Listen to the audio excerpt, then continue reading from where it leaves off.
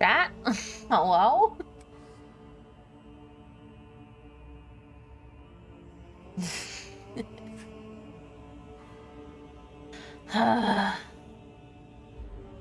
Hi. Shit's weird. I think OBS just got upset when I was trying to do that fucking waveform, because that stream died. No, I turned it off. Apparently I was like 5 minutes behind you guys somehow. And I think what happened was, so I don't know how to technically explain it because I'm not, you know, a technical girly, but when I was trying to do the waveform, that is like, yes. Yeah, like the stream was 5 minutes behind somehow.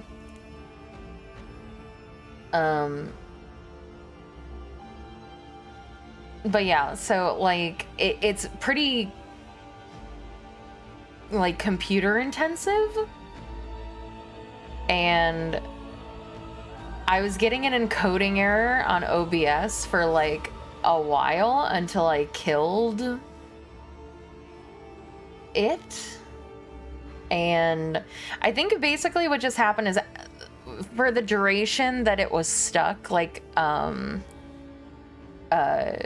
DaVinci Resolve was stuck. It was essentially doing slow-mo, and it was just never gonna catch up. Oh yeah. So I always hate restarting the stream because of you guys, and you're cheating with your double check-ins. There's no honor amongst any of you.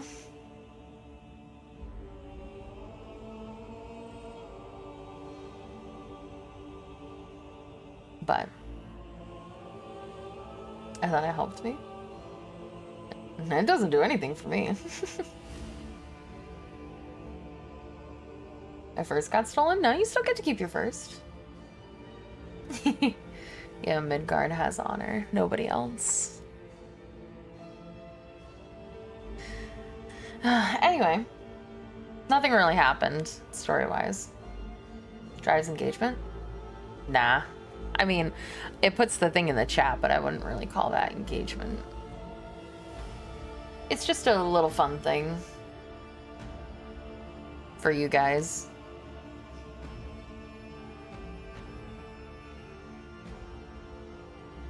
But anyway, yeah, nothing really happened. I got Lion Kinged by Marizai last stream. Boo commercials. I'm sorry! That's also a reason why I didn't want to restart.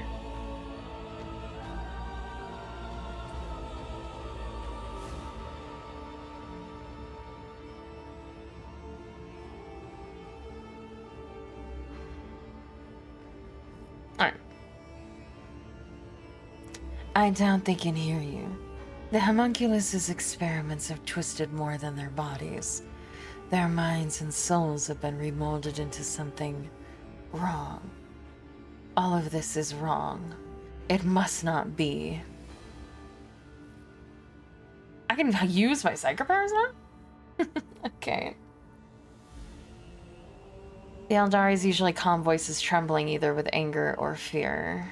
Examine the creature. Besides the meticulously sutured limbs, the twin face with all eyes sewn shut, and the dissected thorax, you notice the faint gleam of steel strips soldered into the creature's neck, hands, and shins. The strange energy they emit reminds you of the technology behind the psi shackles used to restrain psychers in the Imperium. Whoever you are, we have come for answers. Help us make sense of what happened in your world. The monstrosity takes its time as it turns its twin face, on which every eye has been sewn shut toward you, and slowly opens its female lips.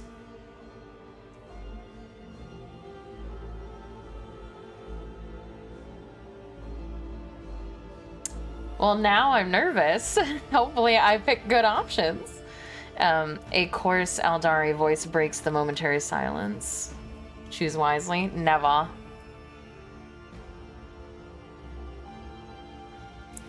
What is this? A monkey dares to speak to a farseer? A woman's whisper from male lips interrupts. It hurts. It hurts. Kill us, please. The young voice shouts out of both of the monstrosity's mouths, and you can hear 3 hearts beat faster in the creature's chest. Daughter of Asurion, who has walked the path of the outcast. Mercy. Grant us mercy. I came here hoping to find answers to my questions, but what do I see? Only the pain and suffering of those I failed to save, those I abandoned when they needed me.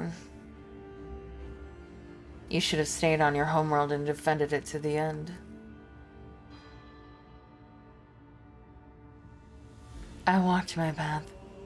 As our teachings and customs demanded, I could not have known. Erlia abruptly falls silent, trying to contain her anger. What am I to do with them, Elentok?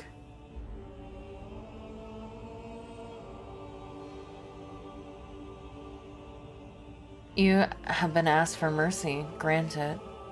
Erlia winces, then draws her weapon with resolve. You are right, Elentok. After everything that happened, I have no right to leave them like this. I think this is supposed to be Erlia, but it says it's the Farseer. The shadow of she who thirsts is creeping ever closer upon their already twisted souls, but I will not allow her to devour what is left of them.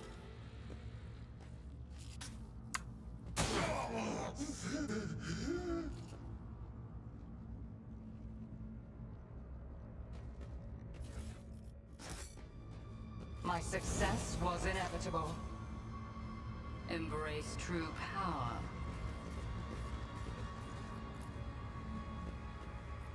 Perfection. Whoever is imprisoned inside the castle, they're moving ever so slightly.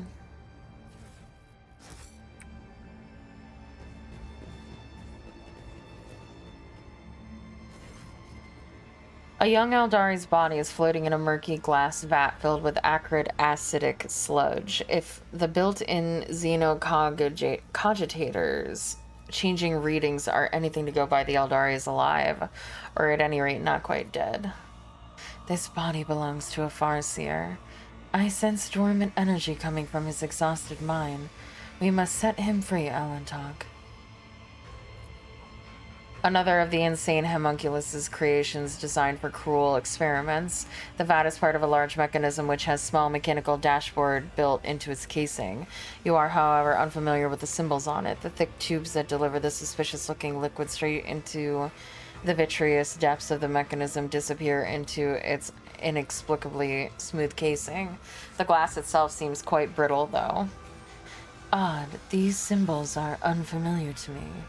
I suppose the homunculus is using a special code, so no overly curious assistant can hamper his experimentation.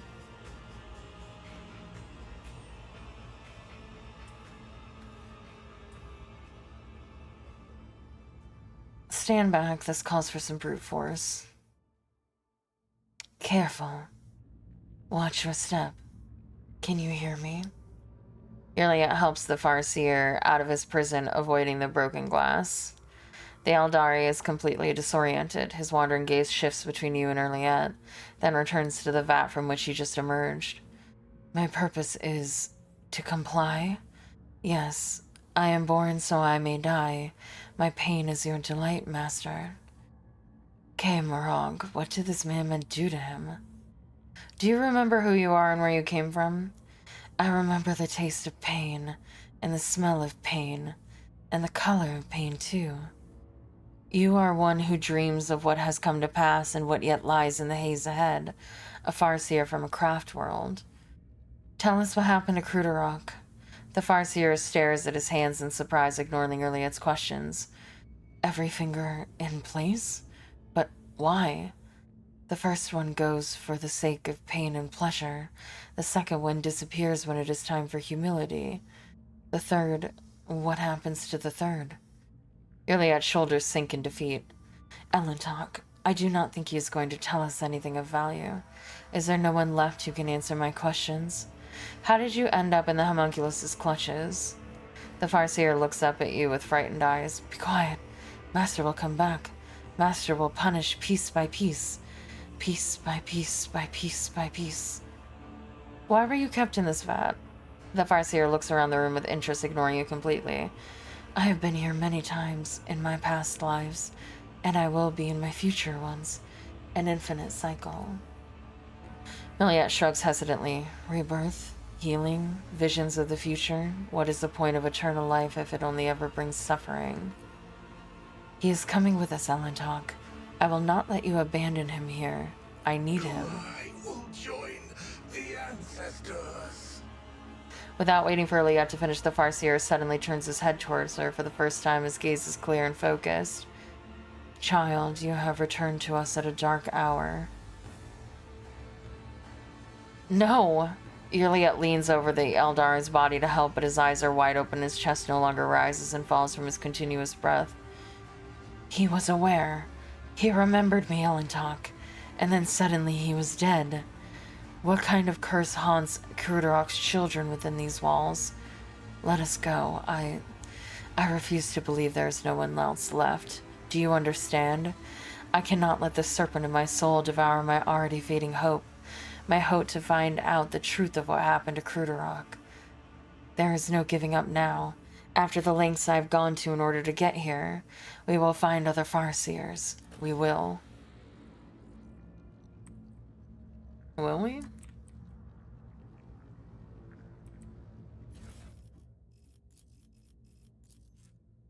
Deliverance as the activation code word. As the order code word. Excellent. Sequential joint removal, starting with the fingers. The process resulted in death as in every previous instance. The body will be reformed and regrown. Internal organs excised and placed in an alkaline solution without severance from the nervous system. The subject is observing its dismemberment and experiencing the pain at its full intensity. The agony strengthens the connection to the veil, but the body is weak and inevitably perishes. The subject's body disintegrates faster with each new assembly. Thermobox introduced into the torso for alternate cooling and heating with constant electric stimulation. The subject survived for 4 minutes longer compared to the previous resurrection. Physical torture discontinued. Audiovisual headband placed on the subject's head to broadcast images of its suffering kin into its consciousness. Cardiac arrest recorded 19 minutes later. Subject in possession of all previous knowledge, including memories of pain and death, and therefore fully compliant. Phenomenal strengthening of the veil connection observed, but the body survives for no longer than 3 minutes under any set of conditions.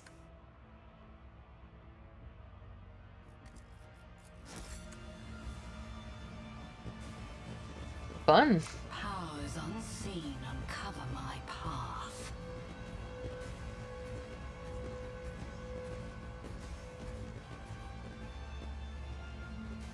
Why are we spreading out? You're wrong. What a strange feeling. Elia clutches her head and her eyes dart around the torture chamber. Kayla, Mensha, Kane, take my heart. Placed on a grim stone pedestal in front of you is an intricate game board, broadly similar to the one Regicide players use. Miniature figures of Drakari and Asuriani, skillfully fashioned out of onyx and wraithbone, are frozen in elegant poses opposite each other. Several of them are toppled, and for a moment you think you see fresh blood running from under the game pieces down the small grooves carved into the board. Juliet stares at the game board, stunned. Her uneven breathing is like rolls of thunder in the resonant silence of the chamber. Quiet. Please stop. Stop torturing my mind. I will not let you become another spirit on the wind. Not for the light of a million stars. Just let me explain myself.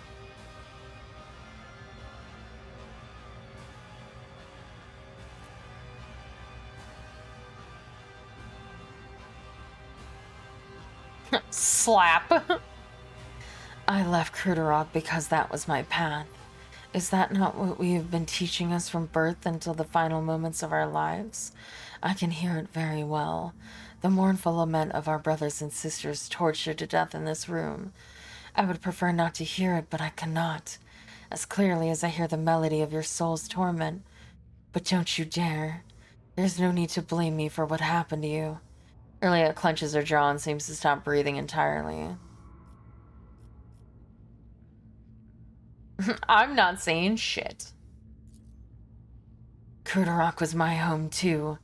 In the name of all the stars extinguished and newly born, I should be the one asking how the brightest minds of our kind could allow such a tragedy to happen. Yurliet swings an angry fist at the game board on top of its pedestal, but pulls her hand away at the last moment, frightened. No, this is exactly what Celine Thresh is counting on, but I will not nurture the seed of wrath in my immortal soul.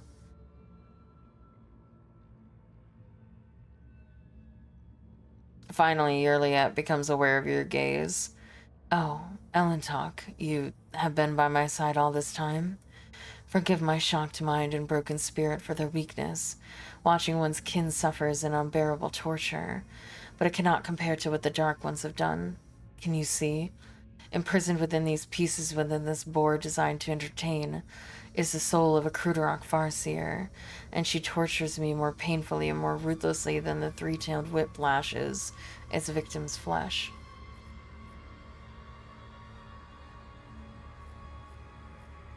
Why would the Jakari imprison a Farseer's soul in a game board? Why does the wind blow and the rain fall? Why does starlight illuminate our path and darkness dismay us? It is their nature, for that is the way of the world. The Dark Ones feed on despair and suffering, while the Farseers are powerful beings of unbending will whose souls, however, are brittle. Every move on this game board causes the Farseer nothing but pain. She feels everything, sees everything, and is aware of everything. She dies with each piece taken and is resurrected at the end of the game. Yurliet twists her mouth and averts her guilt-ridden gaze. But I fear there is more to it than a desire to inflict suffering. The homunculus experimented on the Krudarok Farseers in an attempt to subjugate their power. Normally, the Dark Ones shun on any and all manifestations of such abilities, lest they attract the attention of she who thirsts. This is worrying news to me.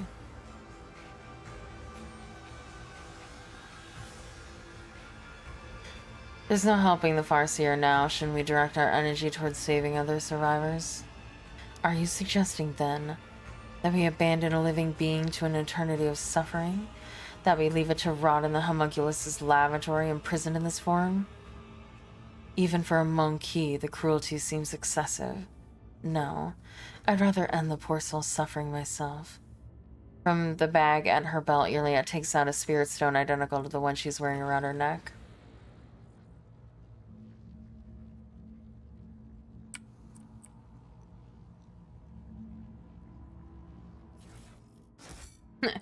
Marisai just goes over into the corner like, ooh. I tread a path unexplored.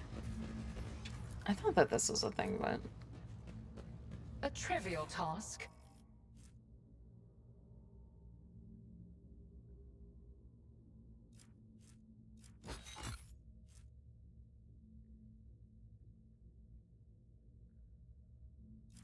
That's pretty good.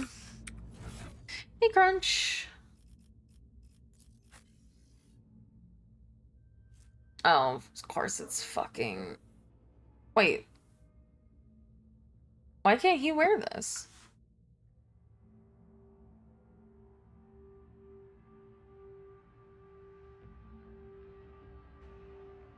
Is he not Adeptus Astartes?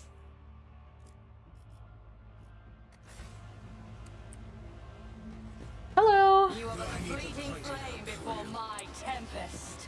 You dare oppose us? That's kind of my thing.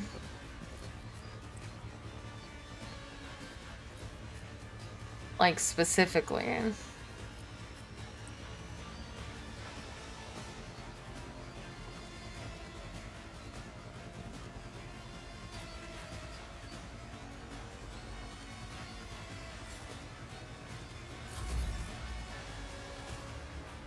But of course, Lord Captain. Alas, no.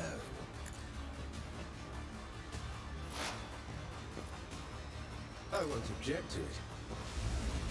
I'll return this favor tenfold, regards. For the thrones, your reckoning is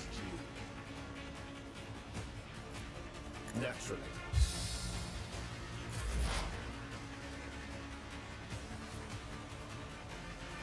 I am not your Xenos pet monkey. If it serves your cause.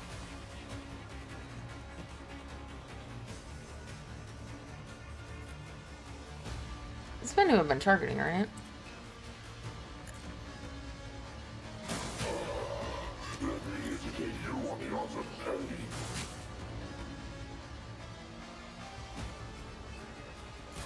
I will not fail the craft world.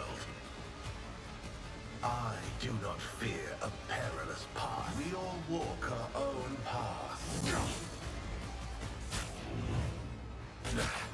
You will pay dearly for your actions.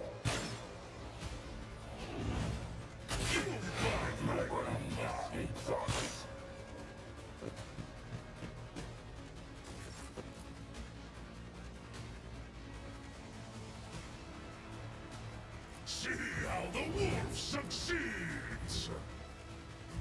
None can do this better than a warrior of the Old Fathers! Return this favor tenfold. My top die in disgrace!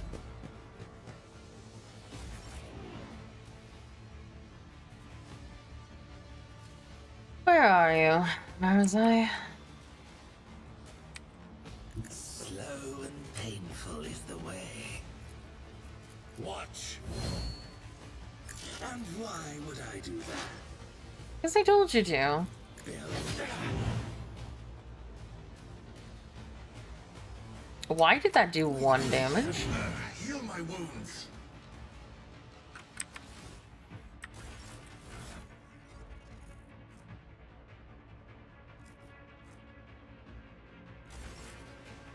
What is going on? It is handled. Your suffering will sustain me.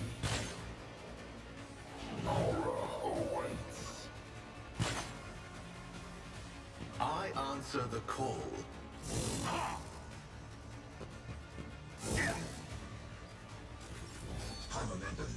I mean, Ulfar is just Argenta, and Marzai feels like a weaker Abelard, or like a much weaker Heinrichs, I guess. Ravage and conquer. Beep, beep, beep. I need no guidance.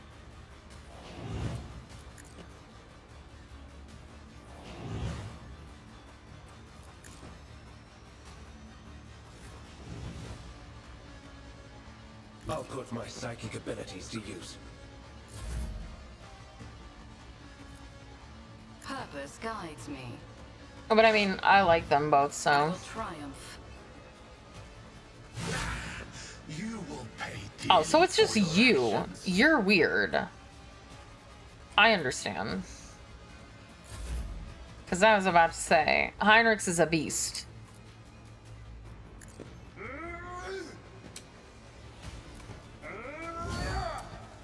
I'm not interested. It will be done. Return this favor I will tenfold. do my duty.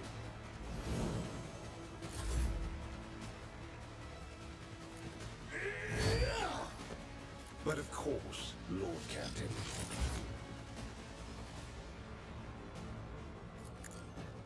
Nothing stands against me. Why? Let's see to it. I'll return this favor tenfold. For the throne's glory. I need an explanation.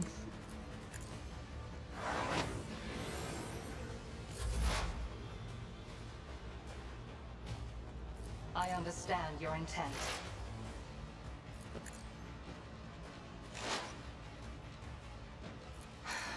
If I must. Ancestors guide me. You will pay dearly for your actions.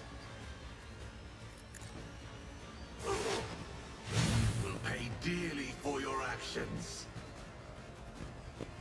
You better not all be like that. Or else that'll take forever. I will not fail the craft world. Corpse play.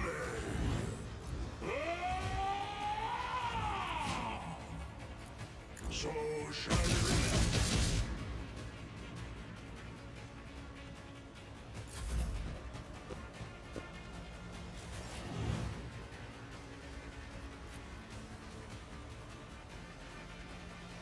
I will savor your delectable anguish.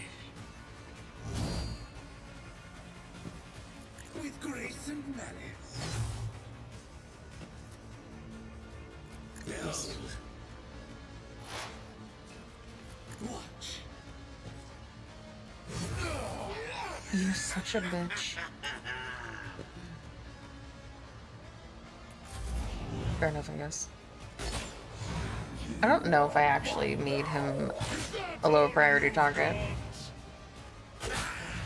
You will pay dearly for your actions.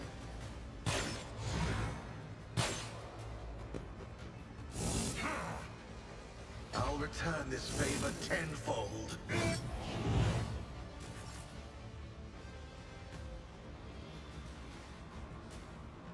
Oh, he is my like best character. He's so good. Amidst the carnage, He absolutely destroys.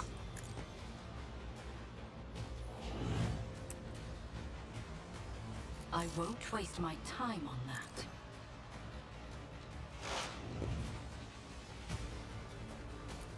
One step closer. I won't object to it.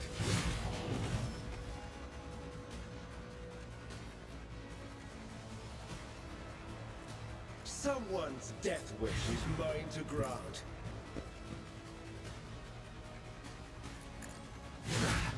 You will pay dearly for Oh, your it's actions. this fucking buff that they have is so annoying. I'll return this favor tenfold. Not sacrifice your aid. Isha, heal my wounds.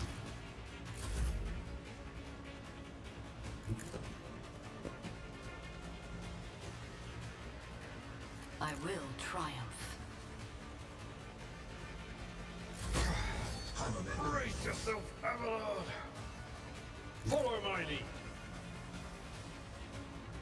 Yeah, I've made him an assassin, and he gets a stacking buff whenever he kills people called Killing Spree, and he kills a lot of people, so he's dealing damage. The Seneschal's job. Indeed. At your beck and call. I will do my duty. I won't object to it. Naturally. I'll return this favor tenfold. Let's see to it. But of course, Lord Captain.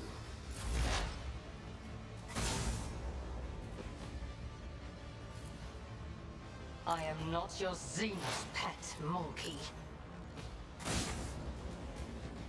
If it serves your cause.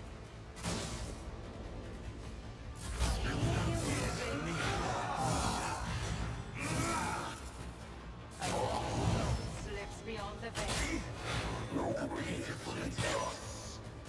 Will you fucking stop? You will pay dearly for your actions.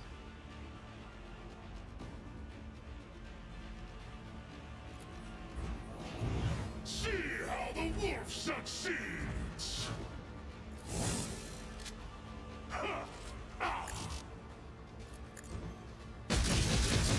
Heal my wounds. Carve wounds out of your bones.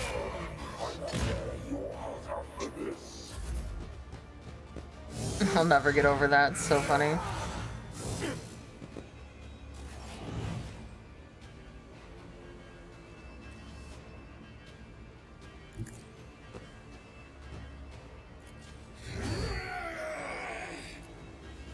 With grace and malice. Behold, I'll return this favor tenfold.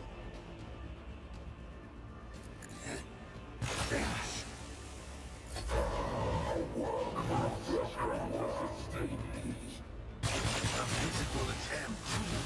Your efforts amuse me. I reject the very idea.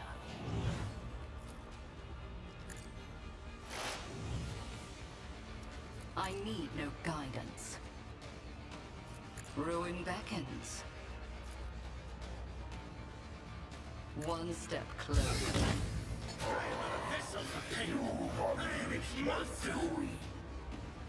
Sorry! Still getting used to these powers. Please don't flame me. Pathetically sound approach. At your beck and call. I'm a brand new psyker. No bully.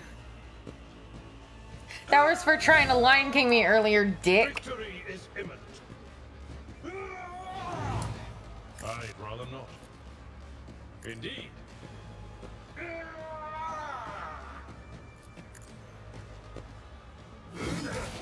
Grey hair tempts your hand. Might as well go over and fuck up these guys. The Emperor is on our side. Over there. Yeah, I know that this thing I is won't here. object to it. Nothing stands against me. Be gone. Everyone, step aside. Let's see to it. Naturally.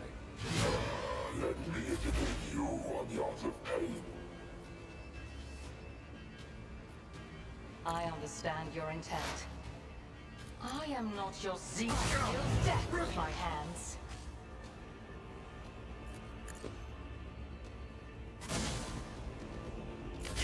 Seems on brand for her. Ow. Stop that! Your reckoning is due.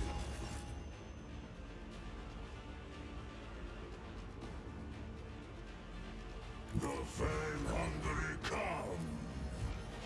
So it shall be. Cubs play. Wolves reign. And bite of death. Into the darkness. I will herd the prey.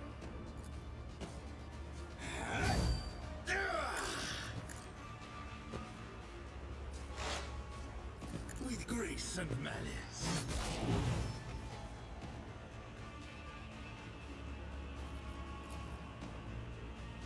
Oh. Can I get here? Or, wait, no, I want to go here. Don't distract me. Behold.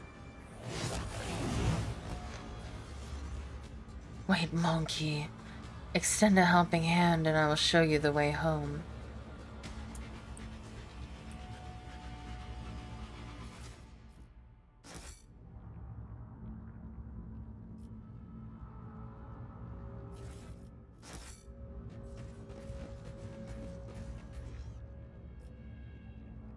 Yeah, sure, whatever you say.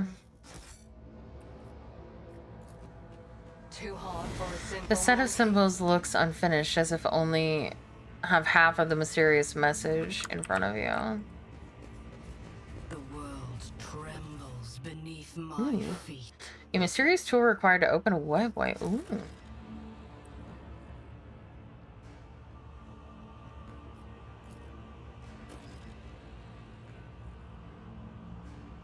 The laboratory is crammed with mechanisms and devices unknown to you. The sight makes you sick.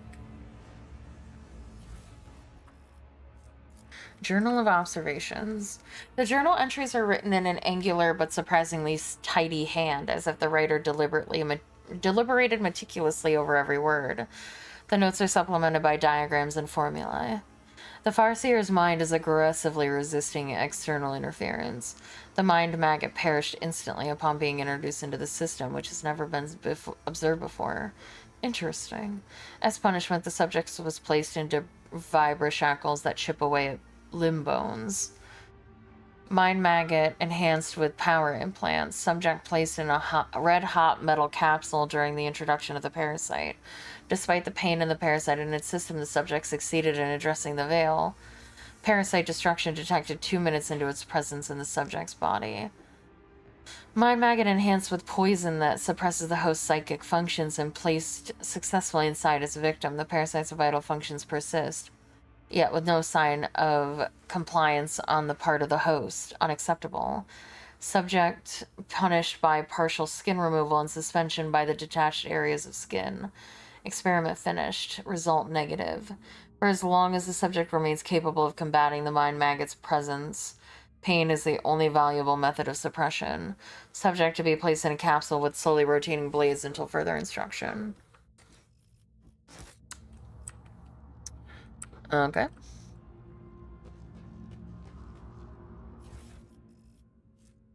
Chikari equipment. That might be good for him. The wearer gains parry reduction, dodge reduction in their melee attacks for each character targeted. Intriguing.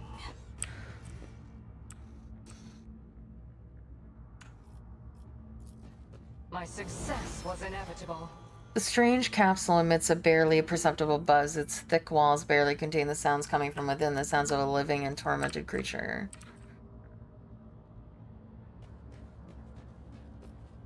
I have learned much. I'm not gonna bother, exile.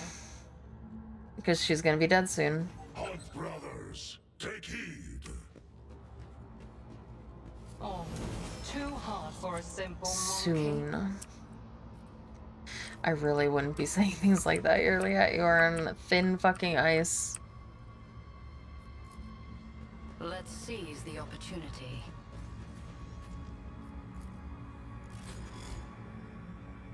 Somewhere, an unseen mechanism whirs to life.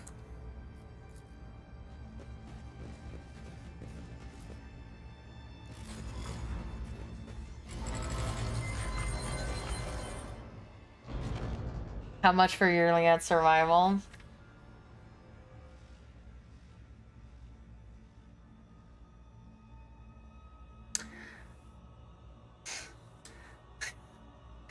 $100. $100, I'll let her live.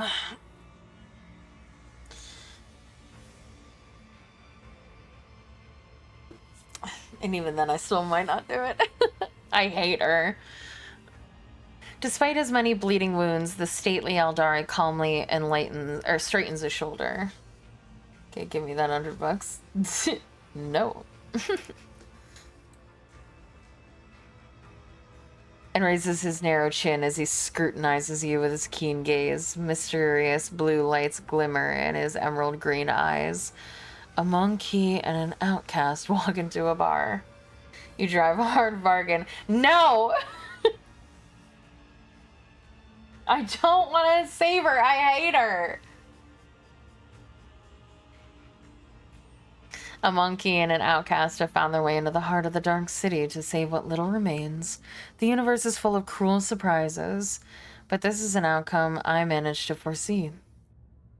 Have you foreseen our meeting but could not avoid being captured? What is the point of your prophecies then? You have been fighting to fucking... I'm ignoring her. Elliot glares daggers at her fellow Eldari, but he does not look away.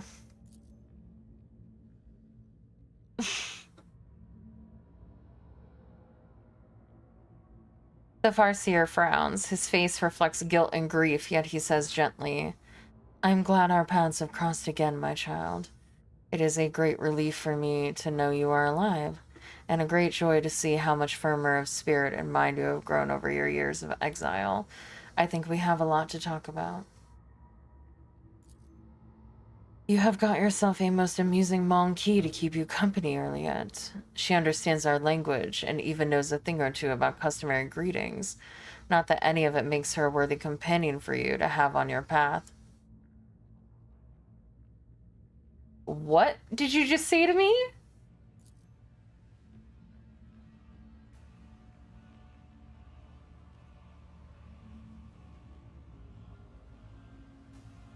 It is the Elentok who keeps me at her side.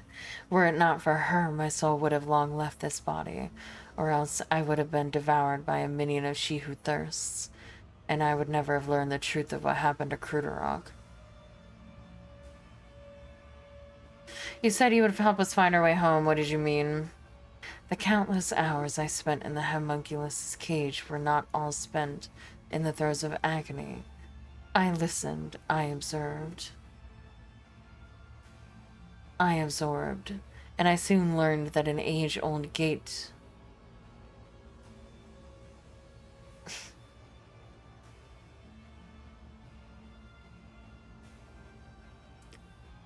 a webway gate connected to the world outside. I can unseal it and forge our path to salvation. I can help you make your way out of the dark city and leave this place behind, but you must take me to the gate. My mind is still firm and my spirit is unbreakable. My body, on the other hand, will not soon forget pain's embrace. What is the point of your questions, Elentok?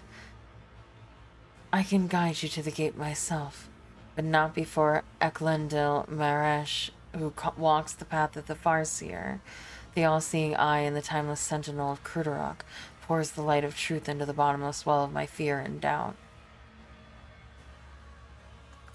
Okay.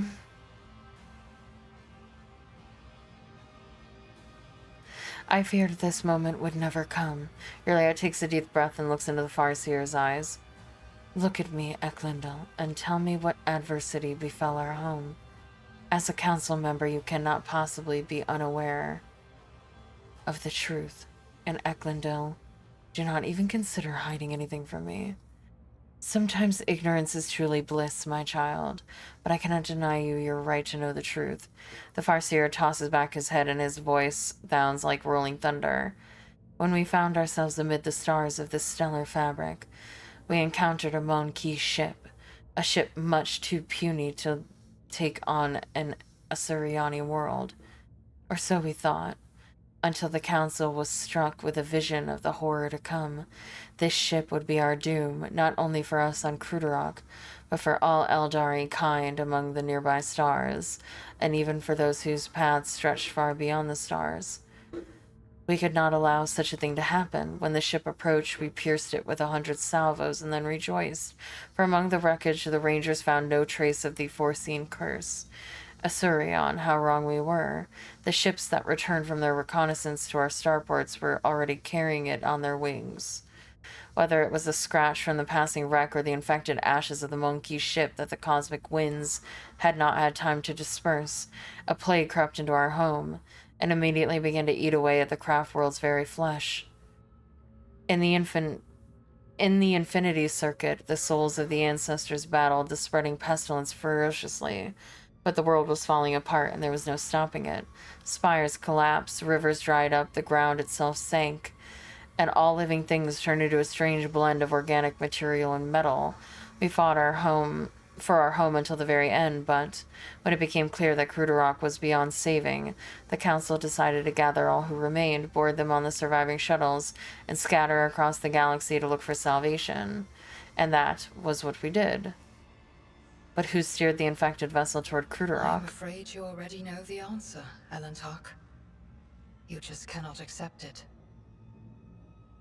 Your predecessor, she who previously owned this vessel and your entire protectorate, the monkey who kept a piece of my homeworld in a study, like a trifle or trophy of no great significance.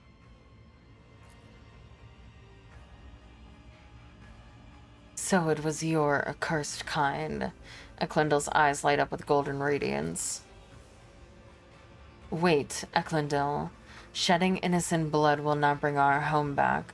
The Elentok is guilty only of helping me reach this place and free you.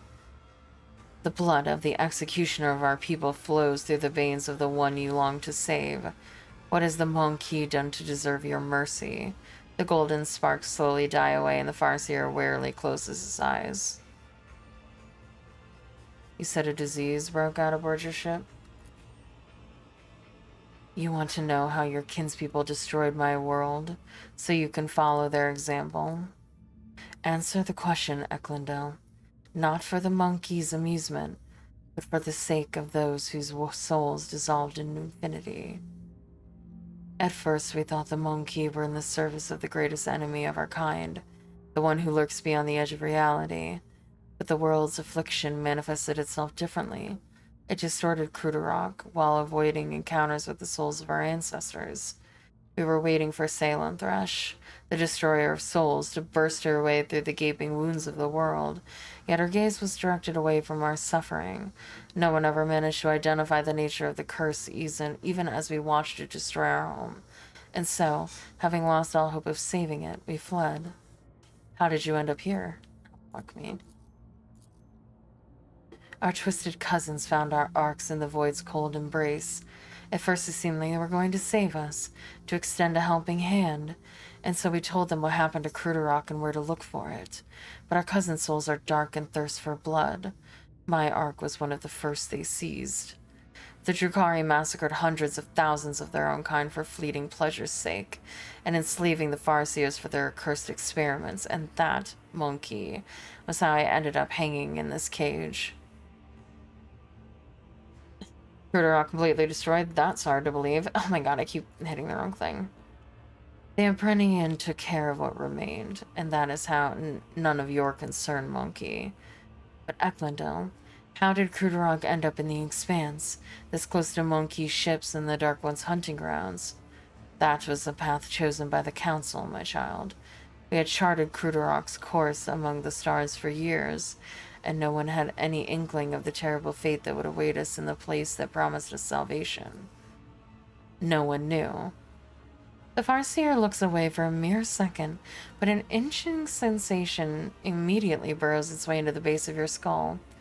Something is wrong here. The paths I have walked have taught me a great deal, to see the truth where it is concealed, and not to hesitate to cut off the head of a lying snake that tries to coil into my heart. Yurdiel stares unblinking at her fellow Eldari, fury gleaming in her eyes.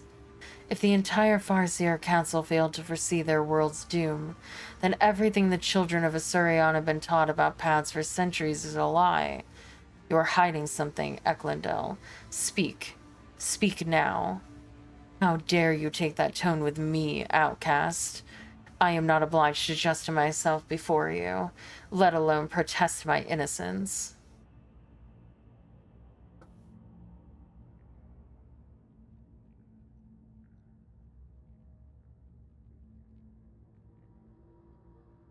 We freed you from the homunculus's torture chamber, Eklundel, and this is the thanks we get?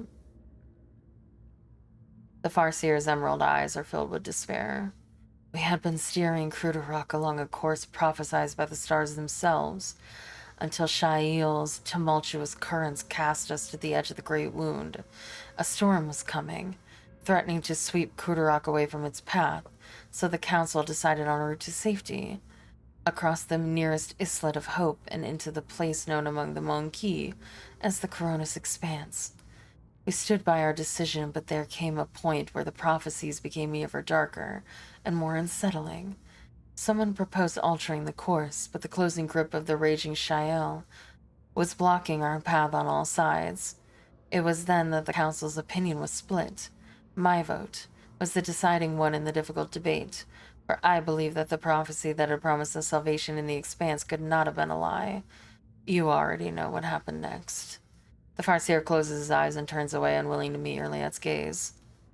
Yurliet looks lost. So we were doomed. I should have stayed on Cruderrock. I could have tried to help those who survived the disaster. If only I had not chosen that accursed path and left the craft world. I could have at least tried to save someone.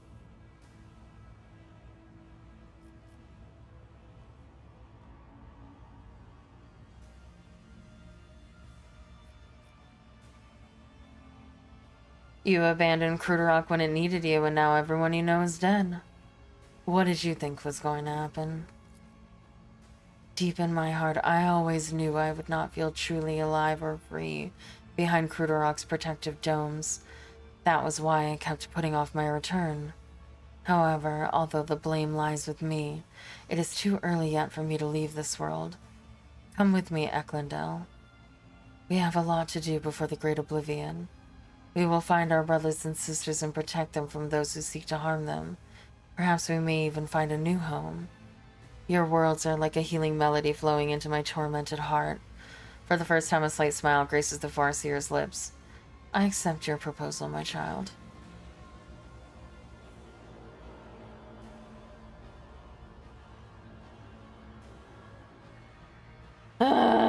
Great.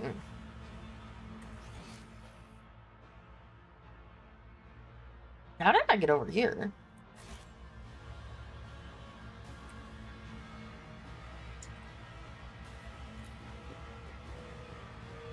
Keep a sharp eye. A trivial task. The set of symbols looks unfinished.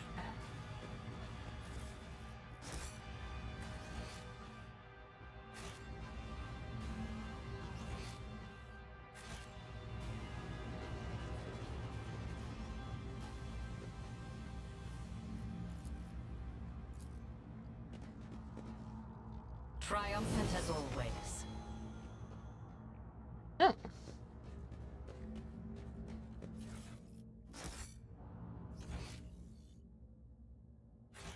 Powers unseen uncover my path.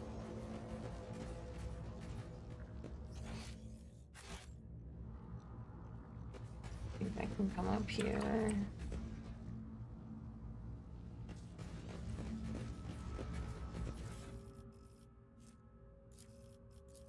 The thick stack of pages made of a strange material has been hastily tied with a coarse piece of string.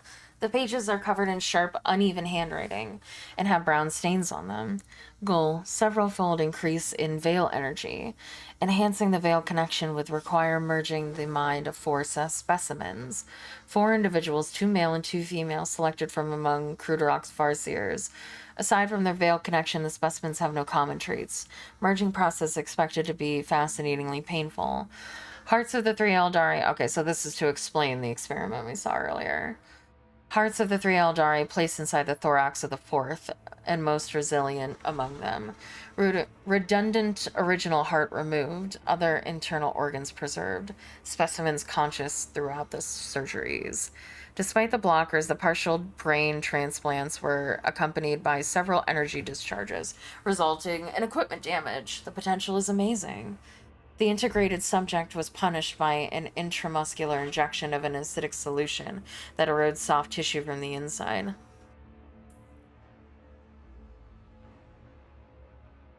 Subject stable and controllable, undergoing significant physical and psycho-emotional distress as the Eldari minds are becoming aware of the situation.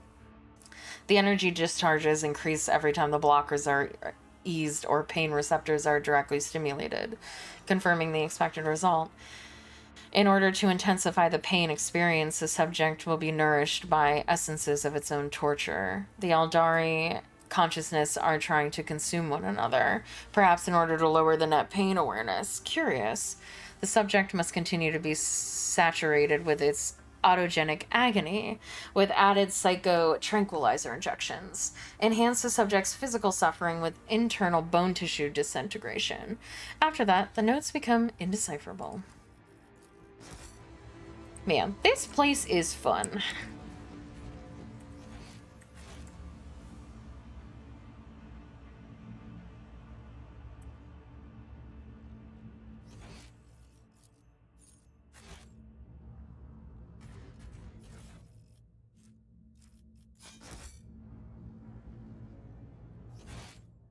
I hit the wrong button.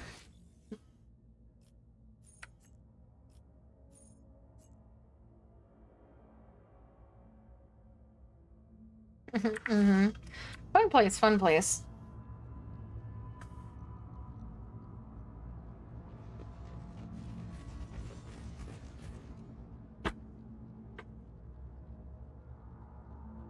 The world will bow.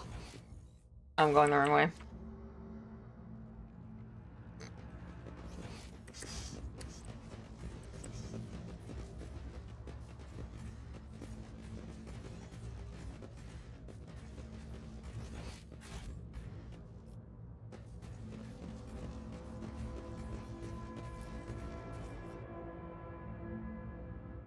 He's getting left behind.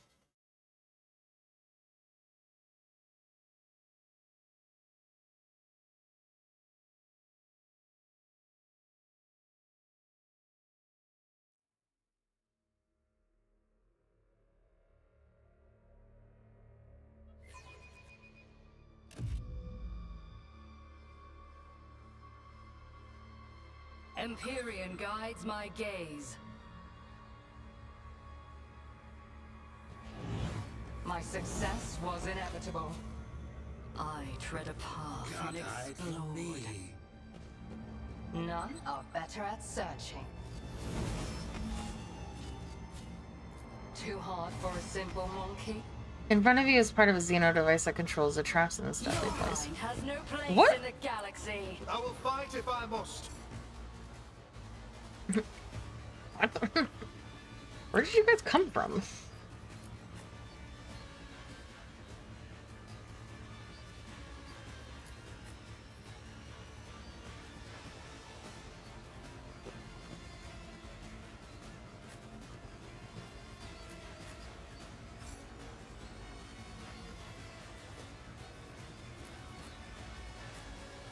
Oh my god, help.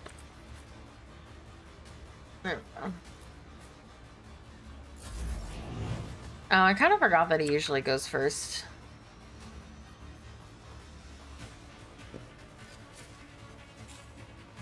You can't do anything without me.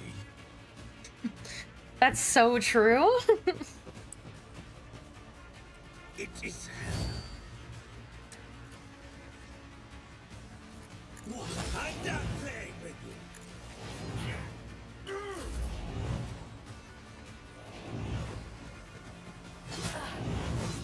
What? Oh, also there's so many people in this combat. Fenris is in battle. I didn't even notice they were over there.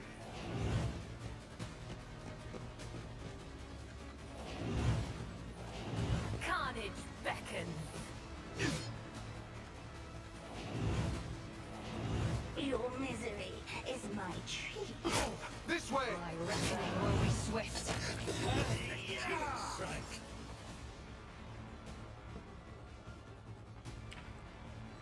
I hunger for battle. None can do this better than a warrior of the All-Father. Don't dishonor the wolf with such tasks.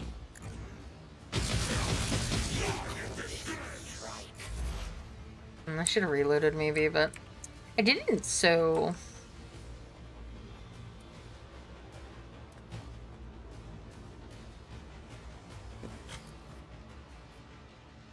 You really... Not throw this grenade without... Alright, fine. If it serves your cause. The soul slips beyond the veil. If I must.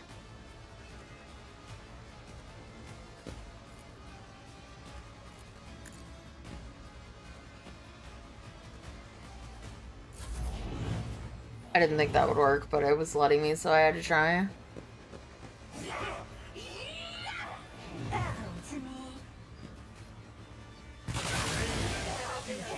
Quick, quick.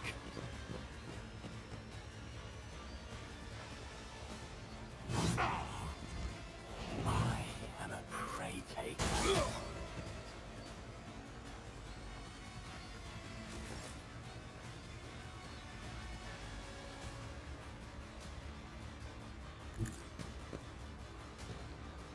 But of course, Lord Captain.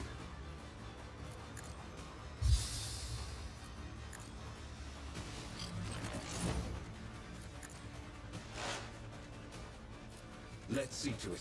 The Inquisition You will sends pay for their this in regards. Sow the seeds of discord. I will triumph. I need no guidance. I will triumph. Purpose guides me. I will triumph. For the throne of glory. I won't object to it. I'll see our foes obliterated. Naturally, I'm done with this one. Get me a target. But of course, your reckoning is due. Let's see to it. I'm done with this one. Pay attention. You didn't. Fuck. Whispers, guide my hand. I won't object to it. You didn't attack. More trouble than it's worth. I'll put my psychic abilities to use.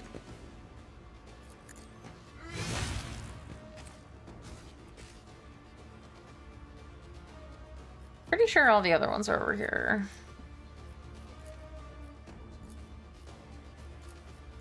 Yeah. He took care of literally everybody on this side of the board. The Emperor is on our side.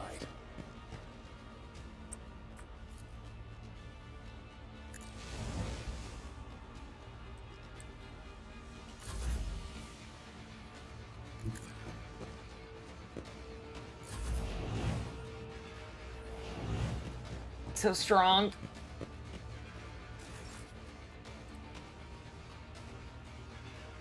Oh, Abelard can't move, I guess. That's fine.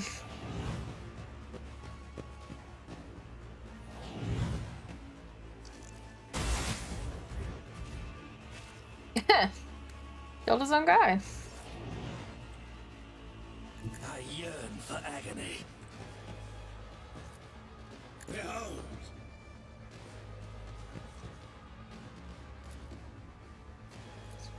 No.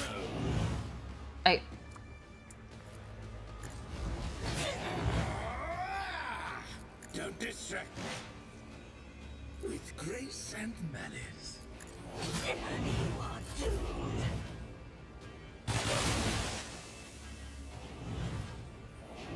I'll make you howl. See how the wolf succeeds.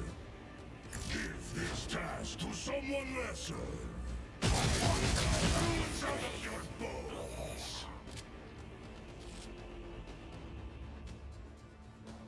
Our foes reek of cowardice. What the fuck just happened? Comes You will not withstand my vengeance. Yeah, I think you will. the wolf is on the hunt. Give in to emotions.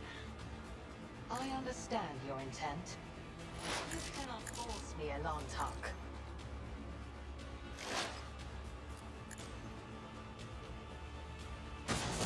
You move, I will no more. So sad that she's gonna die. Serves your cause. Because she's so strong. My revenge will be delectable. You are doomed. I need a foothold. For the throne, holy terror, smite your enemy. Your reckoning is due.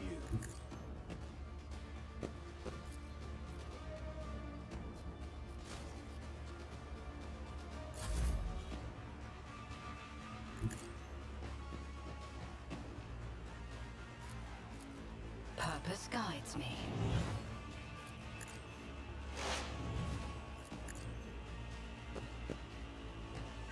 Be gone. I need no guidance.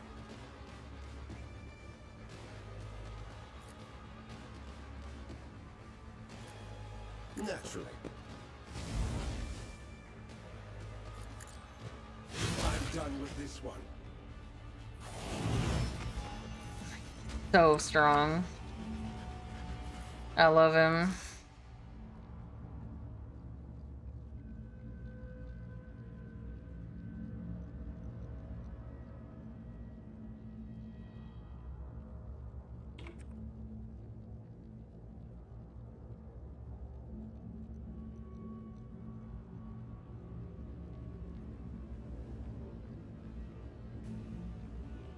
Bum, bum, bum.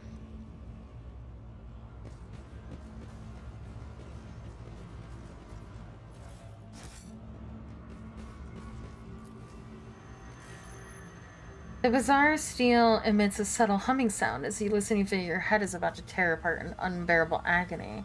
As if the sound is resonating with something in your mind. Embrace true power. What could that mean?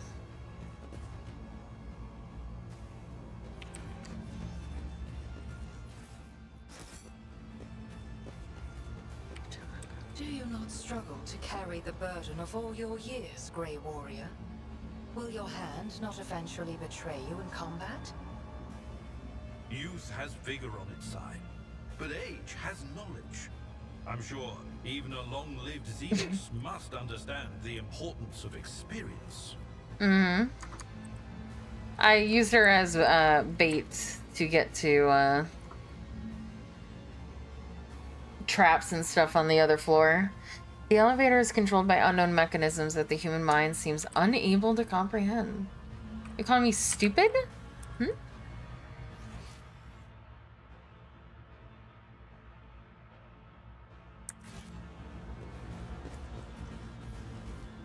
The world trembles beneath my I've feet. got sight of something.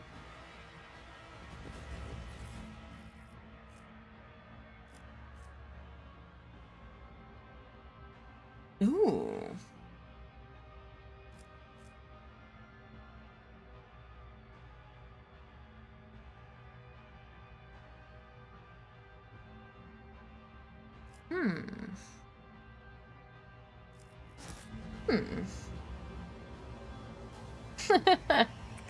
I won't say these things. Oh my god. Do they? Yeah, I thought so too, but it said only for burst. Hello. Intriguing. Oh, hello. Good to see you. Hold on, I need a loot. Do I need to point it out for you? Yes, you do. I don't... You might actually have to, because I don't know what you saw. I'm assuming it was this.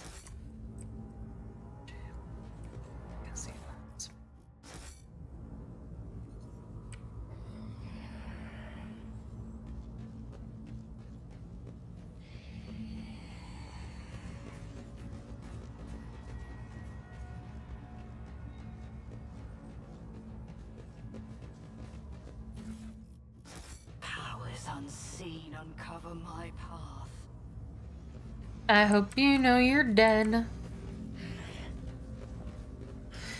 Alright, before we get into this conversation, I will be right back.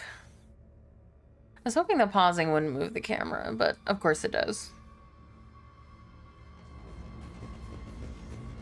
No, where are you guys going? We're going here. Alright, I'll be right back.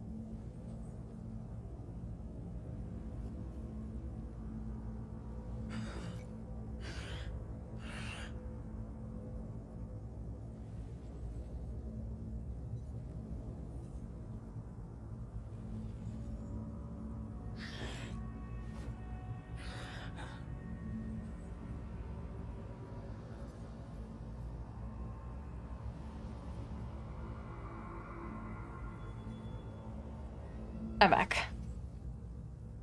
Alright. The homunculus looks up from the control panel and gazes at you with disdain from the other side of the impenetrable force screen. You survived, specimen. What a woeful lack of ability to follow orders. You were supposed to die, be it in the arena or the chasm. However, the servants of Aesiresh will soon remedy your blunder. Hello, Travantius. I have not missed you either. Specimen, as you might have noticed. The homunculus's limbs simultaneously gesture at the massive construct supporting the force field around him. This version of the Stifler blocks both the energy that bleeds in from beyond the veil and any physical attempts to intrude inside its range.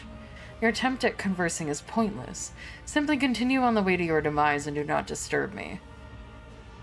Ulfar's voice turns quiet and insinuating, and a smile plays on his lips. Yes, you are safe for now, but as soon as you step out from behind this field, who knows in what shadowy corner will catch you. Any step outside could mean your death. Then again, perhaps you will not come out. You might sit here for a day or two, a month, a year, forever. Sitting and trembling, a small, frail inhuman, trapped in a prison of his own toys and fear. Which one of us is in a cage now?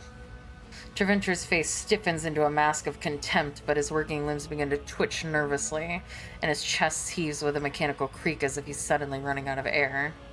Elentok, through your heart may be abound with anger. The immeasurable torment of powerful farseers pervades the spire. If you were to risk destroying this construct, it could cause an irreparable tear in the Valen Kurmarog. Heinrichs laughs, but his laughter sounds morbid and disturbing. What's this? A chance to open a warp breach in the heart of our enemy's bastion? I did not expect anything in this damn place to put a smile on my face. I was wrong.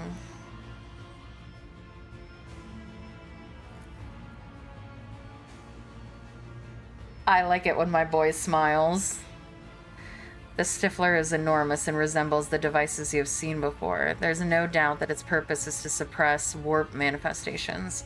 However, you notice a few details that are out of step with the construct's otherwise typical Drakari design. Several of its parts were made from a material foreign to Kurmarog and fused into its frame by an unknown force. What happens if I destroy this construct, I wonder? Then you will give thousands of souls to Celine Thresh Elentok. You will wound one enemy to empower another.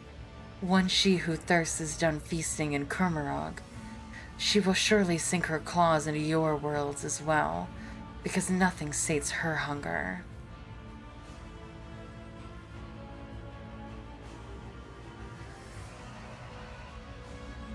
The Xenos narrows his eyes at you and hisses. You must be thinking that the moment you do it, Kurmarog will descend into demonic mayhem, and the valorous rogue trader will have rid the universe of the abominable Drakari, and finally flee these dark halls.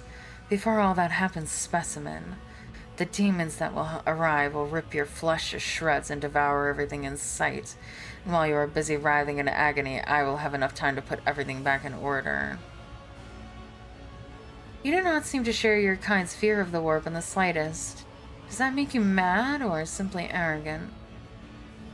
Fear is the reaction of a weak mind presented with the inconceivable. Even our masters are liable to it. The pains it took me to convince the Archon to bring the spirit warriors into the Dark City, and to then conceal the evidence of the dimensional collapse that had destabilized the Spire. I alone acted without fear. I delve deeper as the scalpel delves into flesh. I have designed devices that stifle the breath of the unreal. I am creating a weapon that will make the warp itself tremble, and I'm using the raging power of suns as sustenance for my weapon. Oh, so he's the Sun Stealer. I know no fear. Hey, Planet Popper. For in my mind there is no inconceivable, only the unconceived. You said you were using the power of the suns. Does that mean you're the one behind the disappearing stars? Of course. My masterpiece needed an unthinkable amount of energy, But how can I let something as trifling as the unthinkable stand in my way? The star you called Rycat was stolen at my behest, as were many before it. Have you been to the world, you monkey known as Sentiel's Pride? I only recently took its son while you were busy spilling witches' guts on the arena floor. It was most amusing to watch your pathetic planet freeze to its very core. How fascinating it is that such a paltry sacrifice as the lives of several million monkey can serve something as great as my masterpiece. I think I'll try anyway.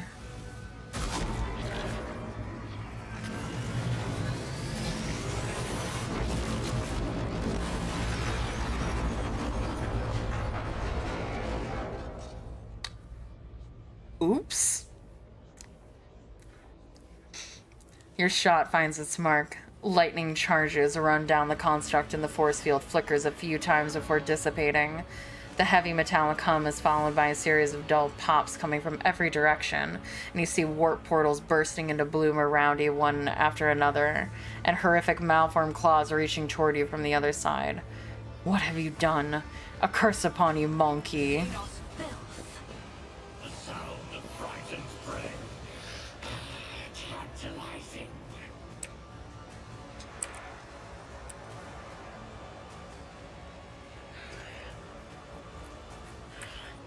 Listen, my boy explicitly said I didn't think anything would make me happy in this place.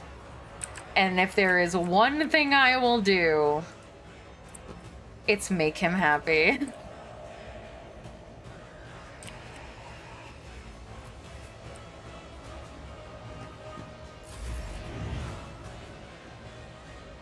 Oblivion approaches. Behold. It is hand. Am I killing you yet? I honestly thought that she would try to stop me. We might get to kill her afterwards because she's probably not going to be happy with me. One must assume. So shall it be.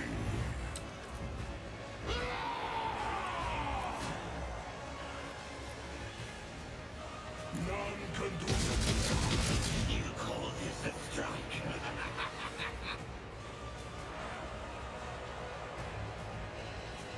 I challenge you, Danget. Wolves rage.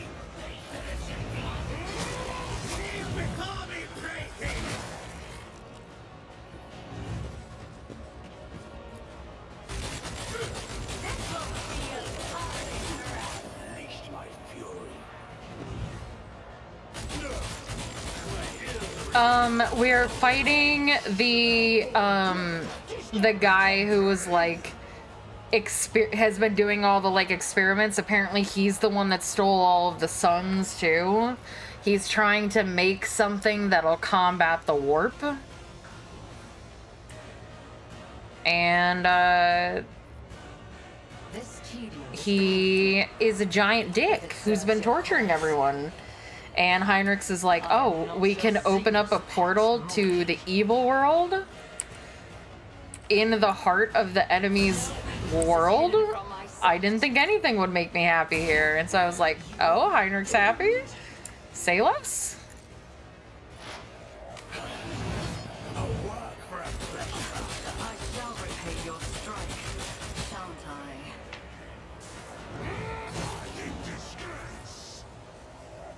Everyone, step aside. Let's see to it. I won't object to it. Nothing stands against me.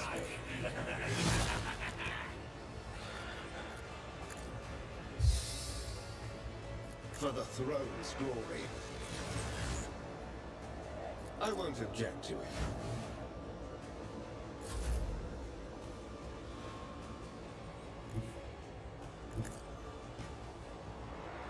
At your beck and call.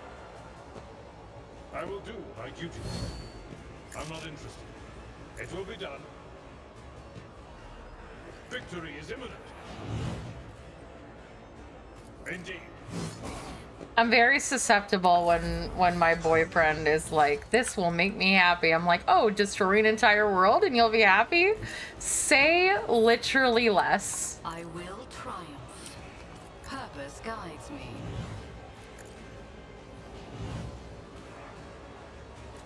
I will not stoop to this. I will triumph. Naturally. Let's see to it your reckoning is due. The Inquisition sends their regards. But of course, I'm done with this torment.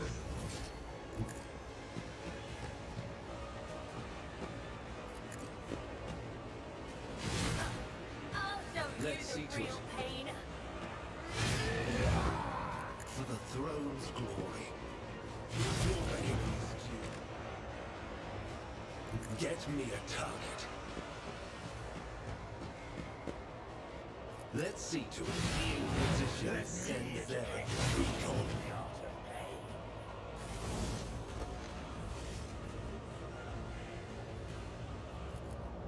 Oh, nobody has anything to say, really? All right. Works for me. He didn't even have any gear? Lame. Well.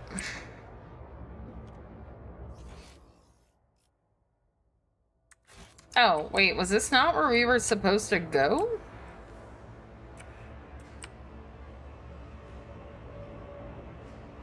Did I accidentally stumble on this? Oh.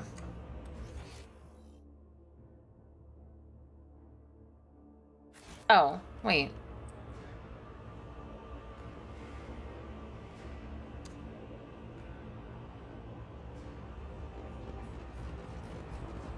Oh, okay.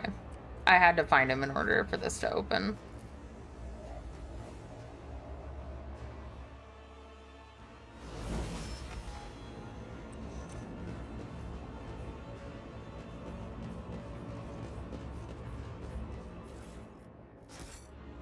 I'm genuinely surprised Earlia isn't telling me to go fuck myself.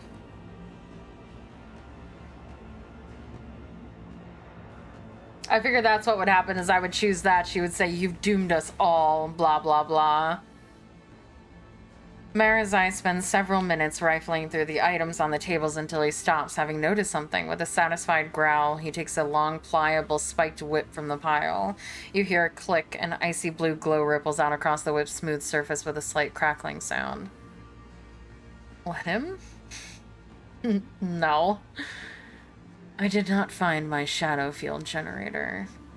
And my toxic kit is gone too, but at least I found my favorite toy. The Drukhari shows you his find. Do you know what this is, Celine?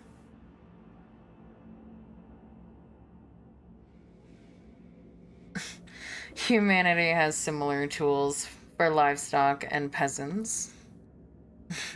I doubt your kind is capable of such a sophisticated creation. Most likely it is a crude copy. An agonizer. An electrical disintegrator that acts upon the nerve impulses. This particular one is too fine a piece to be used in combat. But in a torture chamber? The Drukhari hefts the whip, clearly familiar with the feel and weight in his hands. An exquisite instrument of pain. Total impulse control. It can deliver sensation as subtle as a whisper, or incinerate synapses.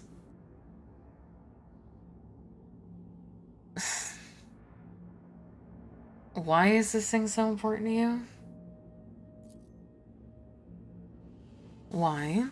It is a priceless artifact that belongs to me, and I've reclaimed it before my kin managed to steal it. It is property of the Reaving Tempest that must not be allowed to fall into the hands of the other cabals. And when we dispose of Rumus... Yeah, it's like a cat o' nine tails, essentially, I guess. And when we dispose of Eurymerus, the Spire will certainly come under attack. And lastly, I can indulge in a little sentimentality, can't I? Sure.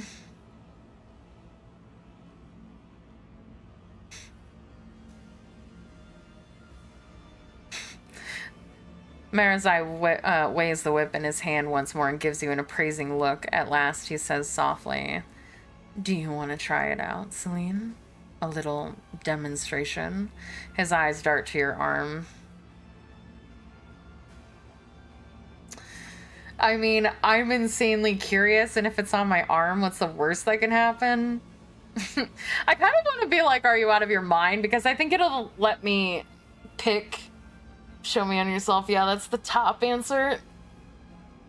Okay, so here's the question. Can I select the first option and he'll like give me more dialogue and then I can choose a response? Because I don't want to fuck it up. Not sure. Fuck. Because that feels like a...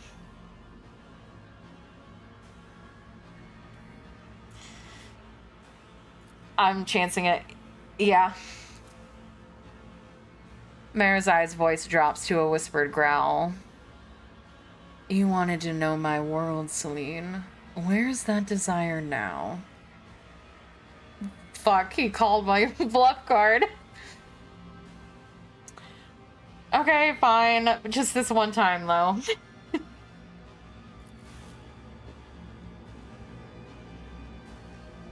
And Heinrichs is gonna shoot you if you do anything weird.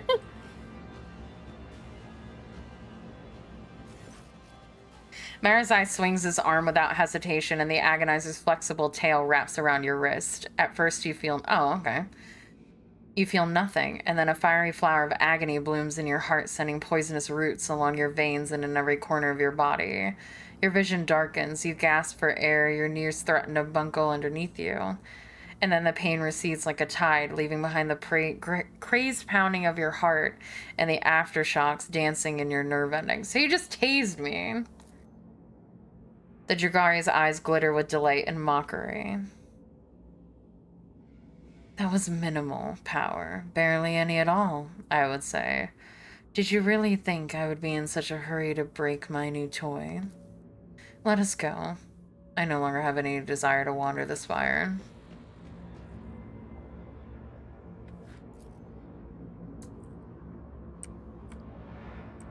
Fair enough, I guess. Let's seize the opportunity.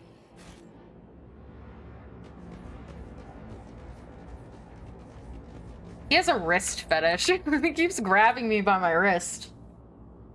The spires of Komarog pierce the darkness like needles through living flesh. Why would I think that? This place has fucked me up.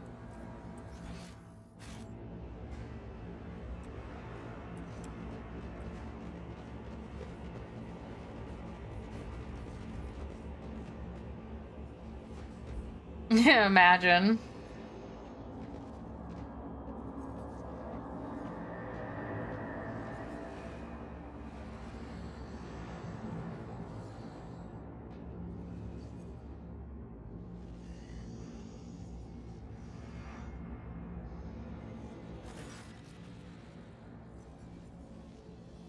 Miserable vermin.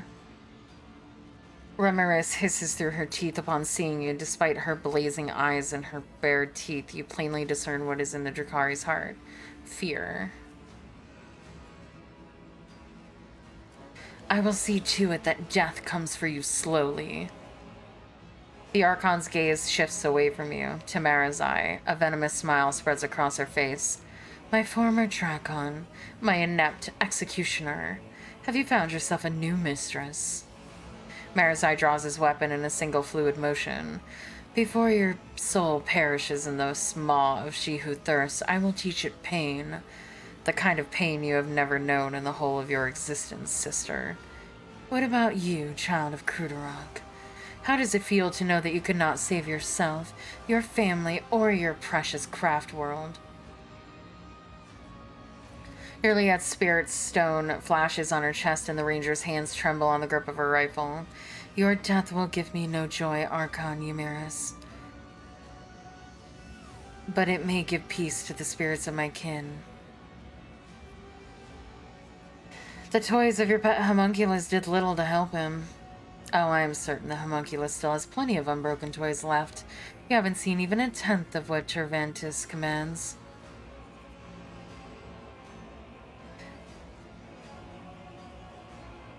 What did you need the Farseers for? Why take such a risk? So be it. I will humor you before death, if only to step out of another's shadow once and for all. I wish to orchestrate a little disjunction, but with my helpless brethren in my clutches, who are capable of tearing apart the veil with their mere presence, it could not have been simpler. When the time came, the Farseers would be my weapon against the Reaving Tempest's rivals. Under cover of the Cataclysm, my blades would behead all those who stood in the way of my ascent. You destroyed your future with your own hands. When the truth became known, all the weapons of the Camarog would have turned against you, and against my cabal. And this coward was my dragon? You are too quick to call the Reaving Tempest your cabal. You have neither the ambition nor the vision to lead all these warriors full of lust for power and blood. Marazai laughs mockingly. Dragging Farseers into our spire in an attempt to trigger a disjunction. That was your grand vision? It is a pity you have not bothered to lead a single raid in recent years. It would have been entertaining to watch you order a fleet to fly headlong into monkey structures and detonate their engines, all to secure a bright future for the Cabal. All those craft world fragments, all those prisoners, was it all worth it, Xenos? Spare yourself the struggle of comprehending the meaning behind my deeds, wretched creature. Cruderok was to be my key to power the lakes of which the Reaving Tempest could only dream of. Majesty is mine alone to claim, and I will claim it. No, Archon, you are destined for retribution. Blood for blood. I cannot destroy your entire cabal as you destroyed Cruderok, but I have the strength to cut off the snake's head. Poor little outcast. Ramirez leers at Irliet, staring into her eyes like a predator. The suffering of your brothers and sisters nourished us for a long time. Now you too will give me your pain.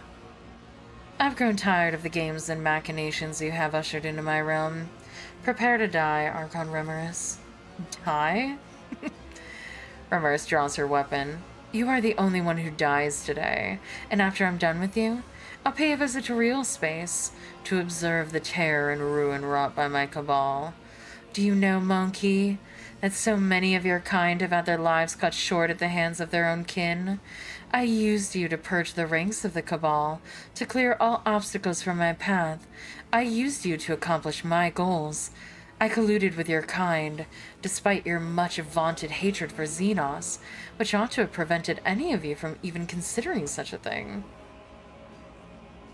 Marazai narrows his eyes. You purged the ranks of the Cabal and cleared all the obstacles from your path. Even in that you failed, you talentless wretch. I am still here. I will be the one to purge the Reaving Tempest of you. Blessed throne. Abelard closes his eyes and shakes his head in sorrow. It seems the Xenos' admission has aged him 5 years. My servants are heading out on a new hunt as we speak. Who will become their prey? Which lights will wink out in the void? How many monkey will perish in the darkness? Remers lets out a mocking laugh. You will never know. Marazai, do you have any last words for your sister? Now you speak only with the permission of your pet monkey? Ramirez laughs mockingly. My insignificant little brother. You never should have crawled out of our mother's womb. Your existence is a disgrace to our blood. Marazai's lips stretch in a saccharine smile. My poor older sister. You still cannot stand the fact that I was born. But how can I be surprised? It is hard to think of a more glaring proof that our mother considered her first attempt to continue the line a failure. Jesus. I mean, out of the insult fight, I feel like Marazai definitely won that one. Ramirez stiffens and a moment later bares her teeth in a furious hiss. The Archon of the Reaving Tempest raises a hand to single her underlings. You should have never been born. Yeah, well, the only reason why I was born is because Mom thinks you're a failure. Like, goddamn.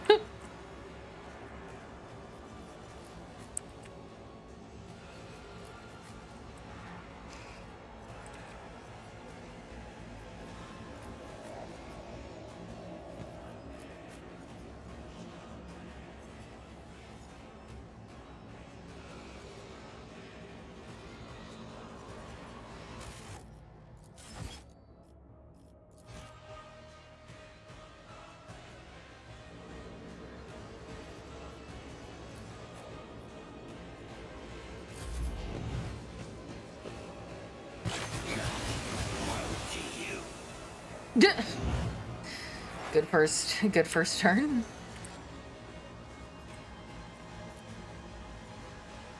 I move as if unseen. If it serves your cause. That is beneath me. Ancestors guide me. I understand your intent. I am not your Xenos pet monkey. The fame-hungry cow. So it shall be.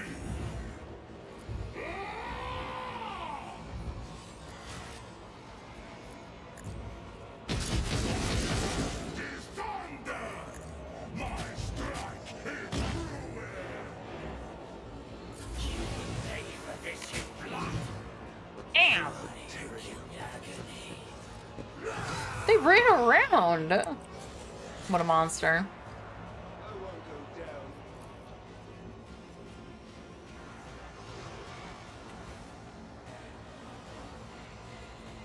The Emperor is on our side. I won't object to it. But of course, Lord Captain, for the throne's glory, let's see to it. Your last stroke of crayon. I feel like he goes after her, right?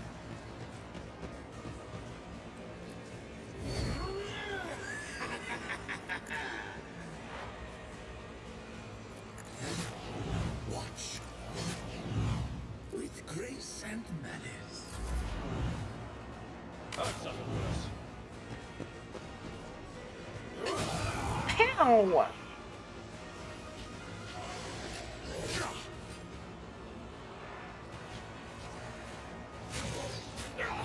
You call this the strike. Focus. Focus. Ouch! You keep hitting me! That's so rude. I need no guidance.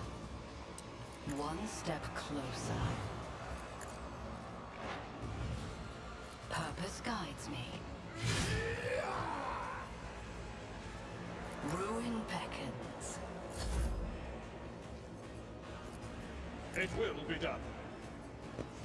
Okay, I think what I do is I come over here, and then I get them angry I will do because since they my duty. AoE, It will be done. I should be away from people. That's not the Seneschal's job.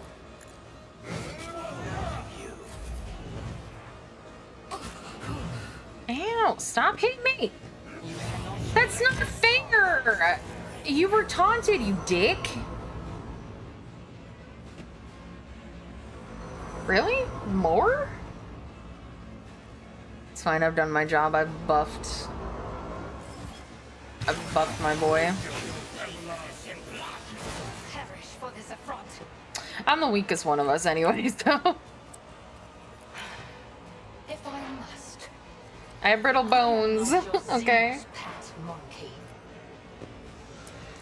I brought a knife to a gunfight, but it's alright.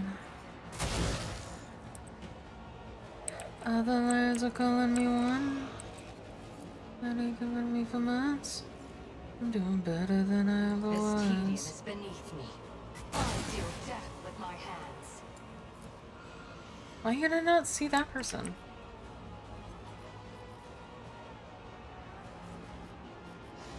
I can't see anyone. Oh, I can see you. I understand your Oh, intent. you guys are little babies. Nothing to worry about. Cops play. None can do this better than a warrior of the old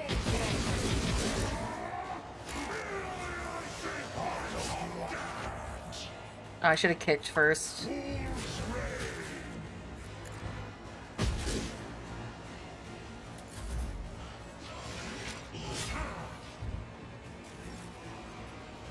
The pain. I'll put my psychic abilities to use. Naturally. Let's see to it. Nothing stands against me. For the throne's glory.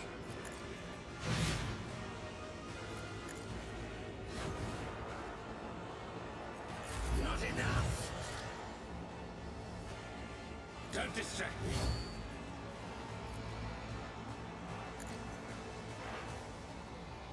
It is handled. Behold.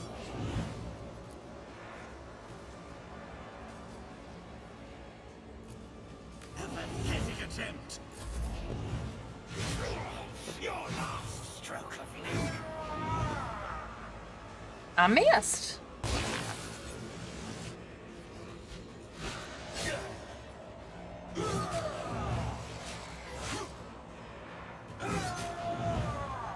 I'll do what it takes. Of course. That's gonna hurt. My exile. It's here. I've seen worse battles than this in my time.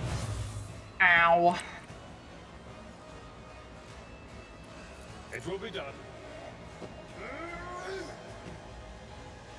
At your beck and call. I'd rather not. 7% chance that she lives? Victory is imminent. Well, I mean, it didn't work, but... At your beck and call. Well... It's a strike. Vengeance will be swift.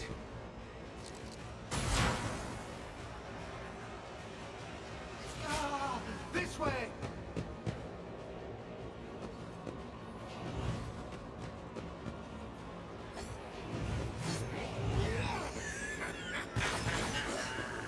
I won't go down easy.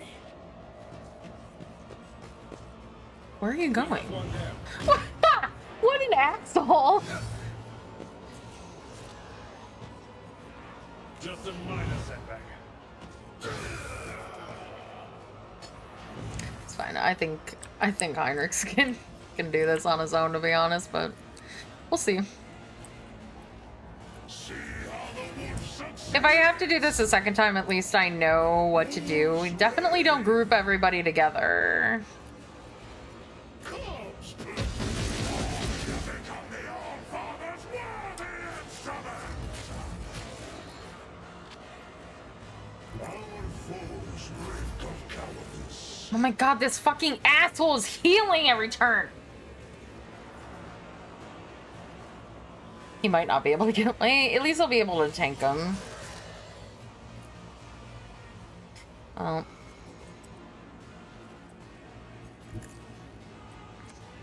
Let's see to it. Naturally. Let's see to it. For the throne's glory. I won't object to it. Let's see to it. You will pay for this. I won't object to it. I don't know what he has For equipped the right now. throne be gone. I need a foothold. But of course, Lord Captain.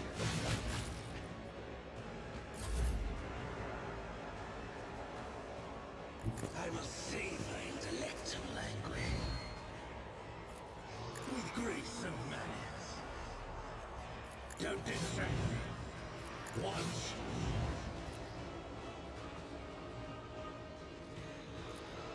I am not a vessel for pain. I am its master.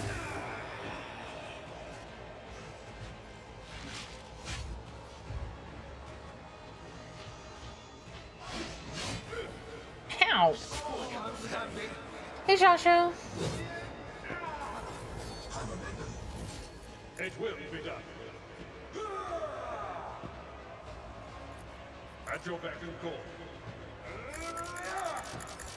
I'm not interested.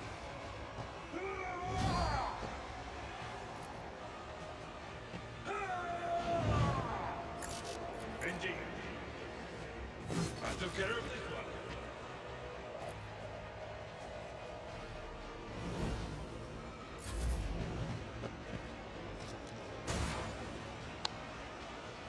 Can we quit hitting Heinrichs?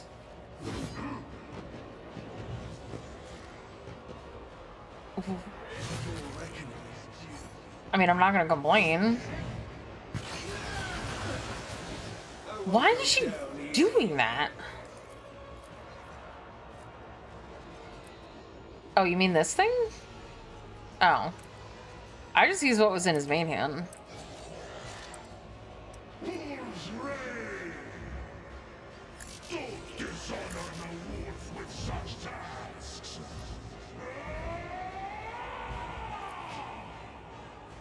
Give this task to someone lesser. Oh. For battle.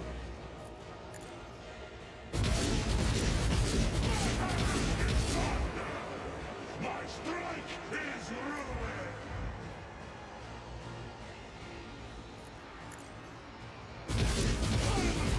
Runes out of your bones!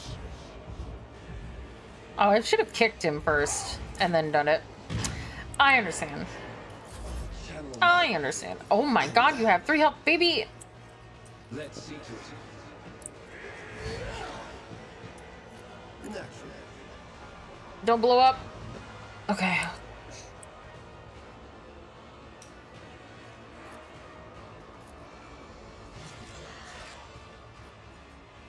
Let's see to it.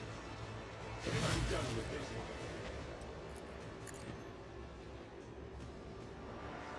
But of course, Lord Captain.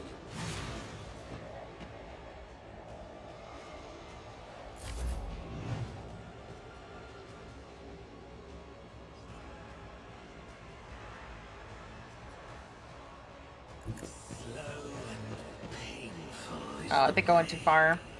Fuck me. He saw his girl go down. Don't distract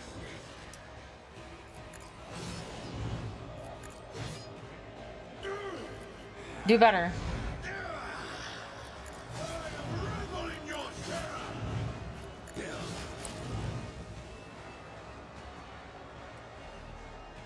Where are the shooters? I will herd the prey. I will tear your heart useless plaything broken already.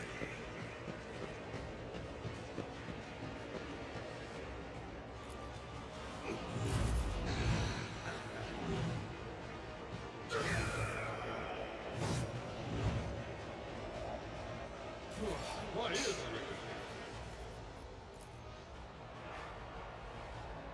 My place is at the fort. I will do my duty. That's not the senator's job. Someone else can do this. It will be done.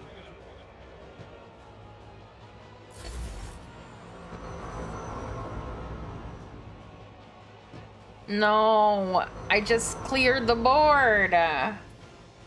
You annoying little annoying people.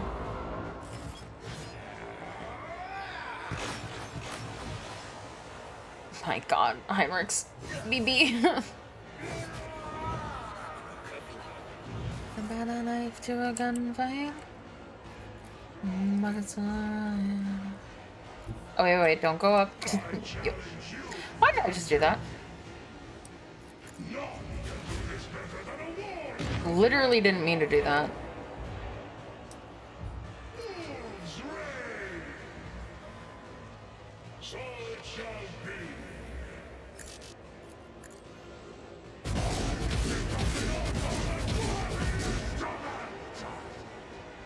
See how the wolf's hand is thunder. My trust is rooted with you. Oh my god, Heinrich's died. Ah. Damn it. Fucking died from bleed, I think. Or like toxin or whatever. That's unfortunate. Oh my god, this bitch. Watch.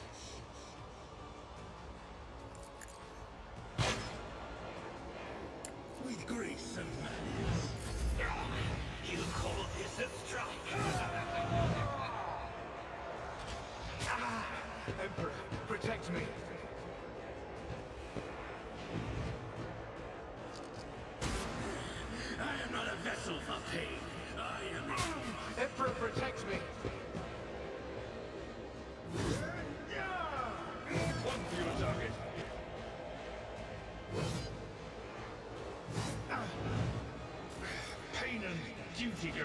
hand. At your back and call. Victory is imminent. I'd rather not. At your back and call.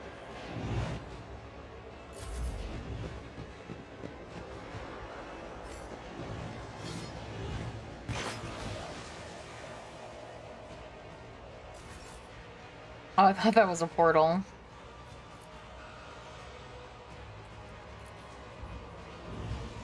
So shall it be. None can do better than a warrior of the Alpha!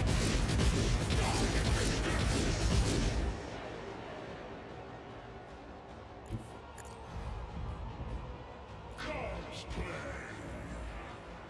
The wolf is on the hunt.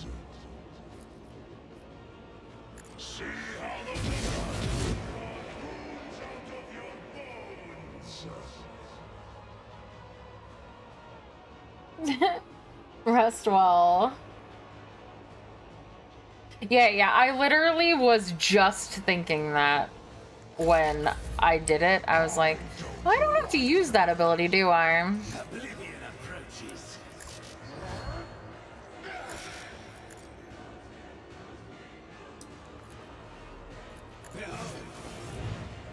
I will tear out your throat personally, monkey. I'm dead, idiot.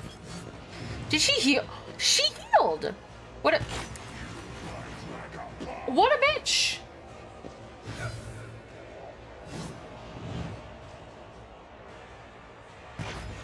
I mean, it's not gonna help, but it's just unnecessary.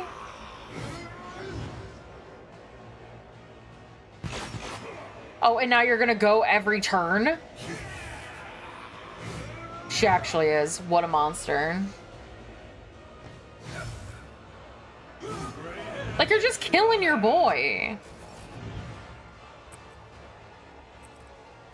I yearn for agony.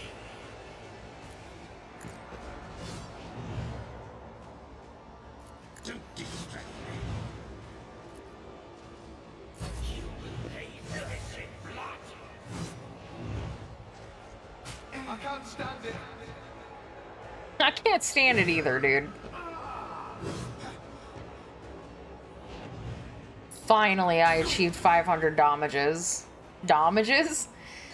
Dodges. There's a turret? Okay, relax. I will do my duty. Yeah, I meant to say dodges because I you guys can't see it probably, but I'm getting like it's counting the progress of my achievements, and every single time I dodge an attack, it's like dodge 500 enemy attacks. Indeed. At your back and call. Which is so annoying. Honestly, I want this incubus out of my life. Victory is imminent. I said I want this incubus out of my life. Indeed. You mother... It will be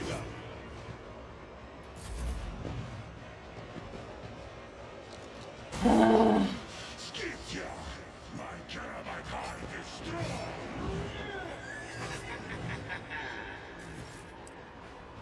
Our foes reek of cowardice.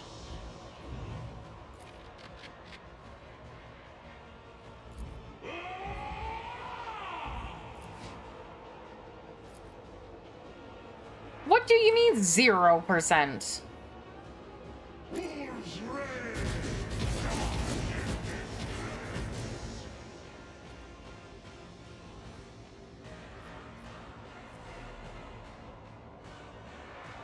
None can do this better than a warrior of the All-Father.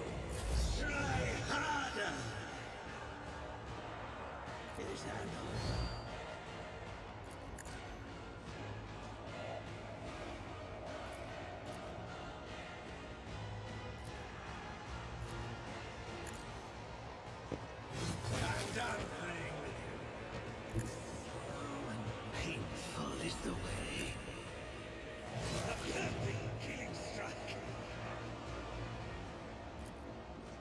Pain. I am its master. Turns. Oh, my ears are ringing. I will do my duty. I'm not interested. Someone else can do this. At your beck and call. It will be done.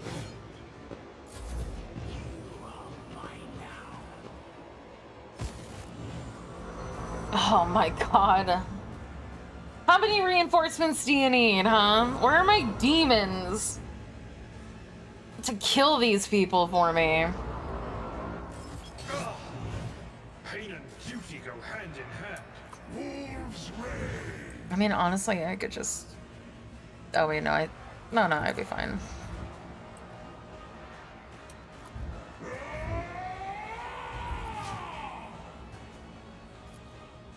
So it shall be.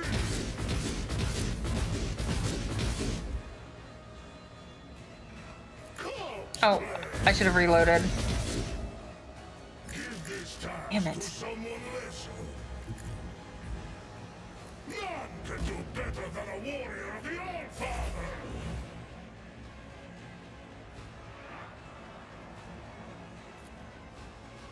Bill, what a useless plaything. I was saying relatable anguish.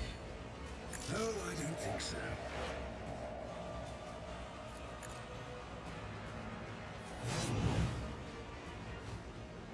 With grace and I'll do what it takes.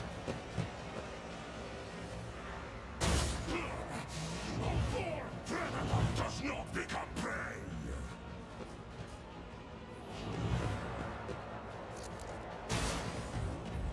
Honestly, that's helpful, because I went into melee with her like a dumbass. This way.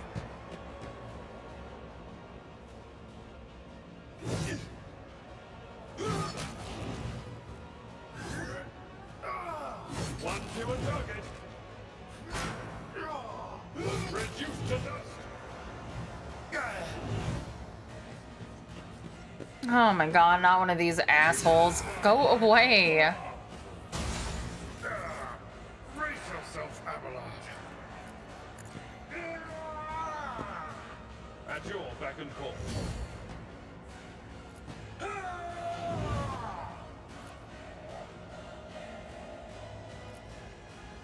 Victory is imminent. I will do my duty. Indeed.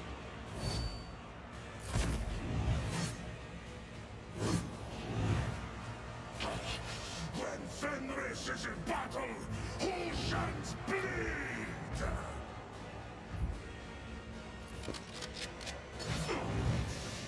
Did you hit me from there?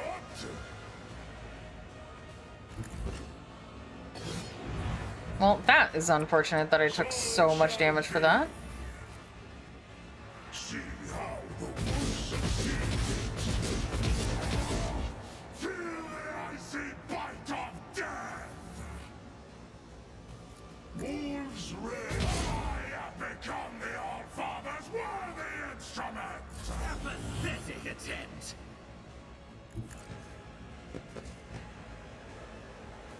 Don't distract me. Oh my fucking god, dude. Even taught you to fight like this. He's not wrong. Because I didn't mean to hit that, actually. Quick, quick.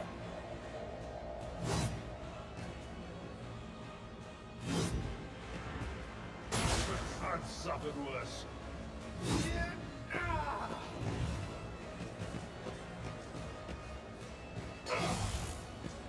My god, the incubi are actually more trouble than anything else.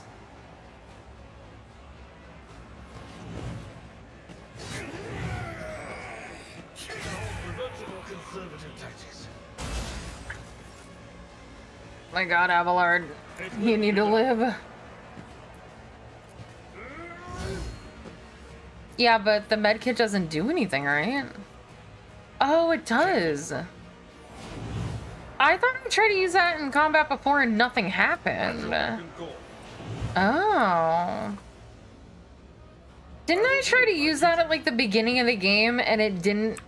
Maybe I tried to use it to res someone and it didn't do anything, so I was like, oh, this thing is useless. Skeetia, my Caramite hide is strong. Yeah, I haven't been using it because I was like, oh, medkits don't, they only remove like injuries. Can do this better than a warrior of the All-Father. Roots out of your bones. Die in disgrace. Comes play. Your last stroke of luck. You call this a strike? Bring it on.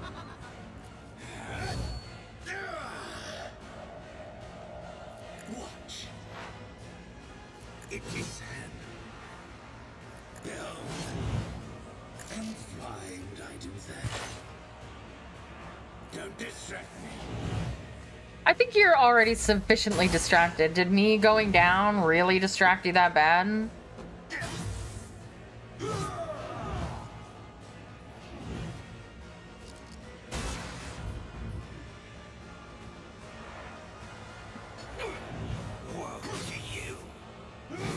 Oh, that's good. At least dodge the incubus strike. Ow. Can I give myself a med kit? Damn it. That's fine. We don't need it. It will be done. Indeed. That's not the Seneschal's job.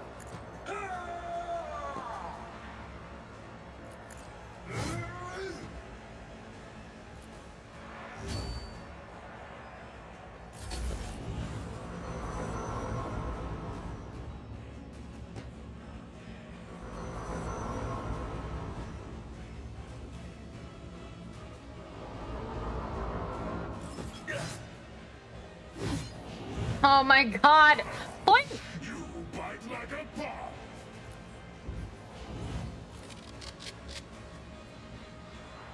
So shall it be.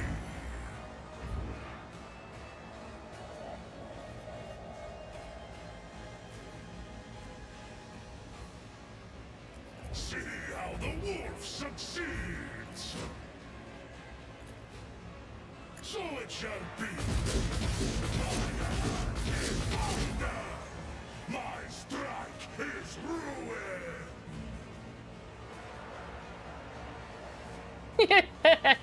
I mean, I am. I hunger for battle. You will pay for this in blood. Oh, I didn't need to use that yet. Thank you! Oh my god! Oblivion approaches. Now the question is, can we kill everything on the map before more reinforcements show up?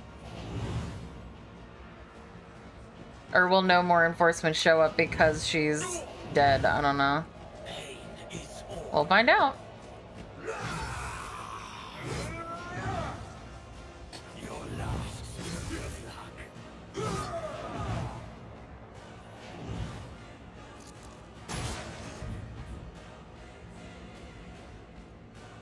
I'll do what it takes.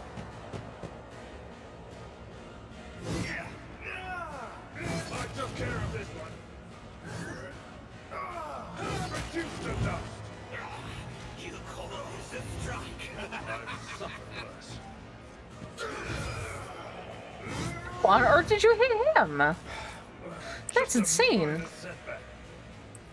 I will do my duty. At your beck and call. Victory is imminent.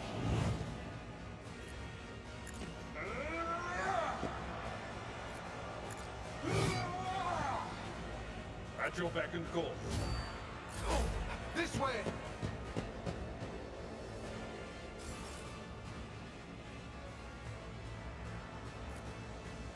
Cops play.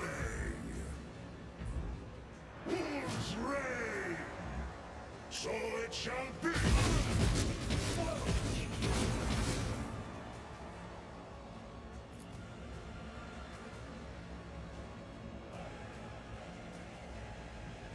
fame-hungry come.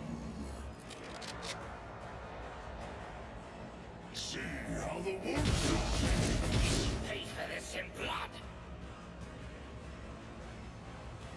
The wolf is on the hunt. Your last stroke of luck.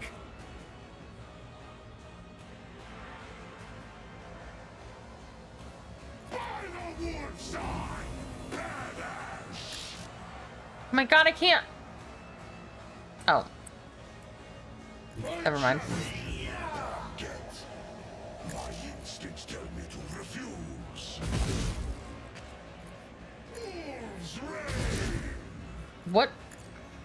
I will carve runes out of your bones. So shall it be. You call me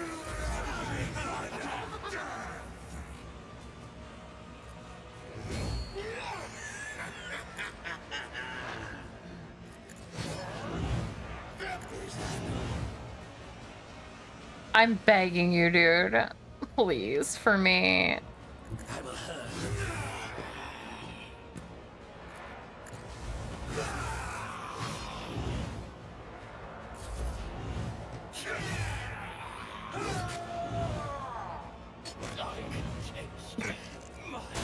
I love it when people die when their turn starts. It's so funny. I can't stand it. Woe to you. Not my words. I'm so... Abelard! I'm not interested. Someone else can do this. That's not the Seneschal's job. I'm not interested. It will be done. I am dying. does not become prey.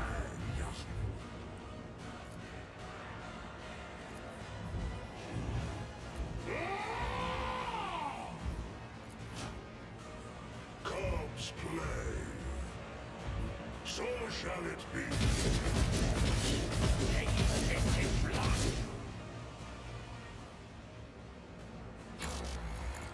I don't like that. A pathetic attempt.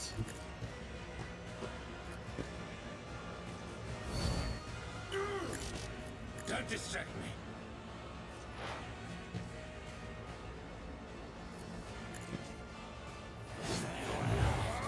With grace and menace, you call this a strike? Watch. Woe to you, Bills. Not enough.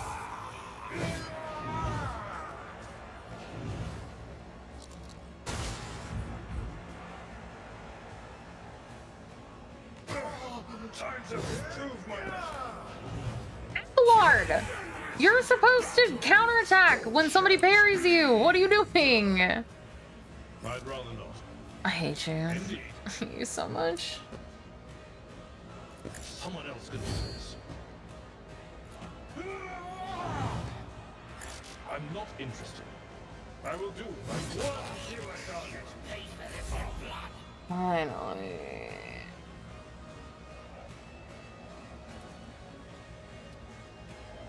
See how the wolf succeeds! None can do this better than a warrior of the Old Father! Cubs play! Don't dishonor the wolf with such tasks!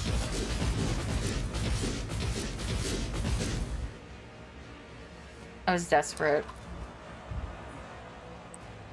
to see if... Wolves may die in disgrace!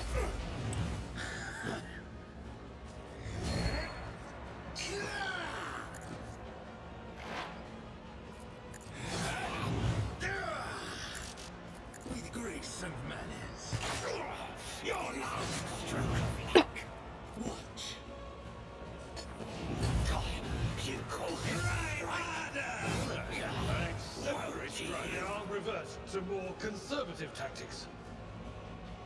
I'm It will be done. glad that you like it. Victory is imminent. That's not the Seneschal's job.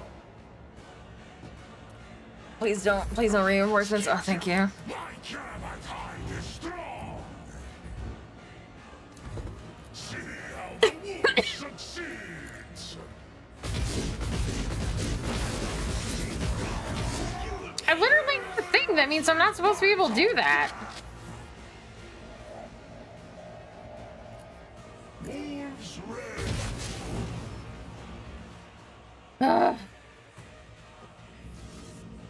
I'm alive. Heinrichs, we fell down. How you feeling, buddy? We were taking a nap. Alright, Marazai. Listen, I had a lot of reinforcements. The mandrake's words are barely comprehensible. The creature is clearly not accustomed to the tongue of its dark kin. The dragon didn't offer sacrifice for our deeds.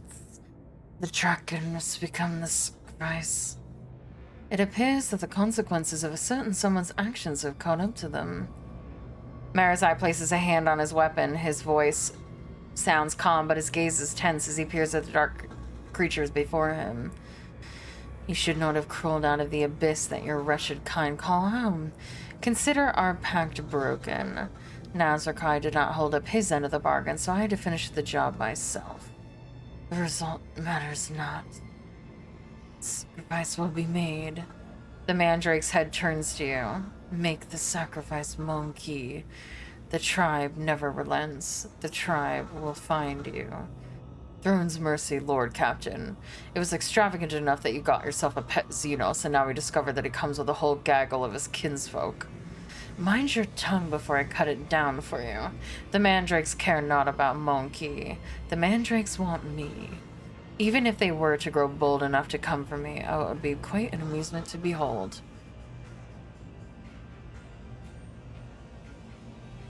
Yeah, I certainly hope that our partnership is worth it, Marazai. With a pure heart, I will raise my horn in praise to the Allfather on the day that the sharp-tongued scum dies. The foul Xenos may be a meager trophy, but he is still our trophy. Giving him up without a fight to this talking mop is shameful.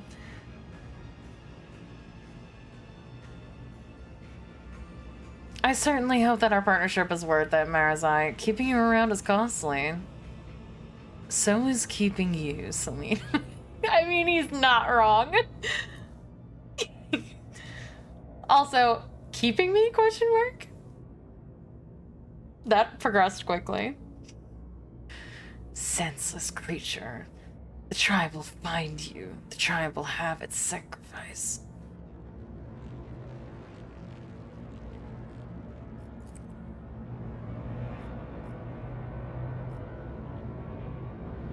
Loot! Oh my god. Yeah, I did kill a lot of people, to be fair. Ooh. At the beginning of the combat, the wearer gains the shadow field wander that counts as being in full cover against all range attacks. Okay. Grants int to dodge, decreases all incoming damage except direct.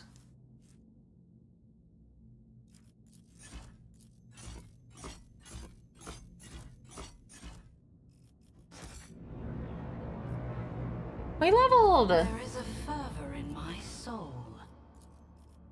Oh, we leveled twice.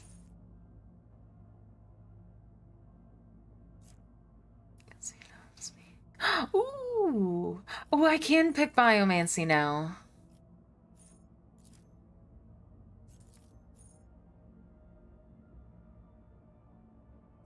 Yeah.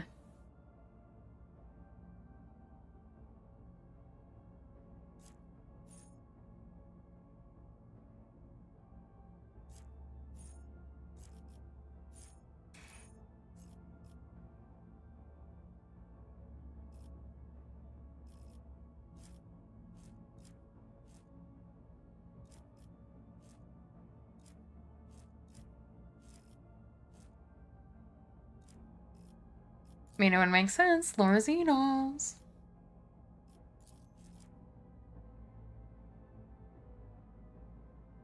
I mean, I don't have any ranged equipped.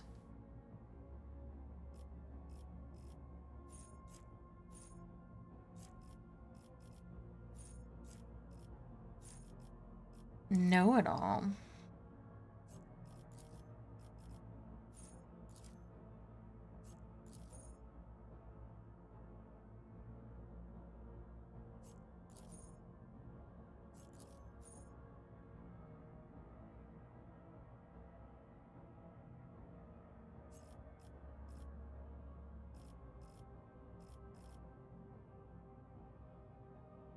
Ooh, do I have Psyker increase?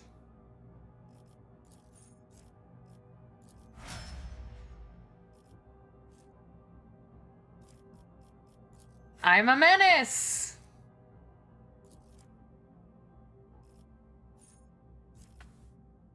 Alright. I have to do Abelard. I think this is level 4. So Forceful Strike and Athletics. And Extermination. And Awaiting Orders. Not here.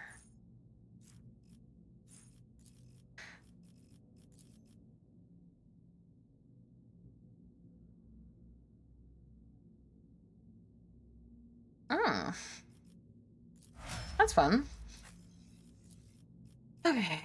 Ooh, Hammer of the Emperor. That's pretty good.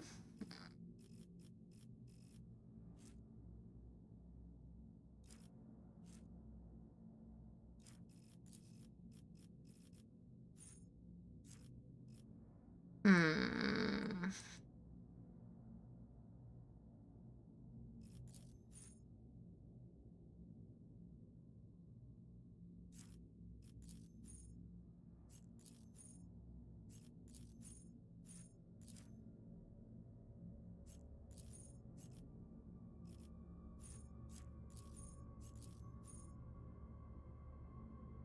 He doesn't usually follow.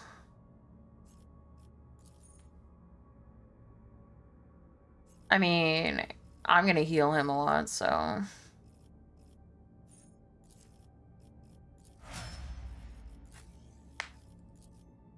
Okay, then Marizai.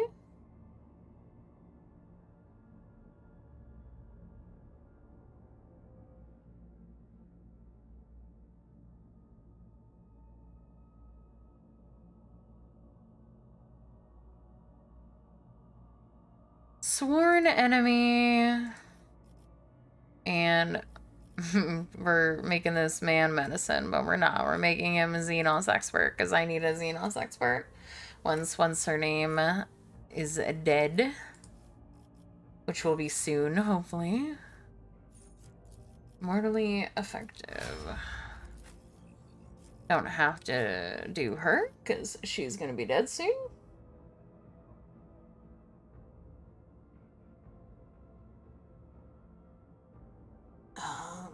Who is this? This is Ulfar. Oh, that's not the companion quests.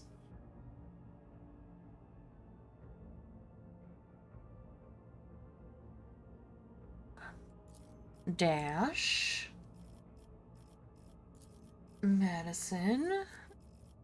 Extermination. Flashfire.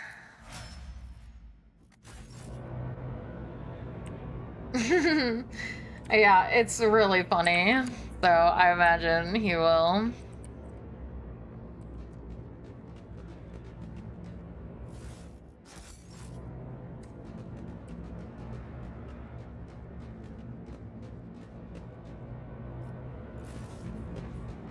Let's get out of here.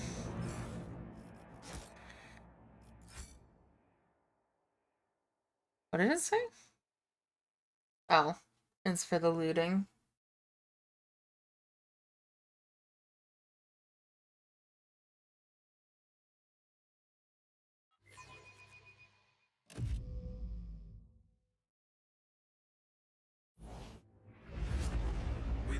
physical horrors of Camorra behind them.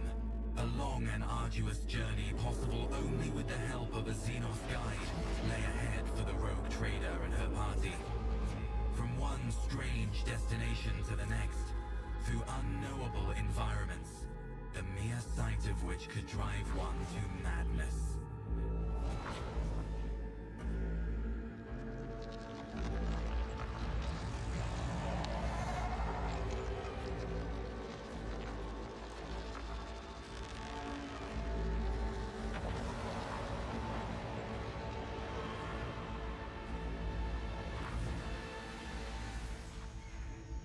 Despite the challenges, they managed to escape the labyrinthian webway and find their way back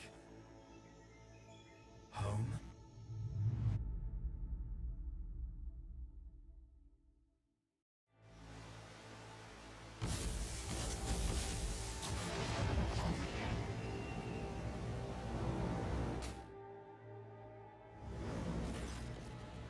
A poorly shaved commoner in worn coveralls eyes you with suspicion. He is clutching an autogun that looks like it is one careless shot, a reload away from falling apart. The man narrows his eyes and inquires, "Oi, who you lot? You're not bandits, are you?"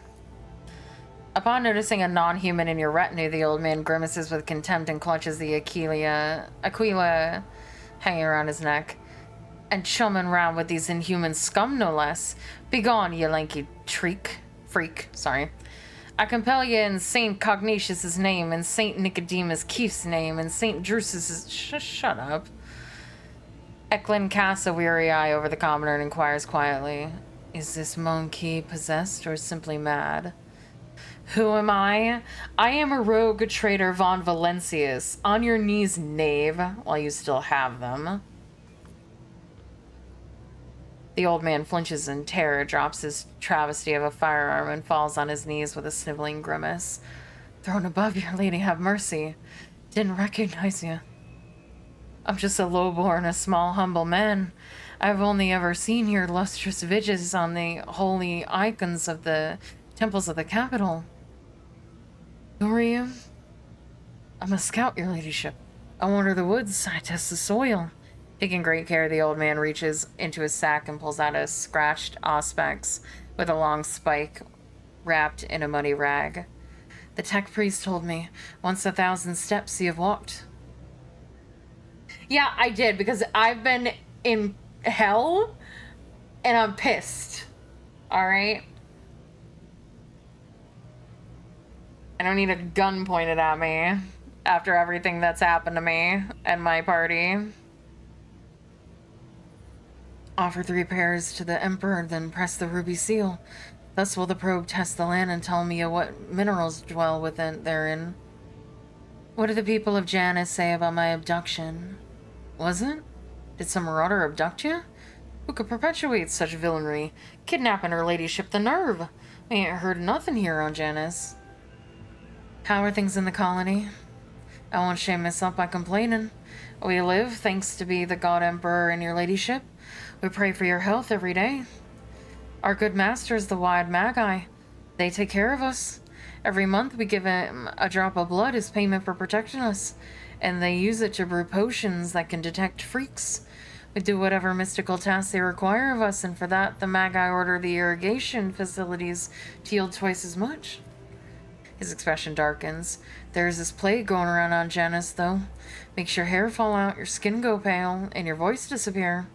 Turns normal, Emperor fearing people into rat freaks, scum of humanity. We call folks like that wretches. Scary to look at, better to put 'em all down. Well, we do, little by little, with poison." "Is the governor well?" "Can't say I've the foggiest. We've never even heard the governor's name. But it still beats living under the accursed heretic Vicenza the Bloodsucker.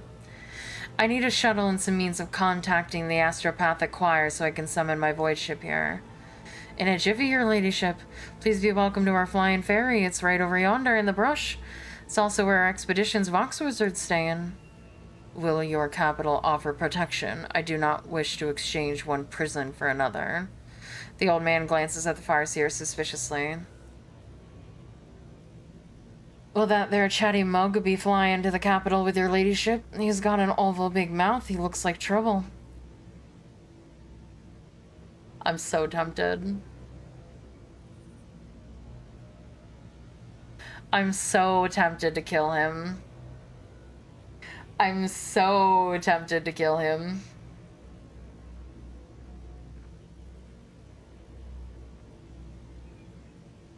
Because I want to see what Uriel, with what she does.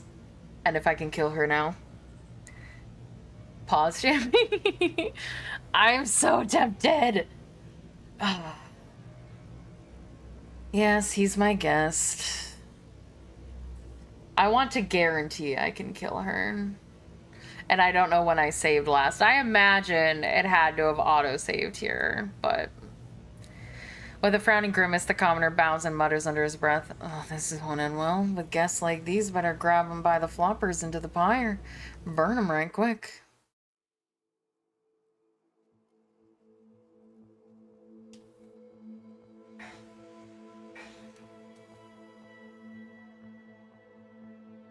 I can't wait to go sleep in my own bed.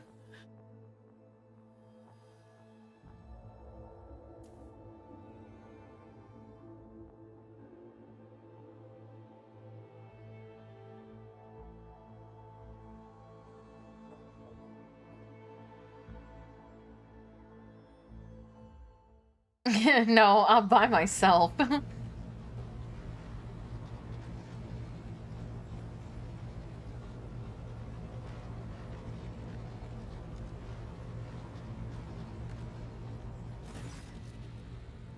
high-ranking officers beam with genuine happiness. Danrock steps forward and solemnly says, "Welcome to the bridge, Lord Captain.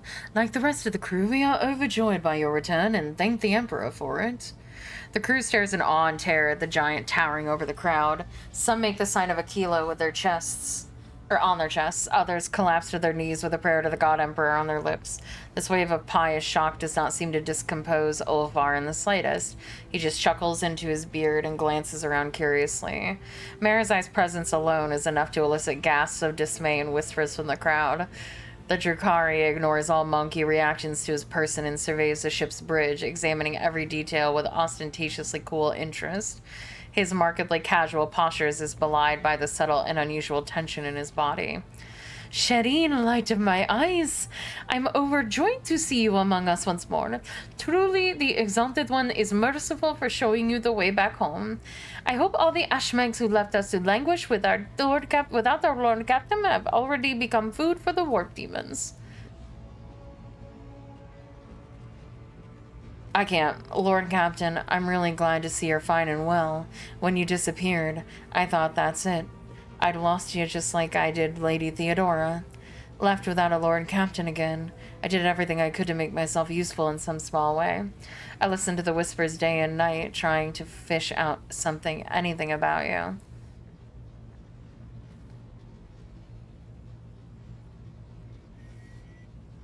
"Welcome back, rogue traitor. No trial could break the will of the Emperor's chosen, or stop her from returning to those who put their hope in her." "How much do you know about my abduction?" "Not much, Lord Captain.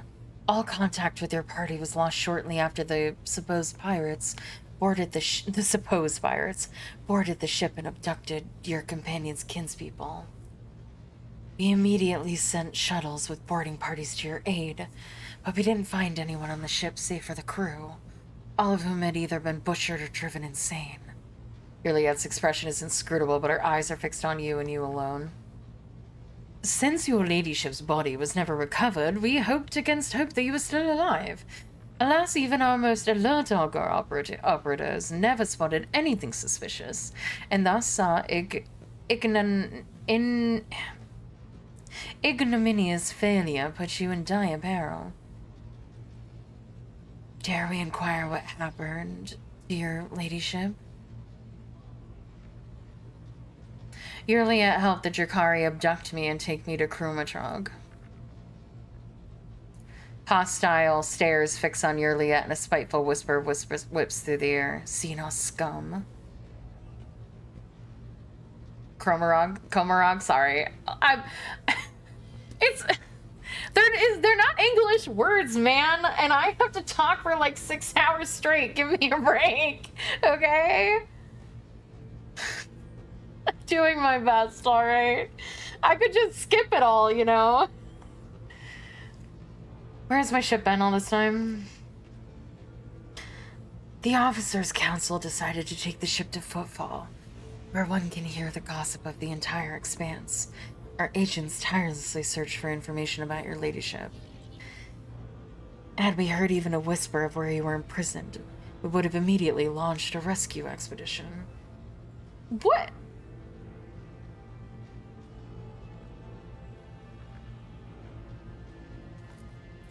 While you were absent, Lord Captain, we made every effort to find you. That resulted in a number of modifications to the ship that have significantly upgraded it, thanks to a favorable deal secured by the esteemed High Factotum. Sorry. The ship is now equipped with state-of-the-art auger systems and direction finders from Kiavigama. That is quite enough fawning and fussing. I wish to return to my duties immediately. Danrock throws up his hands. But the crew is overcome with joy and gratitude to the Grand Emperor. Nonetheless, your will be absolute. Air speaker? Yeah, I don't know. The factotum smacks his lips awkwardly and adds in a quieter voice. Lord Captain, the senior officers will report to you shortly. In your absence, we received a number of astropathic messages and dispatches that demand your attention. The group of servitors suddenly stirs, their movements frighteningly identical even for our automatons. They stare at you and say in perfect unison, "Hello. Nomos have come to welcome you back. We sense that a great deed has been done, a vivid imprint on existence. You did something very important. What was it?" I triumphed over the enemies of humanity by pitting the arch-enemy's blight against that of the Xenos. How is that a triumph? You desire other victories. We know that you do. Unexpected decisions are unavoidable. All life is inconsistent. We understand that. The chorus of servitors pauses as if the controlling entity is busy thinking. We must go now. We will come to speak with you later. Another pause follows, so long that the silence becomes more piercing than a scream. Then the servitor finally breaks it. We felt sadness when you could no longer communicate with you, and we were worried about your fate. One can detect with the naked eye the moment when Nomos leaves the bridge. The servitors stop moving in sync and slowly shuffle off to their posts. We need to talk? Celine, we need to talk. When we were in Komarog, when we were together, I wasn't thinking rationally. I was putting my own desires ahead of my duty. I suppose I was counting on never getting out of that place alive. What I'm trying to say is, if the Lord Captain believes that overly close contact with an agent of the Inquisition will have a detrimental effect on her reputation and jeopardize her image as the God Emperor's chosen, I will respectfully accept her decision.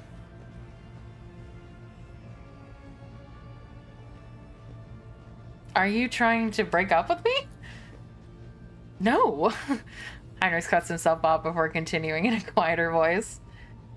But I am aware that with Komarog behind us, passions have cooled, heads have cleared.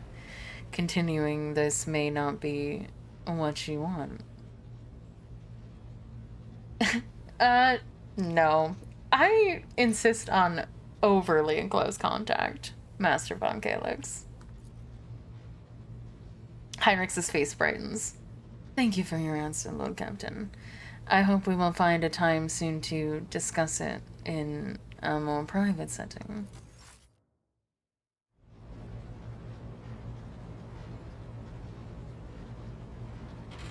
Are you trying to break up with me? No! I I'm trying to make it so you break up with me. Like, no. We're not breaking up.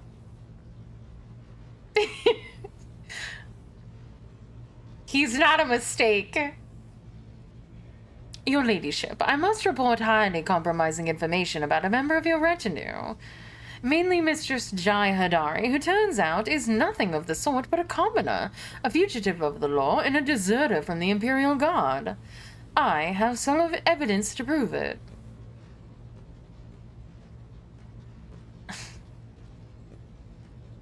Okay. I mean, I knew this already, so... I may have overlooked some nuances, but I have solid evidence that the person whom we presently know as Jai Hadari served in the 19th Ifrit Regiment and was identified as the perpetuator of numerous instances of theft and smuggling, as well as dissertation.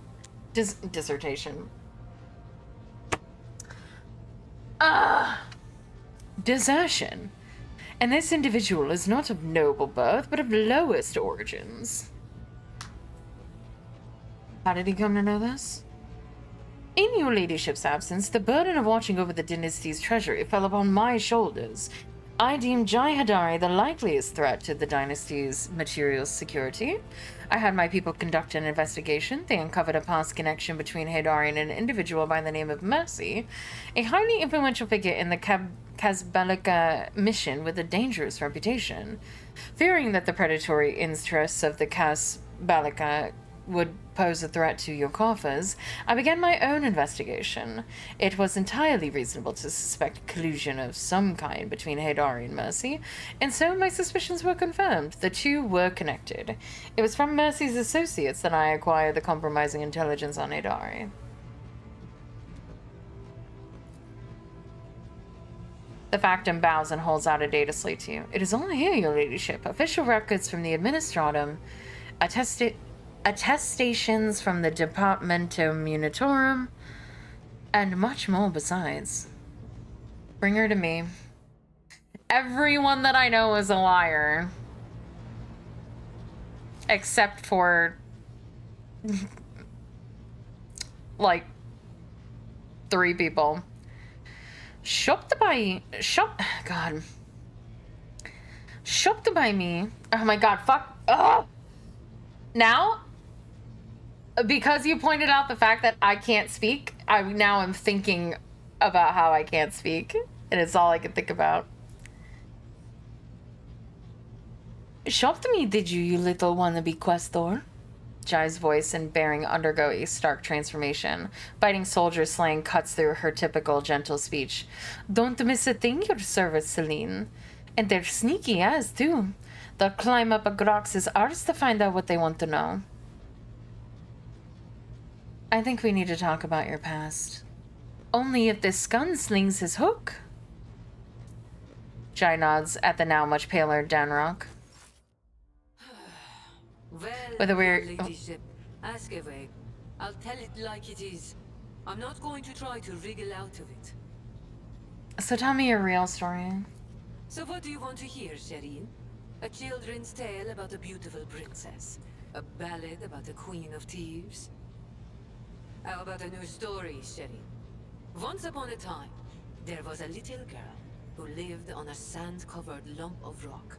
And the core of that rock contained untold riches for servants of the Imperium. The girl scraped out those riches with her little hands, breaking her back and coughing up her lungs, on behalf of people who had never clapped eyes upon her, and who would never know her name. She did this every day until she turned 16. And then his servants came and drafted the girl into the 19th Ifrit Regiment. Can you imagine? Of course, the regiment was wiped out on its first sortie. But the girl survived. The Exalted One protects. So what was next? Years serving in the Astra Militarum, just a shitload of hard labor, and fighting, and deals, and shady connections, and new opportunities. But everything in this world ends sooner or later, Shireen. The now not-so-little girl went and fell in with the Casbalica. She saved up a little gold, and she even indulged in excess from time to time. until living the good life almost cost the little girl her head after her patrons got caught in an internal investigation between the Officio Prefectus and Departamento Munitorum. So the girl ran as fast as her little legs could carry her, until her eyes and the beams of fortune brought her to the Expanse. A shitty story, all things considered, Shireen. Was there anything you did not lie to me about, Jai? Oh, so many things, Shireen. I'm struggling to keep track of them all. I told you the truth about the Expanse, and not a single word of it was a lie. What I told you about footfall and Vladayam and how we do business in these parts, all true. Don't get me wrong, the apple of my weary eye. There are two things in this life that I dislike. Looking back at the past and having someone pry into my soul without asking.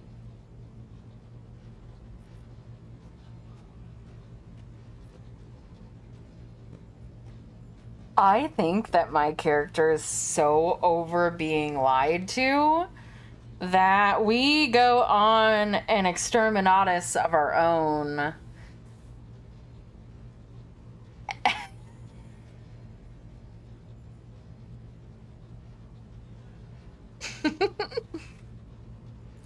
I swear on the grave of my drunkard father who sold me into the mines, and on the lives of the 11 siblings I never had, Shireen. No, it most definitely is not. She's still lying. What the throne, Shireen? No, no, no, don't!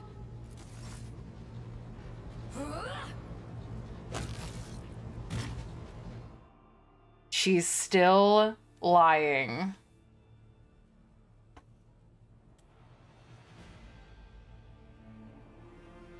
Danrock adjusts his jacket before addressing you. Now then, Lord Captain, shall we get to business?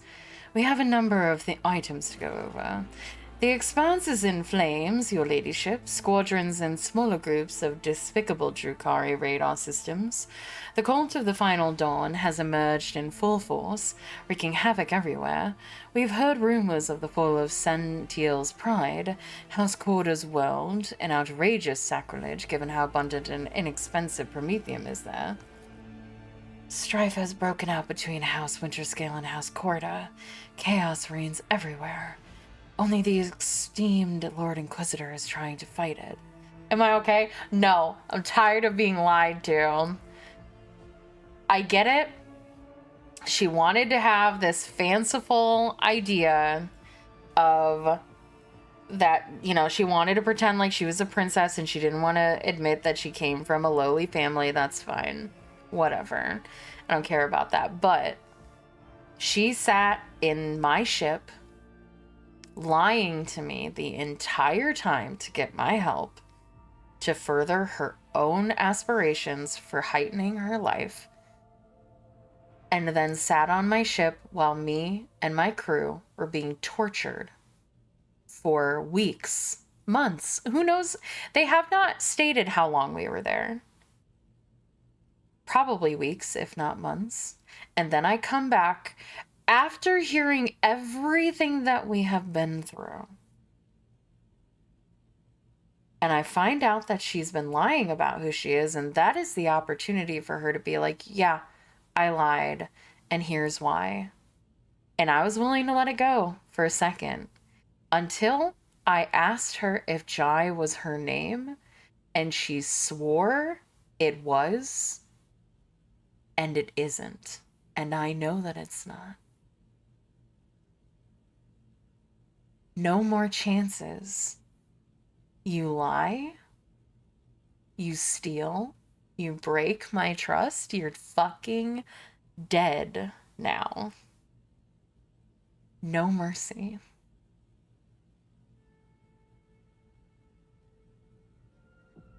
Only the esteemed Lord Inquisitor is trying to fight it, concentrating all available forces on footfall to draw them into a fist that will smash the rampaging heretics and Xenos vermin. What kind of Xenos are attacking the Expanse? Drukari, your ladyship. Their squadrons, both large and small, are invading the Expanse, unleashing carnage on planets, taking captives by the thousands and attacking ships. It is as if something has poked their nest, if you will, and now they're lashing out. Yeah, I wonder what that could have been. How fare the worlds of my dynasty? The heretics' malicious act make it difficult to maintain astropathic contact with the colonies. The cult of the Final Dawn strikes everywhere, and their sleeper agents are active on every planet. On Phobos 6, a mutiny was crushed after a group of newly arrived prisoners succumbed to blasphemous propaganda. But other worlds stand firm against the onslaught of the enemy of humanity, and do not succumb to their pernicious influence. So Xavier Calcazar is leading the defense? Exactly. The esteemed Lord Inquisitor Calcazar has declared himself Warden of the Coronis Expanse, and issued orders to requisition troops. He's made footfall in his base of operations, as it was the most logistically convenient point. From there, his fleet strikes through the Expanse, destroying the forces of the Cult of the Final Dawn and the abominable Drukhari. He may be all that currently stands in the way of the Expanse being reduced to ashes. When the heretics laid siege to Euphrates II, the hallowed forge of the Cognizance fleet. Exactly. That's why I like him so much.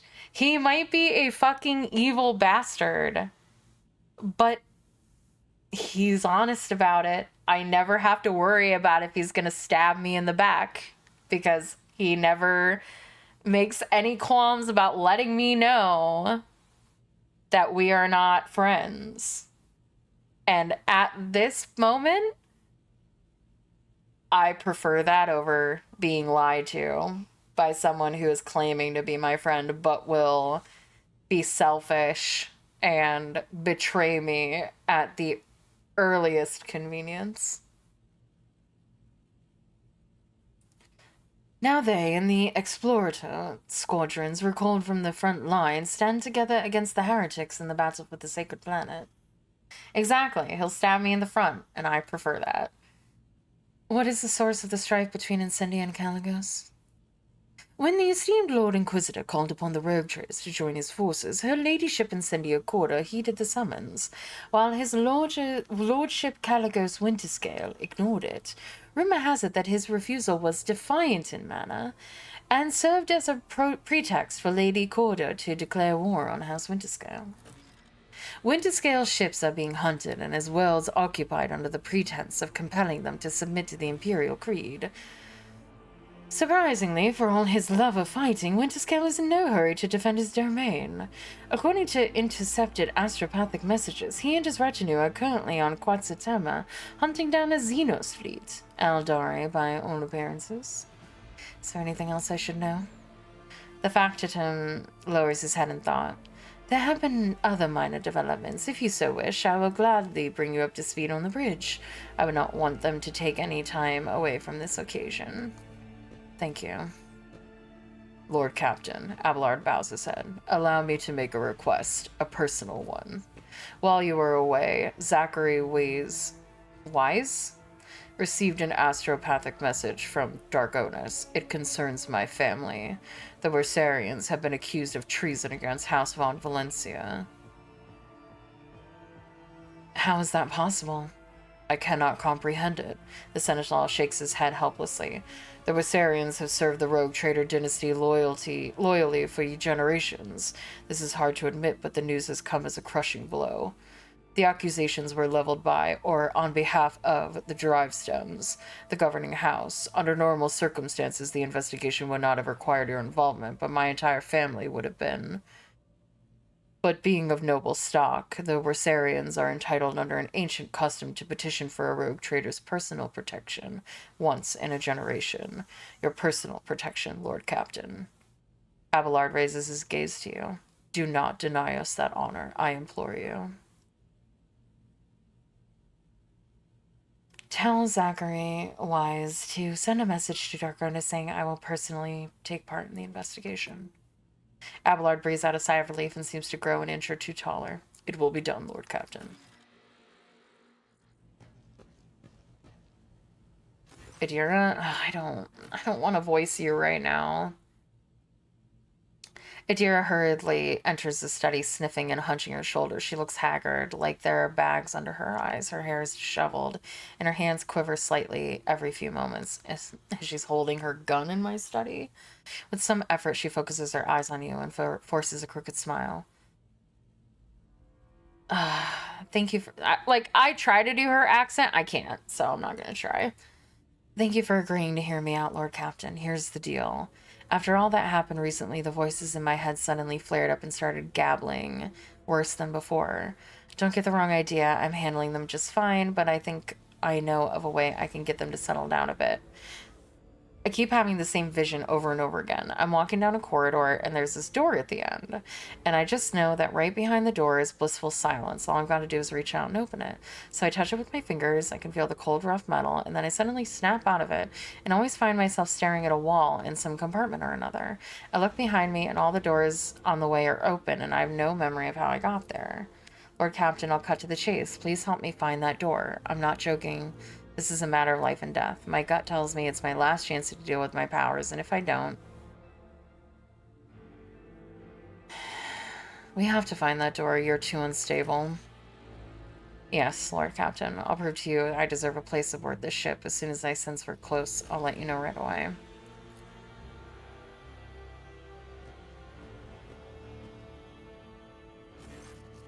Celine. Heinrich gives a curt nod and greeting. I apologize for barging in unnoticed. I hope that every single one of my companions is standing in a queue outside of my door waiting to come and talk to me individually. I must apologize for barging in unannounced. I have received news that I must discuss with you face to face. You may recall that I mentioned that Achilles... Heinrich pauses before continuing. That Achilles Scalanda was transferred into my remit by a colleague. The colleague in question has contacted me. She requires my immediate assistance. Who? I really want to ask, how did you circumvent me?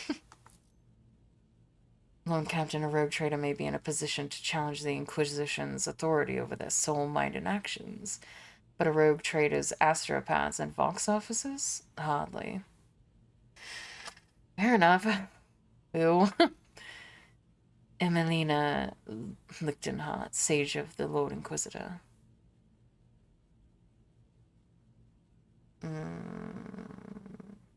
He hesitated, and it's a girl. I am not mentally stable for this. Sits back in chair, begins rapping fingernails on the desk annoyedly.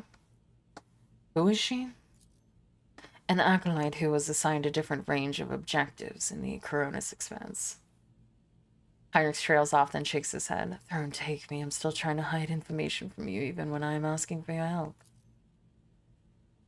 Emelina is a sage, a unique acolyte of the Inquisition who can absorb huge amounts of knowledge and store it in her own memory more securely than any data crypt. She entered the Lord Inquisitor's retinue before even I did. Talking to her is a strange experience, but that is barely scratching the surface of who she is. You speak of her with obvious affection. And of course, she's a loyal servant of the Golden Throne.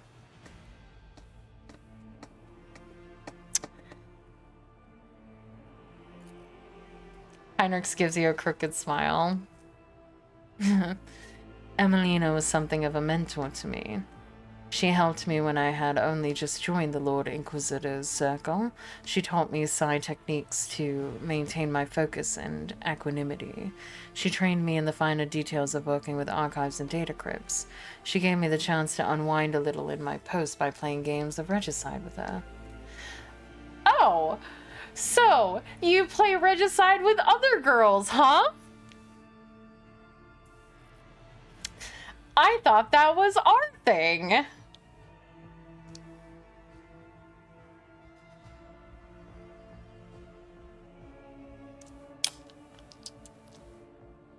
Remember how I said that my patience is growing thin with all things?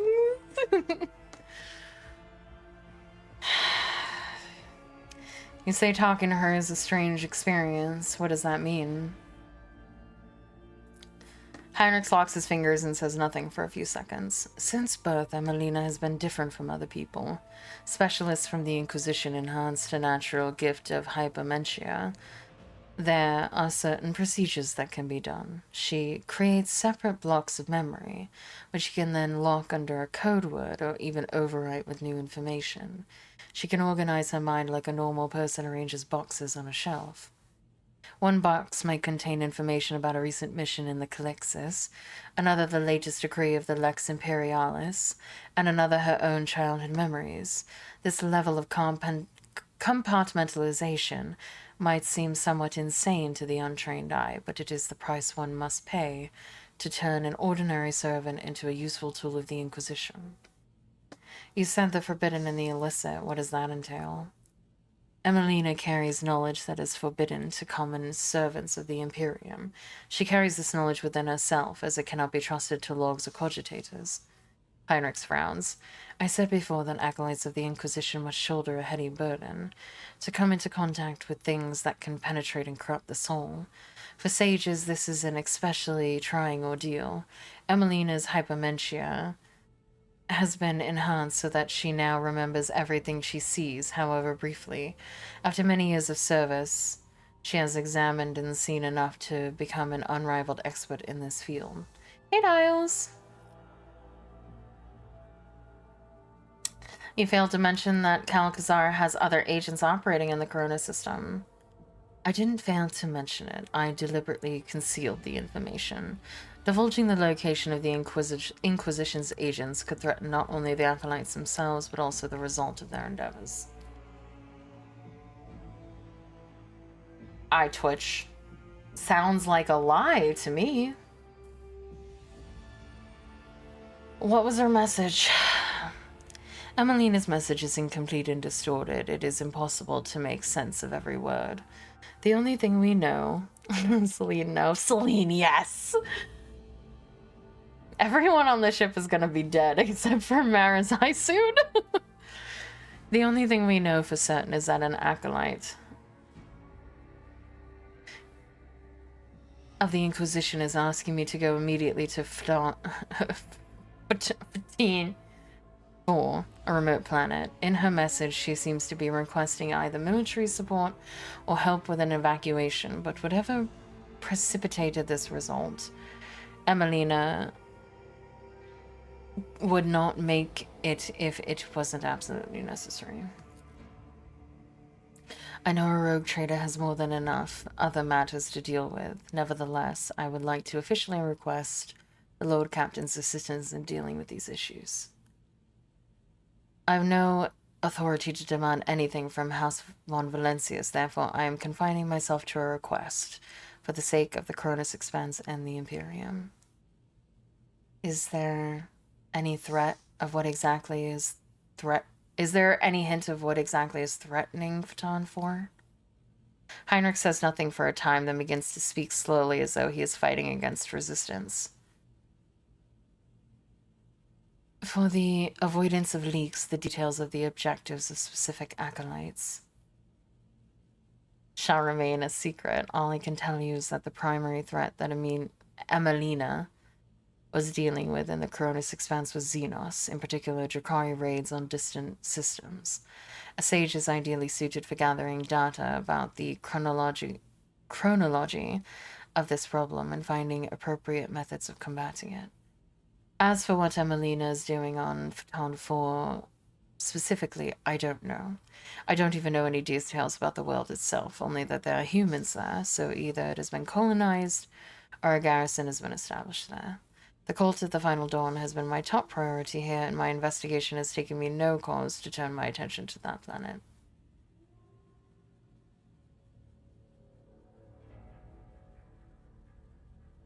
Yeah. Because you're my boyf. I'll help you. Thank you, Lord Captain. I'm confident that this minor deviation from our primary course will help to stem the spread of anarchy in the Cronus Expanse, if only slightly. At the very least, we won't be outflanked. I have already spoken to the navigation crew and provided them with coordinates to Phaeton 4. We can set a course for it as soon as you give the order.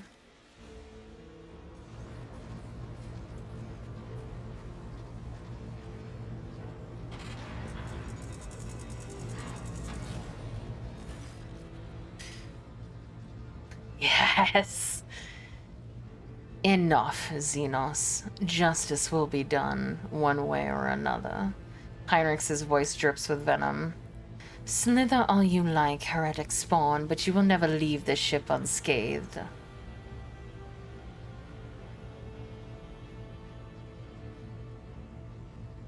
The bridge is enveloped in an unusual silence. The officers on duty are huddling in the corners, looking on curiously of what is transpiring.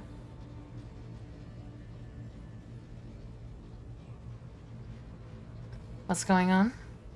Catching sight of you, the curious crew members dash to their posts, leaving only the senior officers in the middle of the bridge. For how long are you going to tolerate this filth? On your ship, Celine. This foul traitor who's already dragged you into the darkness once, and who almost left your protectorate without its sovereign. You promised to give me the Aldari as soon as we escaped that accursed nest of Xenos. It is time. Contempt smolders in Yurliette's eyes, and a bitter smile twists her lips as she turns to face you. Those present nod wordlessly, but do not dare to interfere. Now this is a fine spectacle. The inhuman gets what she deserves. Let us all watch and laugh. Your wonderful path has led you into a rather thorny situation, cousin. You refused to beg for mercy in Komarog, and now you will have to lick the boots of Monkey. Silence, Xenos. Your turn will come. Yurliette does not react to the curses being slung at her with an imperturbable expression. She watches the crowd before her, then turns her gaze to you. Anyone else have anything they want to get off their chests? You know, Lord Captain, I will support any order you give, but to keep the Xenos in the retinue, especially after everything. Abelard casts a tense look at the lower bridge. After everything that has transpired because of her, it would not be wise. The enemies of humanity have no place among humans. You know this. Cassia's hands shake a little and she clenches her fists. But death is far too merciful a sentence. What I endured was far more terrible. The heinous behavior pattern of the Xenos entity and of specimens similar to her statistically leads to unfavorable and unpredictable outcomes.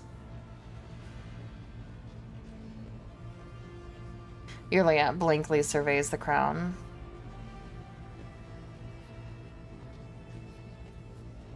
I keep my promises, Ben Calix. Very well. Without further ado, Heinrich raises his hand. You feel the echo of otherworldly cold. Heinrich shakes off his hands in disgust. Before putting the Xenos to sleep, I will interrogate her. I still have many questions that need answers.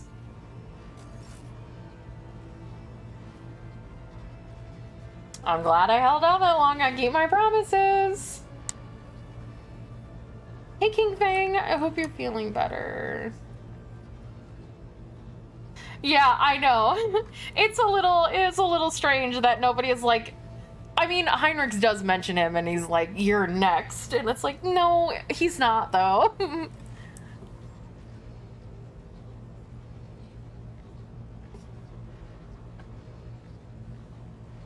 Like I said.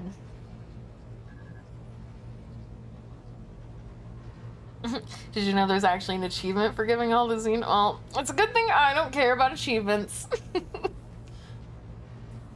She doesn't even try to fight. Yeah, it's because I think she understands that if we're gonna do it, you know, we're gonna do it, you know. I will be right back. I know that I'm going AFK right after ads were done, but I was interested in the scene and I got distracted. I'll be right back.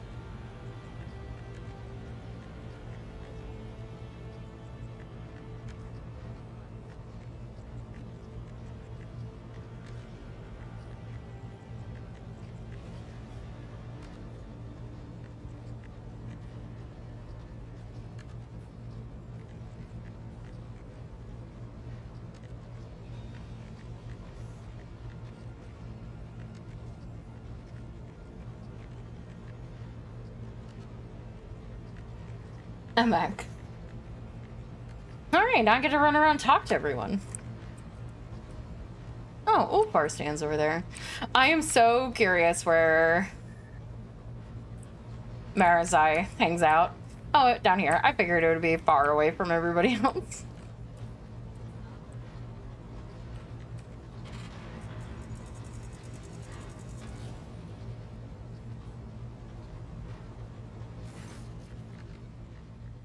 Okay, he doesn't have anything to say. Greetings. Greetings. Glad you don't have anything further to say.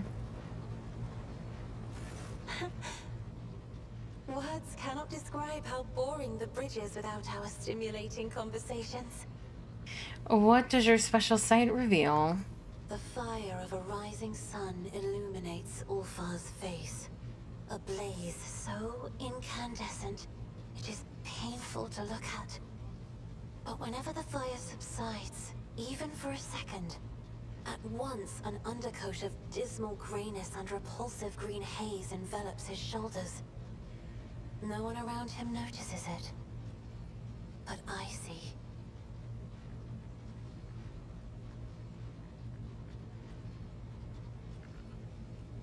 The colorful shards of stained glass have risen up and enveloped Magus Hanuman in a swirl of speculations.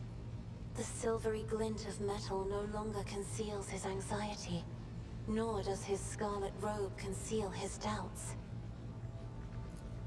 Behind the cobalt steel of his thoughts, behind the cold, faded gray of his emotions, an ember, the color of amber, glows in Master Van Kalox's soul. So bright and warm, one is tempted to touch it. It is sad that the interrogator seeks to drown it with his own hands in the bottomless blue of duty. Sad indeed, but I can relate.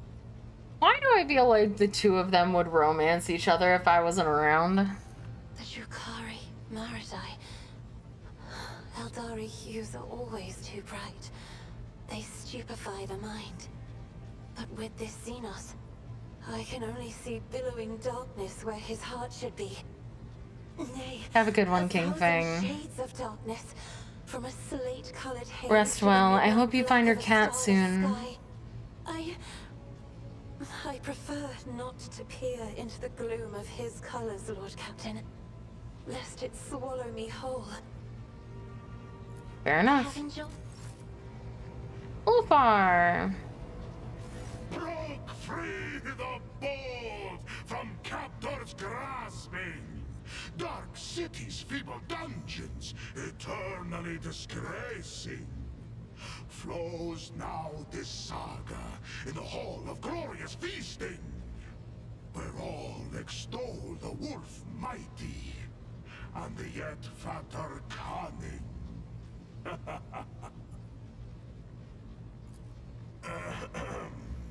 I hope you're not going to put off the feast. Our escape demands a grand celebration. What are you planning to do with your newly acquired freedom? Find my pack. As we speak, they are likely performing some bloody service for Calcazar.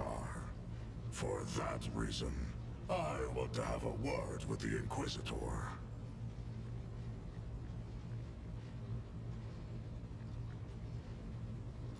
Fenris Yoda, et Vater.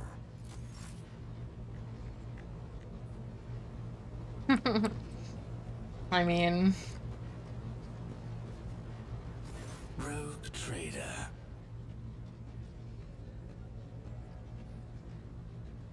I wish to know about you and your cabal. Ask your questions. I will decide which is worthy of an answer.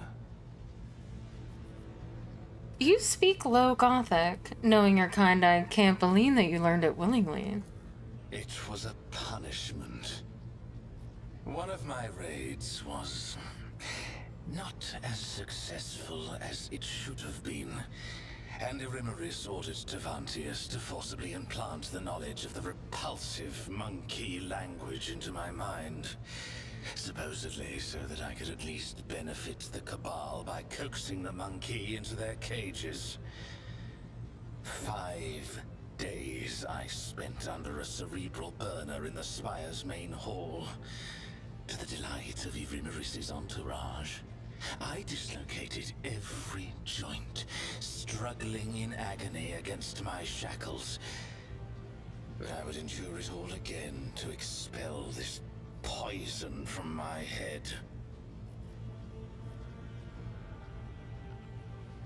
Moving right along. You were the Drakon of your Cabal. What does that mean exactly? The Drakon is the first among the blades of the Cabal of the Reaving Tempest, and the Drukhari who stands but one rung below the Archon. The Drakon leads raids and wages wars against other Cabals, keeps the arrogant true-born and half-born upstarts at bay, and has the pick of any opponent in any battle. Irimeris used to have others in her inner circle, but I ensured that they all disappeared one by one, and that their successors were too terrified to take their place. That was when my sister engaged an incubi order to serve as her bodyguards. Incubi do not respond to fear or bribes. What sparked the conflict between you and Irimeris? Must there be another reason beyond survival and ambition? Kamora does not tolerate weakness. Kamora respects only strength and cunning. Either you climb upward on the corpses of your enemies, or you become one of the steps underfoot. Wait, Ramirez was your sister? We shared the same blood, and we emerged into the world from the same womb. We were both true-born, and we both stood above the scum that comes from tubes and vials. How is it that the great and terrifying Marizai was only the Dragon of the Cabal, and not its Archon? Keep your arrogance in check.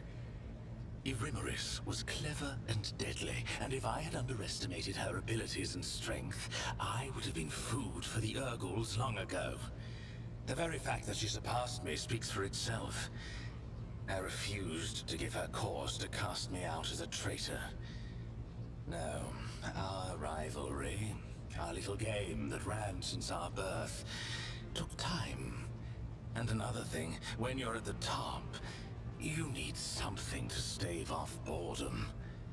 This game amused us and terrorized the rest of the Cabal. Nazrakai and the Cabal of the Black Heart, what is their relationship to your Cabal? The Cabal of the Black Heart is the most ancient of all the Cabals, and the largest. It casts a shadow over all Kamora, and when the Black Heart strikes, you submit or you die. The Reaving Tempest was not prepared to perish, so when the Black Heart's shadow stretched as far as us, Irimeris' predecessors chose to bend the knee and become their vassals. Irimeris never liked the Cabal's subordinate position. Her words, and sometimes her actions directed against the Black Heart, prompted whispers of discontent and fear among those who served her. I was not willing to renounce the protection of Asdrubal Vekt's own Cabal. If I had succeeded in overthrowing Irimeris with Nazrakay's aid, many within the Reaving Tempest would have supported me. Tervantius, the Archmag... whatever the fuck his title was. What's your connection to him? Tervantius was Irimeris' ally, not mine. The Reaving Tempest is his patron, and patron also to the witches of the arena. I have had cause to seek out his artistry several times, and each time with difficulty. Of late, he's been gone from Kamora more often than he's been in it. He was probably in one of his lairs where he hides his other experiments and creations. Interesting that he's not referring to him in the post tense, you know? Do you have any idea where his other lairs might be? After Tivantius quarreled with the witches and was stripped of the Cabal's protection, his havens in Camorra were turned into a deadly trap. I imagine they've been ransacked and destroyed by now.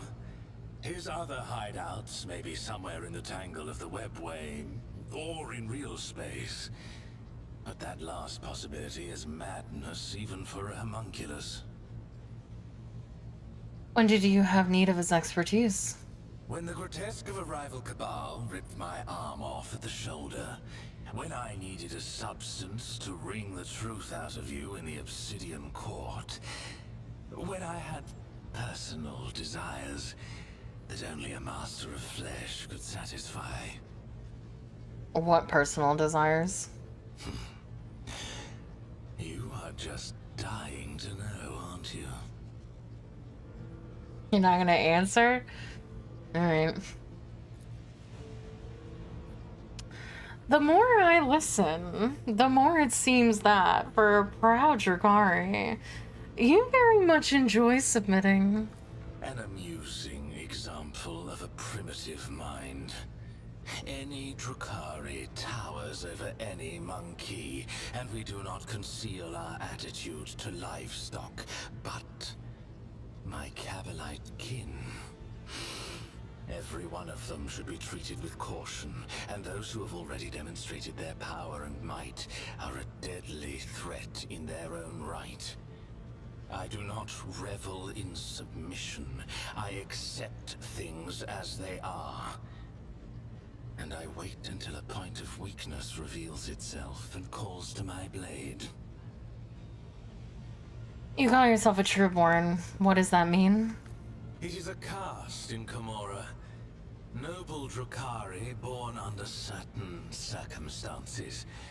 Their cradle before birth was not an amniotic gestational tube, but a living womb.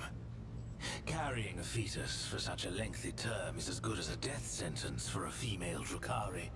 She is too vulnerable to her enemy's attacks, and she is of no use on a raid. In Camorra, only the most powerful Drukari, who are able to surround themselves with the best protection, can allow themselves such an extravagance. Farkaza Aziriesh, poisoner of Azdrujar, and Shaimish's elect, was one such exalted leader of the Drukari. The result was worth the effort. What an asshole. I love him. You have numerous titles, if I recall. Tell me about them. Eviscerator of Illiridas, Blaze of the Barcanic Kingdom, and Slayer of Corocious the Pale. Illiridas was a world inhabited by our distant Eldari cousins, until I led a reaping raid there. The Barcanic Kingdom was a separate cluster on the fringes of Camorra before it went to war with the Reaving Tempest, and by the time I left, I was wading through the blood of its inhabitants. And lastly, Corocious the Pale. He was an ancient homunculus who betrayed the Aziriesh at the behest of another Cabal. That was not a military victory, but a personal one. In his attempts to make himself invincible, Corocious had sown inside himself the deadliest creatures from the depths of Camorra. It did not save him. I cut out every one of his 8 hearts and sent them to his former coven as a warning to the rest. I see. Are you sure? No. With you? No, I'm never sure. I wish to know more about your kind. What exactly do you want to know? In what way do your kind differ from the craft-world Eldari? In all ways. The Asuriani are feeble shadows of our ancestors. We are their true inheritors. The Asuriani hide from she who thirsts behind their paths, relying on the visions of their precious far-seers, or blind to the reality around them. We Drukari laugh in the face of the unknown. We thrive off the carnage and pain we inflict. Your kind are obsessed with pain. Why? Because the ecstasy of suffering is the highest form of pleasure, accessible only to superior beings. By your very nature, creatures like you are incapable of knowing such gratification. You're lying. Drakari can't survive and escape the pull of chaos except by feeding off the suffering of others. Careful. My tolerance for such remarks will run out eventually, even given your depressingly simplistic mind and non-existent instinct for self-preservation.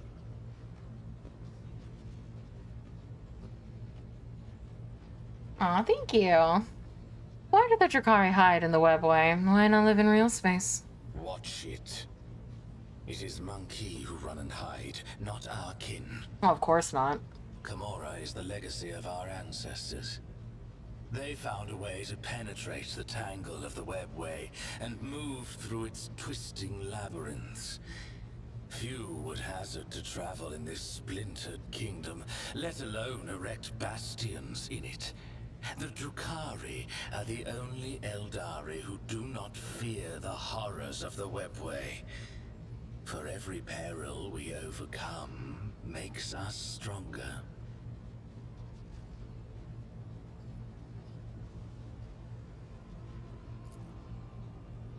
Marazai sounds sincere, but it's clearly his truth that he's speaking.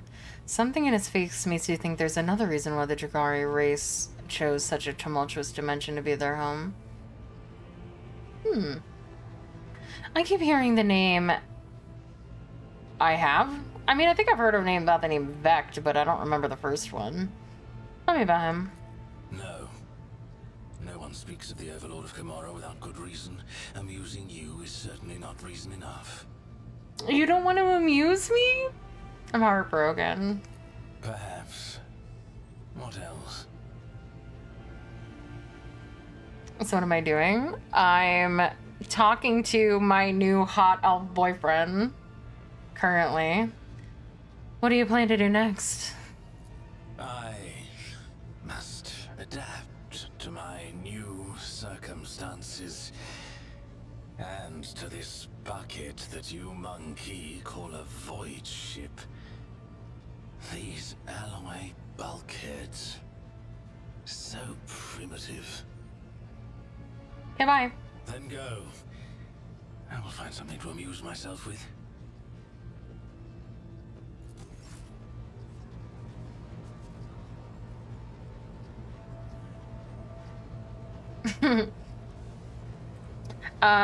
He's a sadistic, dark elf. And I don't know why, but I like men that hate me. Have the Vox Spirits said anything interesting lately? Perhaps you would be interested in a Vox transmission I intercepted not long ago, Lord Captain.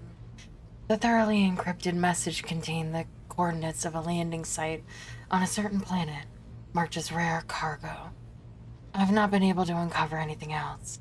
I believe the encryption was intended for those who are involved in unsanctioned trade activities.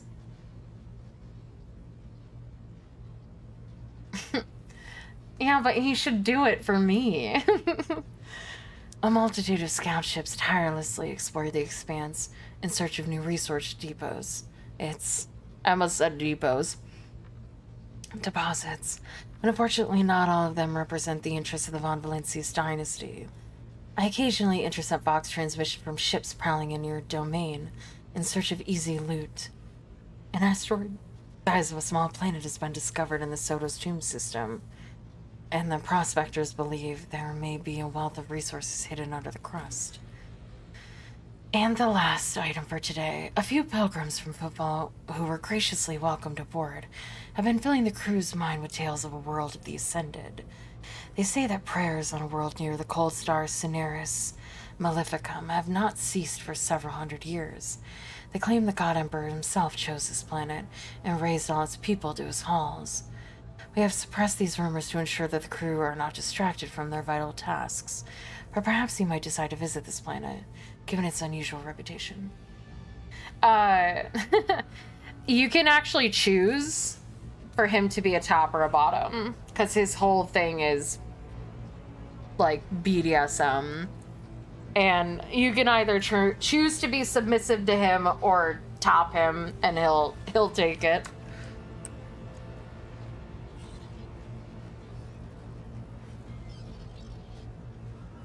Traveler? I'm broken? Help? The debilitating agedness that seemed to take root in Abelard during his imprisonment in Kamorag has abated. His hair has regained its color and his muscles have built back their strength and tone.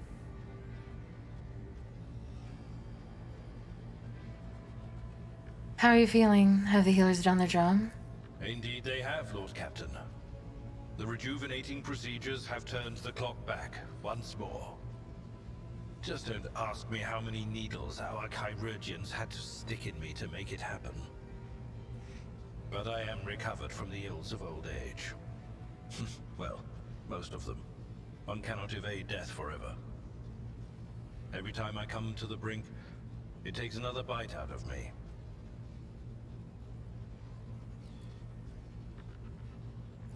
Lord Captain. At least he feels better. What can I do for you? Oh, his voice line changed. A slight smile flits across Heinrich's face before being replaced by his typical stony expression. Oh. I want to talk to you about something personal. Heinrich leans forward slightly, his eyes intent on you. Celine. I wanted to spend some time alone. Then let's not waste any more time here.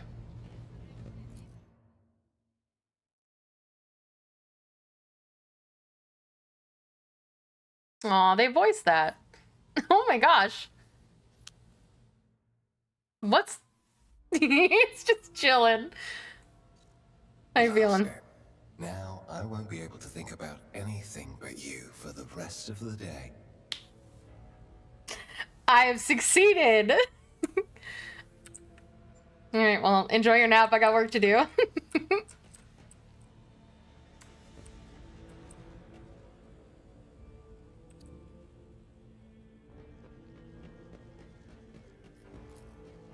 And don't worry, I have to do that every day. So you can't ever think about anyone but me. Of course he was.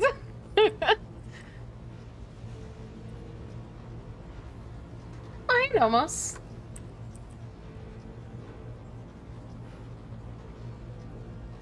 Why am I broken? Help.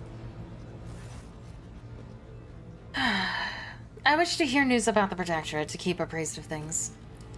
We discovered a world that is home to a long-abandoned colony founded centuries ago by one of your predecessors. A ship was sent there carrying several thousand colonists who were to restore the derelict settlement. After the ship entered its system of destination, contact was lost with it, and its fate remains unknown. Perhaps you might like to investigate the disappearance of that vessel personally. In addition to that, your ladyship, pirates have presented a serious problem for your domain. For centuries, a group of bandits headed by a ship called the Elusive Contempt have been raiding cargo vessels on their way from the Protectorate's most plentiful extractica. Extraction?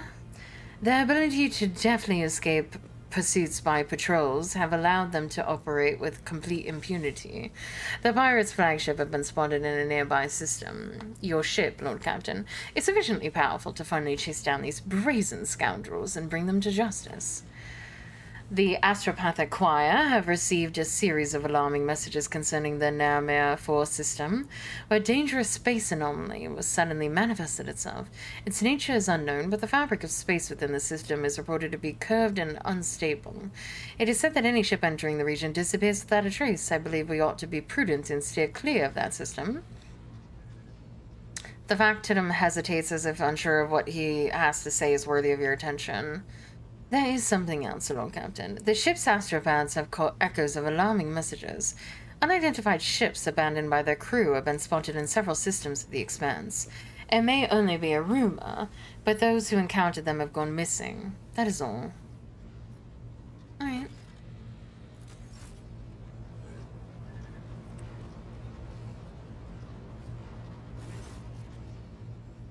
Nomos are here. What do you want to talk about? You were in a servitor's body at the Magni Accessio, Nomos, so how is it that you're once again in a cogitator? Nomos are not in a cogitator, or in a servant. We cannot say where we are, but our existence is tied to the existence of the ship for now. The servitor and the cogitator are only external interfaces, shells, like humans and their bodies. So you really are the spirit of the ship. Hey, Token! We do not know what we are, but the ship is not us. The ship is our cradle. We may rise from it one day. We would like that. Bodies are not merely shells. No, they are shells. A human's existence is more than the existence of its shell. This is obvious to us. There's always something more. Something that simmers and shines, for which the dark light and wicked hunger are always reaching. You read the data bank recovered from Theodora's cache, and then you said the incident marked the beginning of Nomos. What did you mean by that? Yes, Nomos, remember. You brought us data sustenance, and it contained a name. Epitaph. We recognized it. No, not like that. In that name, we recognize the place where Nomos originate. Incident N872-04 was a ship-wide system failure of some kind. It and Epitaph had something to do with the ship's flying better. The incident marked the beginning of us. The ship became better because of us, too. These are all links in the same chain, but we cannot piece them together yet. The people who accompanied Theodora on her travels are strangely unaware of the incident and Epitaph. Human shells are subject to external influences. Perhaps someone purged their memory archives, or perhaps they simply do not want to access them. It is a shame that no new information was obtained, but Nomos are grateful that you tried.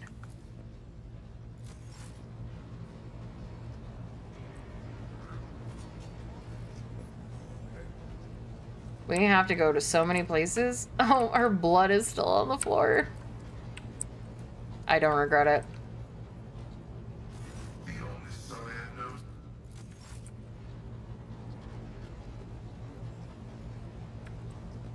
Yeah, we're gonna need one. Have you discovered anything more about the door from your visions? No, Lord Captain, not a thing. And I'm wandering from bay to bay, scaring the crew. But don't worry, I'm sure that as soon as we get close, well, there'll be no mistaking it.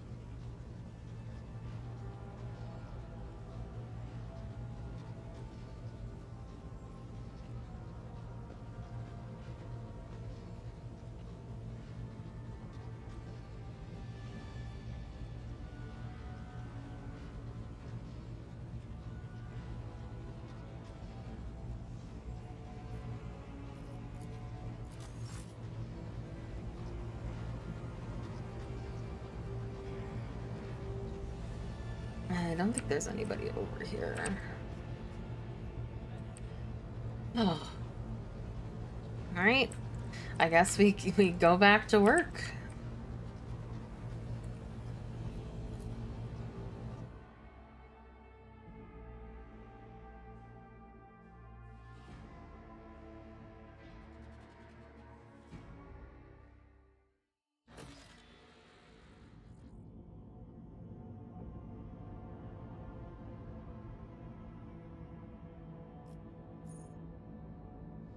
Okay. I guess we go back out into the world and travel around and do all the side quests. Okay. I want to be down here. Where am I right now? I'm gonna travel here. Fuck, I literally just started. I just started. Lord Captain, there's an emergency at the officer's deck. Did I complete the main story? We just finished chapter 3 and we're going into the final chapter right now. And we were basically just like, we returned to our ship And everybody's like, the world is falling apart while you've been gone. You have to go fix it now. And it's like, oh my god, fine. Oh, of course. I knew I should have killed him. Lord Captain, there is an emergency at the officer's deck. Vigdis's voice is quaking slightly. Numerous victims, loss of communication. The Voidsmen report warp voices filling the compartments. But this is not a warp breach. This is the Xenos you took aboard at Janus. He has gone mad and went on a rampage. I have 2 fairly reliable witness accounts. According to one, the Xenos suddenly assaulted the crew members, gutting them seemingly at random. The other claims that there are survivors who barricaded themselves in the adjacent compartments. The enforcers managed to isolate the raving Xenos in a dead end, but they were unable to pacify him so far. What will your orders be? Such are the consequences of ill-considered actions born out of the lack of faith of the God Emperor's laws. I'm ready to stop the accursed Xenos' rampage personally and repay every life he has taken. Why am I not surprised? Heinrich's voice is oozing with poison. Rogue trader, we cannot bring back your subjects, but I will gladly aid you in disposing of the rabid creature before it mauls someone else. Can no one here do anything right without me? Lord Captain, a pair of Voidsmen managed to relay to us before dying that their comrades are disappearing into a bloody fog only to emerge in pieces. Your forces are trained to be suppressed of human riots, not to restrain deadly Xenos. I'm going. The squad of enforcers who had blocked the Xenos in the dead-end corridors waiting at the deck. I beg you to be careful, Lord Captain. And may the God Emperor watch over you. I should have... Wait, I can't bring Marazai with me? Why not?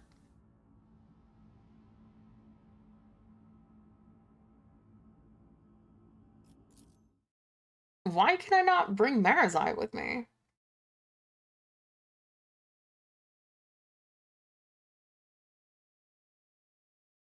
I thought... Oh, is it? I thought it was the Farseer.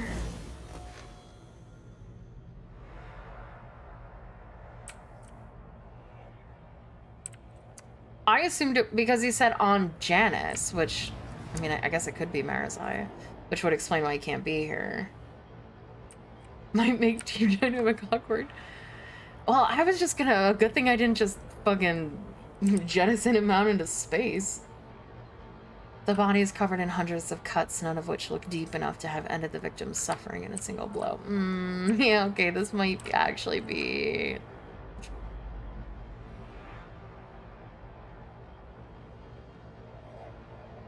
Oh god, if he wants to kill you. Celine, he always wants to kill me.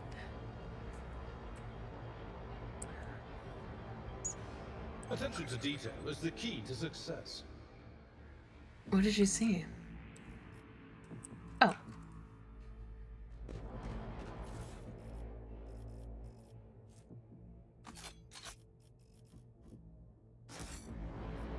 Also have to get everyone. Marazai, why are you causing trouble? The maimed, bloody body looks like a broken marionette lying in an unnatural position. Embrace true power.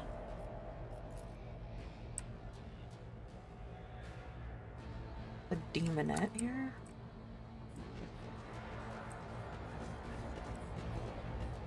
Oh, I for some reason thought that that was... Never mind.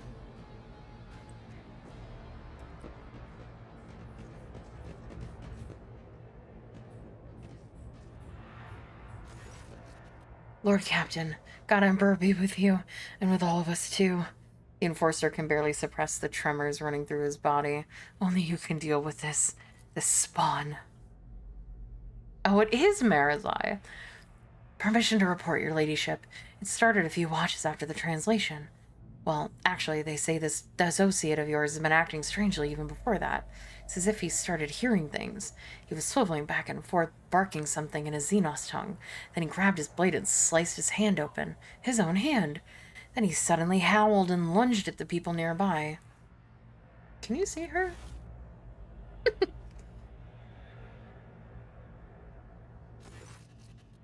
The officer looks behind him, glances around the ship, then turns to you with an alarmed expression. See who, your ladyship? Oh yeah, didn't Irelia also experienced something weird when they jumped in the warp the first time, and I think she killed people too, and we were like, figure it out, girlie. Whom are you referring to, Lord Cap? Oh, only I can see it? I cannot see anyone, Celine, but I can certainly sense a warp presence nearby. You're saying you can perceive it? Then the entity itself has decided to reveal its form to you. The real question is, why? Where is Marazai now? Who? Oh, the Xenos. He's holed up in there. He nods at the barricaded gate. He corralled a number of crewmen in there like Roxes to a slaughterhouse. All we could hear were the screams. Well, we couldn't save him, so we locked him in there so he wouldn't crawl back out. Unless he finds a crack to squeeze through. The prospect of having a rabid... I was trying to say rabied for some reason. Having a rabid Xenos crawling inside our bulkheads makes my heart sink. No, we ought to drag him out. Then we either put him on a chain or, forgive my bluntness, Lord Captain, we swat him down and forget that he ever existed. You want to put Marazai on a chain, Abelard? I think you like that. Who are the victims? Anyone he could get his hands on, your ladyship. Officers, serfs, a technomat. He even attacked a servitor, though that didn't last long. They just tore its head off. The rest of them, though? Xenos scum tortured the life out of them. You can see the color draining from the officer's face. No, not mine. His. He's, you know, he's a switch, so... Alright, I'm going. I will deal with my new crazy boyfriend. We'll unblock it right quick, your ladyship. If only there was a way to flush the fiend out without going in. He stops and pales even more. Throne's mercy, I completely forgot. The late Technomat, he turned on some security systems right before he bled out. We figured if the Xenos thinks about showing his face, those systems will get him. You can't fix him? Yes, I can. I can fix him. The point is, we should go with your ladyship, with your permission. It just wouldn't be right for the Lord Captain to go in there alone. Or help us all. The officer tries his best to speak calmly, but his voice is quivering. The thought of going inside the compartment that has become a death trap fills him with a dread bordering on panic. I mean, I can just go in myself. I really don't need you guys.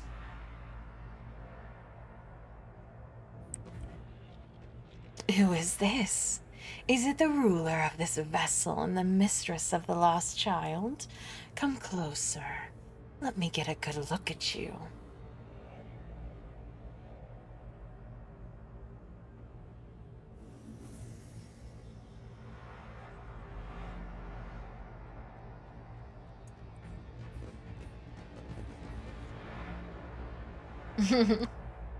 I can hear the beating of his heart, the roaring blood in his veins, the pulsating fear in his black soul.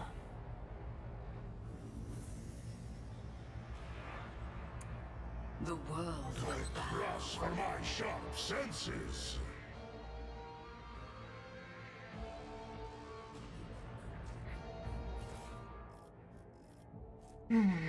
Oh. That's pretty good. Oh, speaking of, I have to put those on him right now.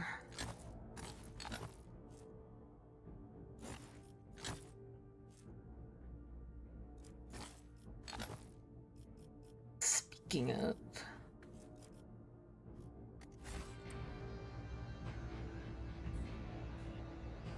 When the time comes for me to step into this world, he will be waiting for me.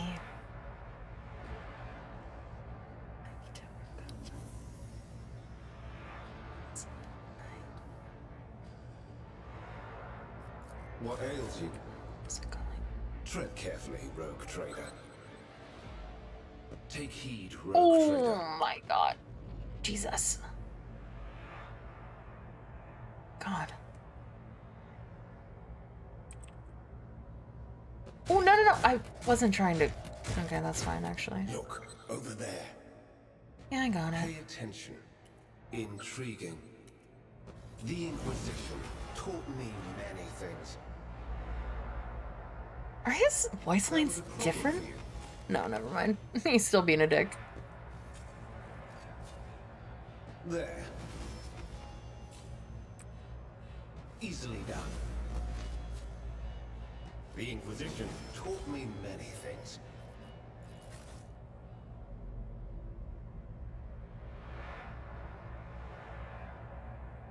I'm trying to click on this loot. Alright. Intriguing. Hold on.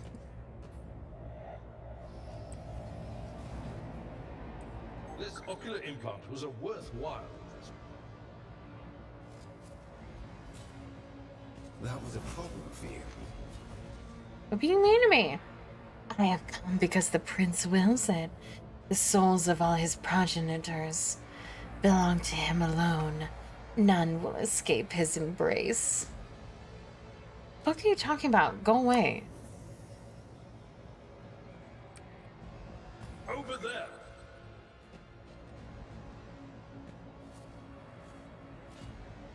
Easily done.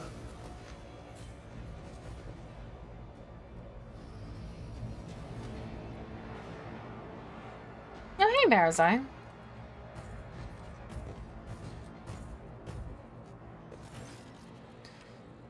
Marazai jerks his head up when you appear. His already gaunt face is tightly wrapped in pale gray parchment-like skin.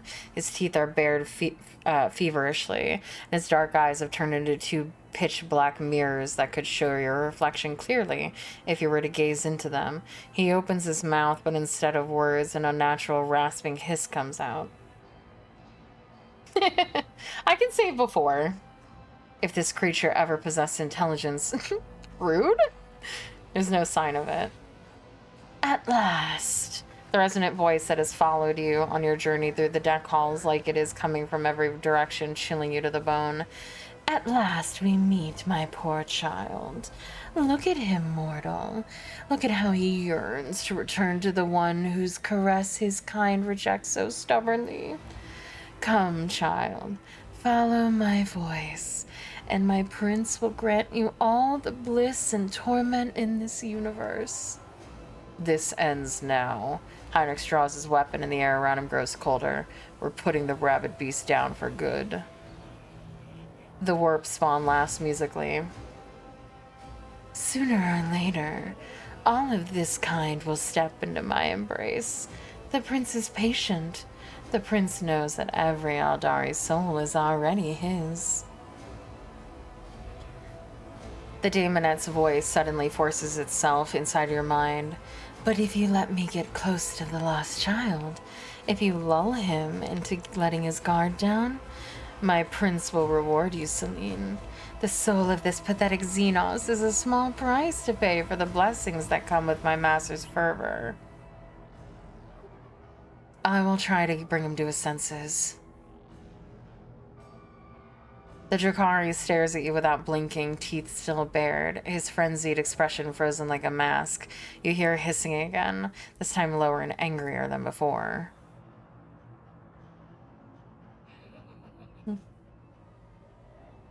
This unit has received a sign from the Omnissiah. Pascal points at the metal platform beneath Marazai's feet. The transfer plate upon which the Xenos was so short-sightedly made his lair can be reconfigured to send a short discharge of the motive force.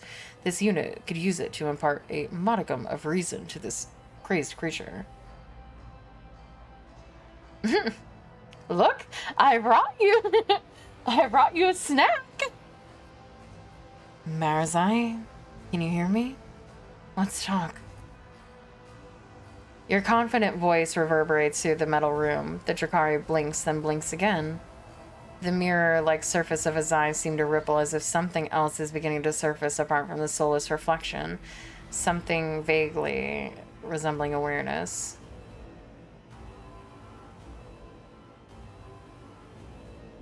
Look closely at him.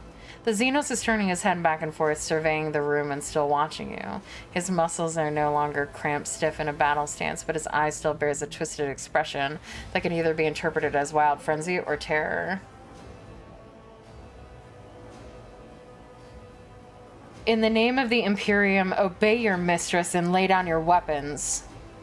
Marazai's head turned sharply as if he just heard a strange and suspicious noise. That is all the reaction you get. I'm not a top, man. Alright, Heinrichs. Be nice, though.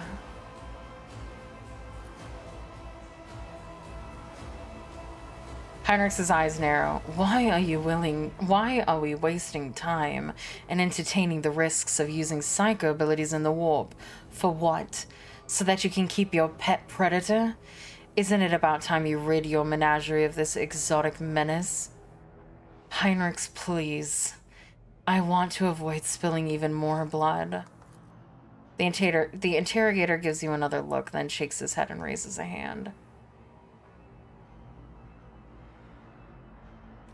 The temperature drops considerably. Nothing happens for a few moments, but then Marazai slowly sinks to his knees. His transfixed eyes close slightly, and an anguished crease appears on his brow, as if the Xenos is waking from a nightmare. The Xenos is standing tall and looking at you with faint traces of intelligence in his eyes, which are still hazy. It looks like one last push is required for him to emerge from his death-sowing trance.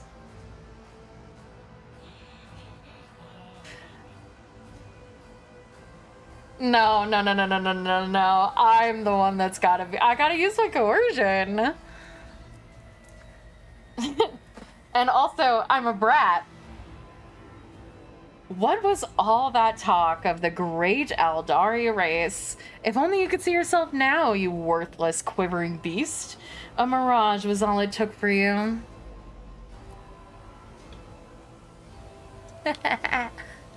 Marazai blinks and his eyes ignite with a familiar look of fury and wounded pride. I will rip out your tongue and make you swallow it piece by piece along with your own teeth. I think he's fixed. Yeah, I think he feels better. The air behind Marazai ripples and you watch as the demonette's faintly visible silhouette bleeds out of thin air. The horrible mouth is sneering triumphantly. The large pincer is rising higher and higher. Marazai, behind you! The demonette brings her pincer down on Marazai's head and clangs against the raised blade. Marazai crouches and shoves the shrieking warp entity away from himself. No, you're mine, Marazai. You're mine. No, I think you'll find he's mine. I saw him first, I called dibs. I fear you not, for I am fear incarnate. I will revel in your suffering. Yeah, I called dibs.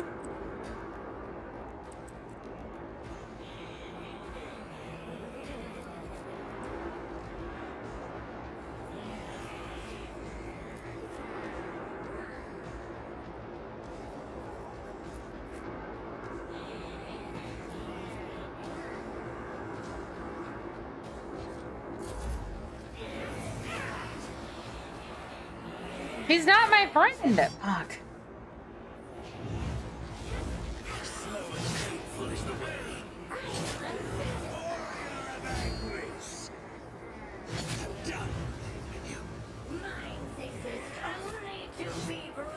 He's so much stronger when he's not. Get me a Oh, you're not me. You're Heinrichs.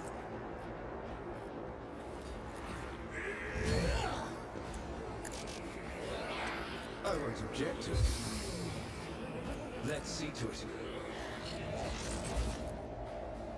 Naturally. But of course, Lord Captain, for the throne's glory.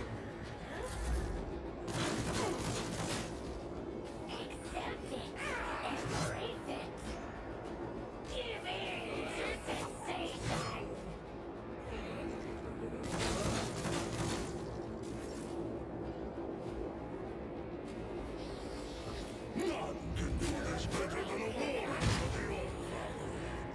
So it shall be. Cubs play. Wolves ready. Out of your bones. None can do this better than a warrior of the Old Father. So it shall be.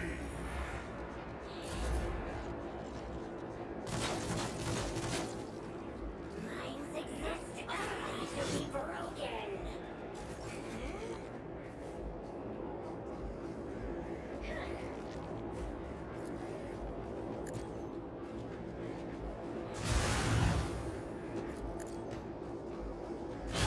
Lord Captain, Oh, he lived? What an animal. I'm a navigator, not a scientist. I He am lived again. unsatisfied. What an animal. I'll show you Oh, why I didn't. navigators are feared. Oops. I will try. I accidentally Step closer. I clicked need myself. guidance. Ooh. I will triumph.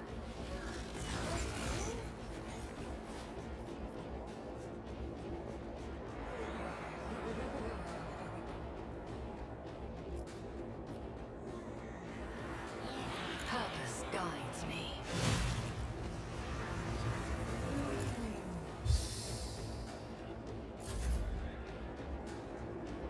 Do not dare ask.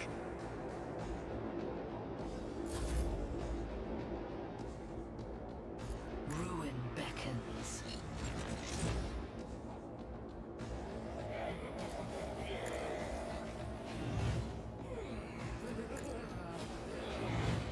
Purpose guides me. I need no guidance.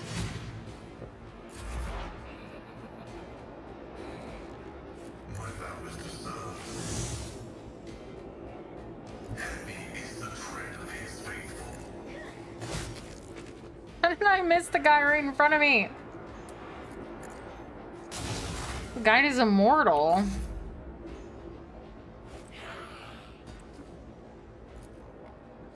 At your beck and call. Someone else can do this. It will be done. I'm not interested. At your beck and call. That's not the Seneschal's job.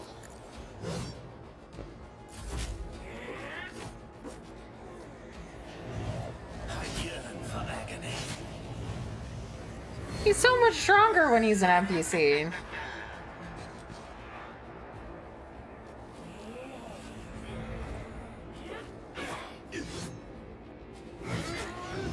You can cloud my mind. I don't have one. Let's see to it. Oh, how did I hit you? Fair enough, I guess. Object to. Naturally. Your reckoning is due. For the throne's glory. No, I didn't realize that was a buff.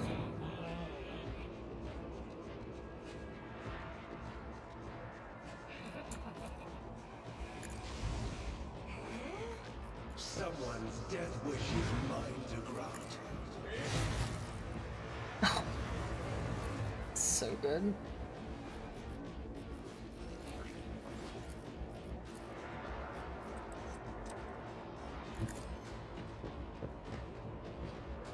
I won't object. Whereas I turns to you, looking the same as ever, with the exception that you can see grayish blue veins through his parchment skin and something resembling terror in his eyes. They're gone, Celine. Gone, but still lurking at the threshold, keeping watch. I can hear their whispers. How did Monkey bear them for days and days on end? You hear genuine confusion in his voice. Heinrichs is looking at you intently. You realize that the cold sensation still remains. The interrogator is ready to strike, waiting for you to say the word. Marazine, are you sure you have regained your senses? I never... Marazine gnashes his teeth. I forgot myself for a moment, nothing more. Your presence is causing me a great deal of grief.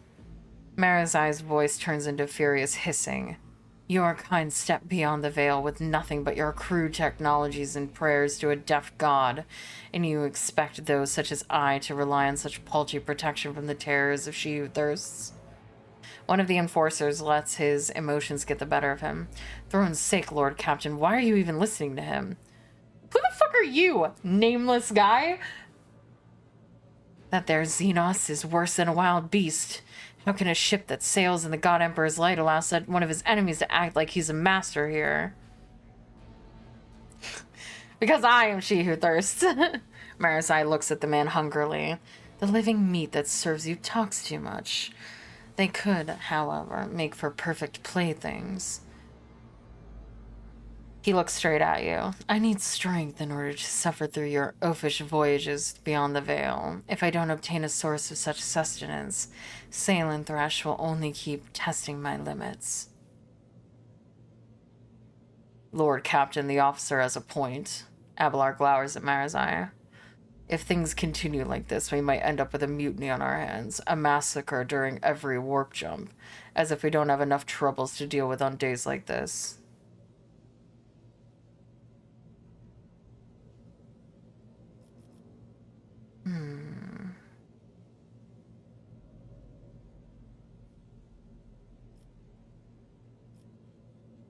Why? I mean, I have people that I can get rid of, so...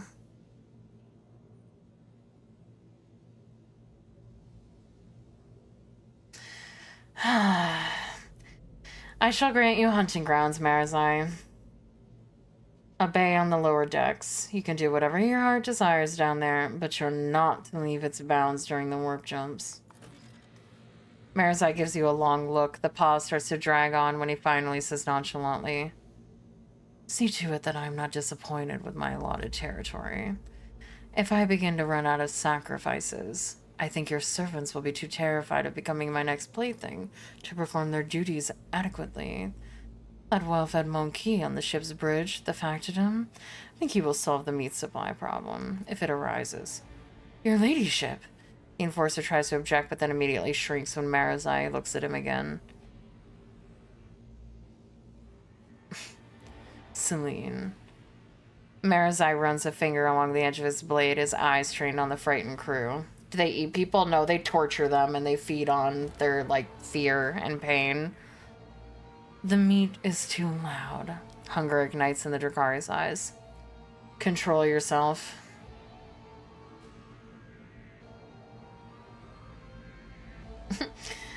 Does something change, Anguished? Or are you just doing this because this is what you want to see? Do I have to do this for romance purposes? If I don't, I'm not doing it.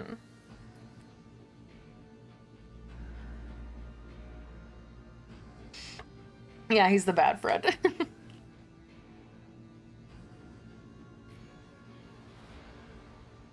Oh, okay. Control yourself. Marazai grimaces and removes his hands from his weapons. There's always next time, Celine. I won't have my chance yet.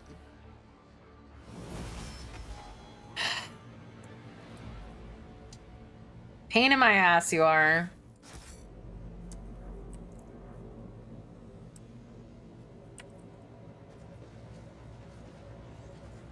Okay. Thanks for hanging out. I'm glad you were able to hang for a little while.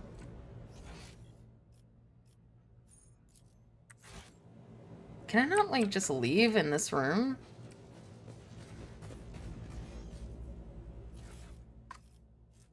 The wearer gains it as a stratagem ability as well.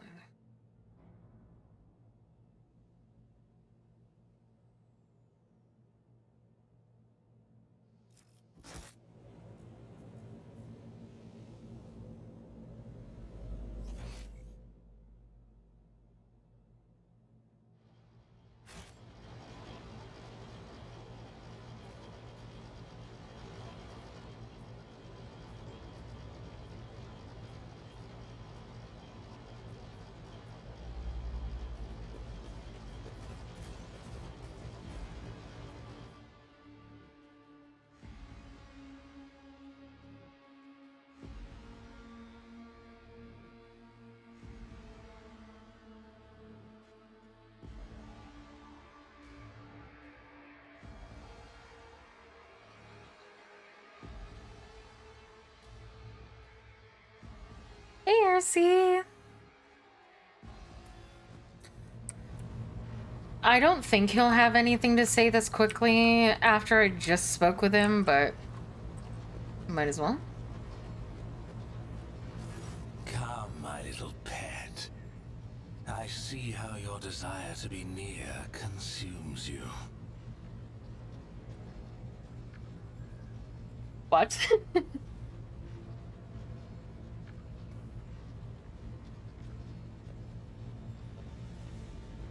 Anyway. After what happened on the officer's bridge, how are you coping with the warp crossings? You granted me territory. Not the kind I'm used to, but more than enough to keep me occupied while this tub cuts through the veil. Your crew know which sector of the ship belongs to me, and apparently they've designated it a dumping ground for rule breakers. It does not matter. Their screams all sound the same. Since the first time, I've been slowly acclimatizing to voyaging through the veil. Only Monkey could have conceived of such a suicidal method of galactic travel. However, it is novel and exhilarating. At least now I know what I'm facing, and consequently, I will find a way to withstand it. I wasn't ready for different intro dialogue. I love it though. That's like literally exactly what I like it. And now it is time to learn what is happening with the Cabal of the Reaving Tempest, leaderless and abandoned to the mercies of Kamora. The survivors will probably be driven into real space to fall prey to Silent Thresh. You must find them. If we encounter the remnants of the Cabal in this dimension, I will want to speak to them. Yeah, that's what I figured would happen, is what if everybody knows that this is where he is, then it's like a policing station, honestly. Like, you break the law, you know what we do? Instead of bothering the rogue trader, we throw them into Marazai and he takes care of them. Then go. I will find something to amuse myself with.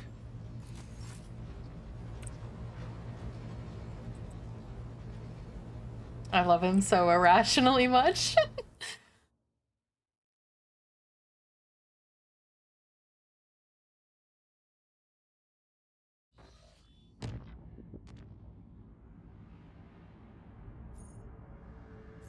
What am I going to flip-flop for? Is that main story or... Yeah. Don't want to do that yet. Oh my god.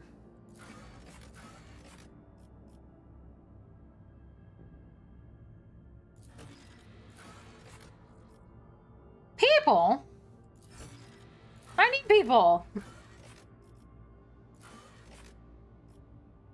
No, I don't want... No.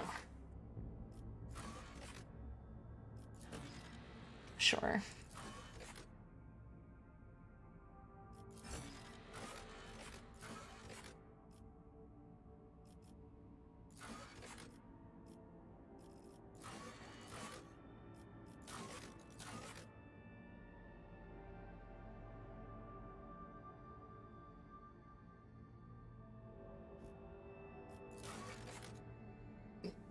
Well, yeah. I actually do need people for, like, some, like, projects that I can't do. Oh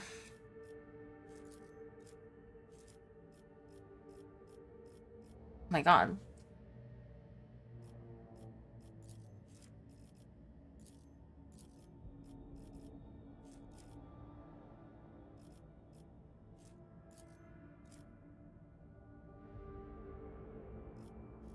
Oh, yeah.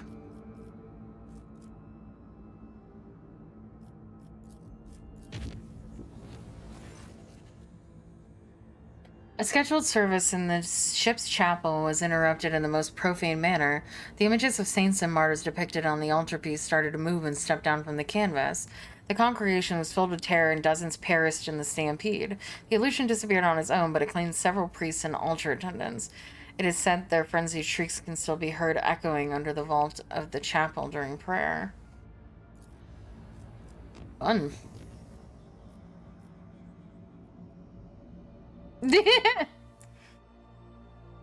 Probably not very, because it depends. Like I said, I'm very, like, you know, I'm not really into the whole pain thing, which is, like, his big thing. So,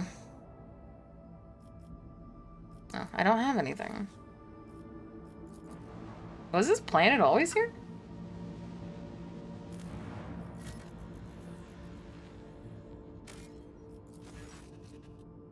The gigantic asteroid's surface is densely sown with craters and pits leading into deep caves. Augurs indicate that the asteroid consists of layers characterized by strange heterogeneity.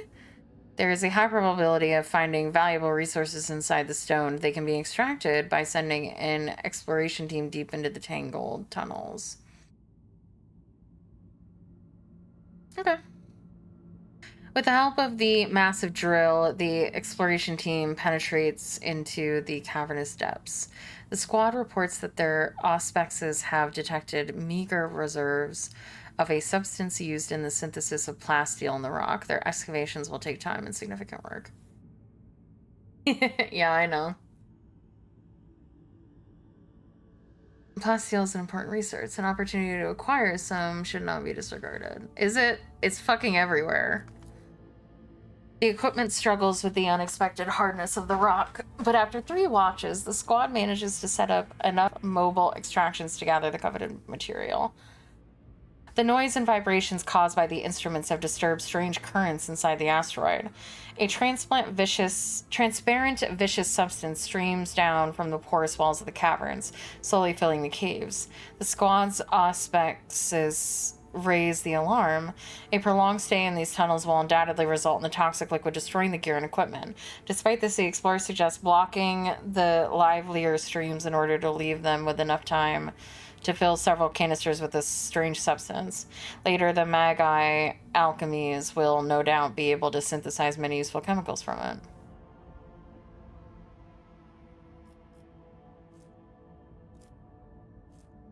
Ooh. Well, there's no need for haste. The explorers are to gather as much material as possible and transfer the find to the Magi. Long hours are spent carefully preparing for the collection of the material and mapping the caves in this part of the asteroid. Carefully observing the flows of strange liquid, the squad succeeds in gathering several canisters of the substance while preventing any floods. While some soldiers return to carry the prize back to the surface, the rest continue moving onward.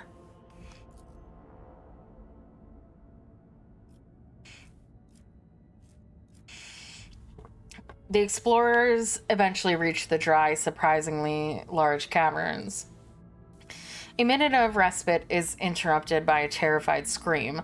The squad is under attack. The tunnel arches collapse, turning into nightmarish monsters resembling both worms and spiders. Ew! The beasts rush forward, yearning to tear apart the intruders who disturb their rest. The gigantic horrors attack relentlessly, their powerful mandibles turning soldiers' bodies into a bloody paste, but nothing can withstand the purifying light of flamers. Intrigued by the encounter with new xenomorphs, the explorers notice that their tough carapaces conceal meat, both extraordinarily nutritious and surprisingly tasty. Without a doubt, future hunts for these creatures could feed a significant number of people. The endless caverns eventually lead the explorers to the very center of the asteroid, where they are met with a yawning cavity of unimaginable size. The giant rock turns out to be housing the curved, shapeless buildings of an unknown xenorace, fragile, built as if out of sand. An intriguing find awaits the squad in the long-dead city. Uncountable quantities of ugly totems made from crystal phlogiston are built into the walls of the most twisted buildings.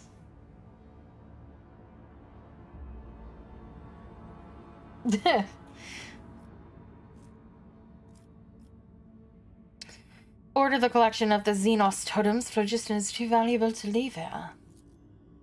With each crystal effortlessly removed from the dilapidated sand walls, entire blocks of the city collapse. It does not take long for the cavity inside the asteroid to fill with a thick, dusty fog. Further recovery of the phlogiston from the crumbling ruins will take more time.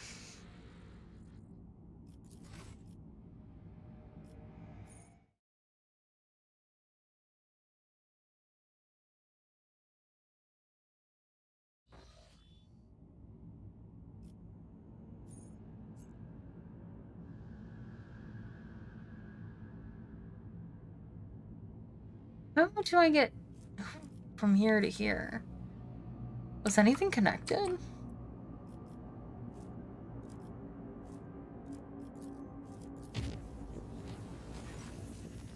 My god, dude, leave me alone. Lord Captain, an urgent message.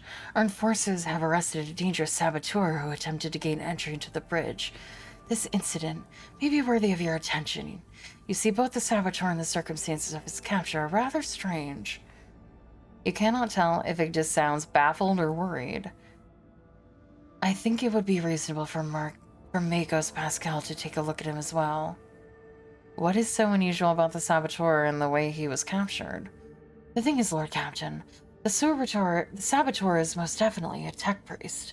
He found his way aboard the ship and penetrated all our security systems with staggering ease. Both his ability to communicate with machine spirits and the combat potential of his augmentations are extraordinary. Nevertheless, the enforcers managed to capture him. During the arrest, the intruder, he offered no resistance at all.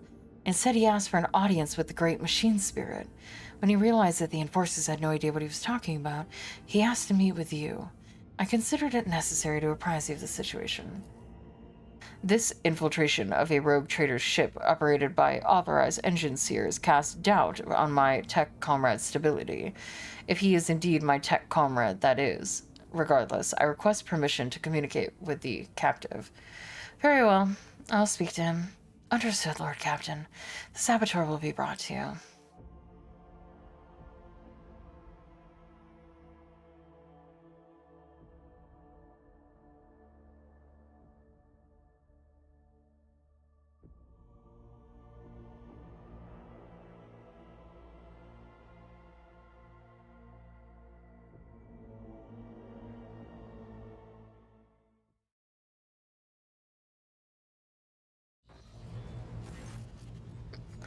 The group of servitors whose movements are suspiciously well synchronized stares at the towering prisoner.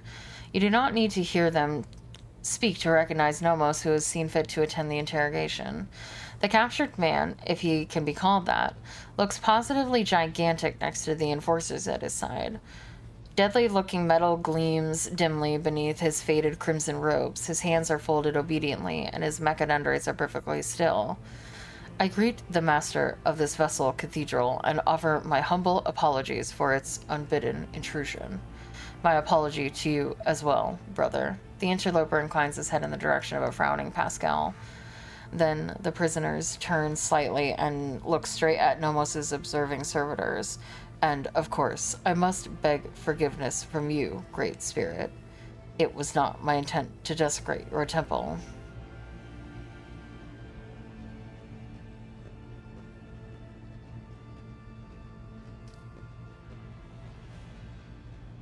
Before I accept your apologies, tell me who you are and why you infiltrated my ship. My name, if it matters, is Asclepius. I'm going to call you Ace. Formerly a computator general of the Cognizance Fleet, now a liber recluse with the status of Melotech. Melotechs were exiles whose ideas have not crossed the line of heresy, yet have come close to it.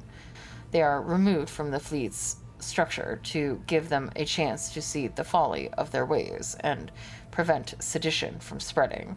Pascal's voice sounds unusually alarmed. All of that is trivial. My past is nothing but a set of archive data. My lost status is a part replacement string in the long chronicle of the Cognizance Fleet. I come not as the priesthood's messenger, but as a faithful disciple of the most holy Abernat. My brother once served as the engineer prime on this ship. Ace gestures around him reverently. He was an adherent to the school of discontinuing the cycle, as am I. It has spread that far. It is difficult to discern Pascal's emotions from his tone. I know that my brother perished, but before he did, he sent me a message that told of a journey embarked upon by Theodora von Valentius. A journey through a dimensional gate, an artifact more ancient than humanity itself, and toward worlds unknown. The blessed Amernat was with her. There, upon those dark worlds, he witnessed a great miracle, the birth of a machine spirit of incalculable might. My brother believed that the spirit then fell aslumber within this ship like a child in a cradle, not responding to lowly pleas.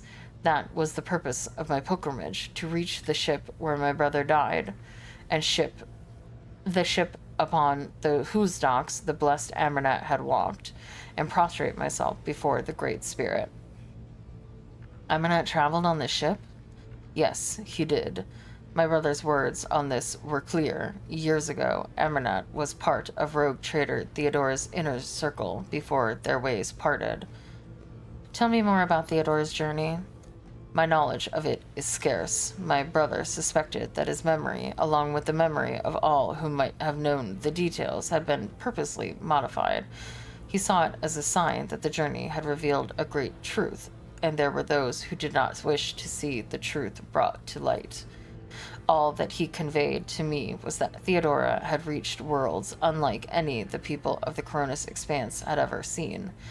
There, she unearthed a great treasure of technology, one that Amernat had the privilege of experiencing. What do you know about this great machine spirit? It is a great miracle the Omnissiah's breath meant to help us discontinue the cycle. It was born of the treasure that Amernat and Theodora discovered upon the dark worlds, yet even a being so glorious needs attendants and guides, and as long as the cognizance fleet is racked by schism and my brothers and sisters suffer defeats without end, there is no one to aid the spirit. That is why I came here. Does the name Nomos mean anything to you? Nothing. He was not come to know us yet. He will if you let him, Celine. We know. We sense that his words about us, that the story he has told, is our story. You are strong, yet you let yourself get caught. I took a vow that I would never inflict physical harm upon laypeople. The Omnissiah grants us the power of the true flesh for a purpose other than damaging the frail and blind creatures. Ari_Lee just subscribed for 5 months. Meow meow meow meow meow meow meow meow meow meow meow meow meow meow meow meow. Meow, meow, meow, meow. Thank you for resubscribing for 5 months, Ari. Thank you, thank you. The Omnissiah grants us the power of the true flesh for a purpose other than damaging the frail and blind creatures that are all who have not yet tasted his knowledge. And thank you so much, Gold, for the 50 bits for the beginning. Whatever it is, I will accept it, as will I, and yet I plead that my brother be shown leniency. His story initializes thought. We ask you to keep him for us. The Nomos' servitor speaks up suddenly in the faintest of whispers.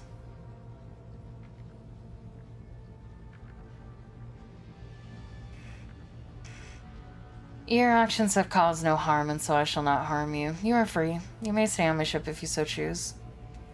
I could not ask for more. All I wish is to remain in these halls and observe and reverence the Great Spirit's deeds. Let the cycle be discontinued. Nomos' servitors turn their head to you and nod all at once in what can be interpreted as an expression of gratitude. To go talk to the begging robot.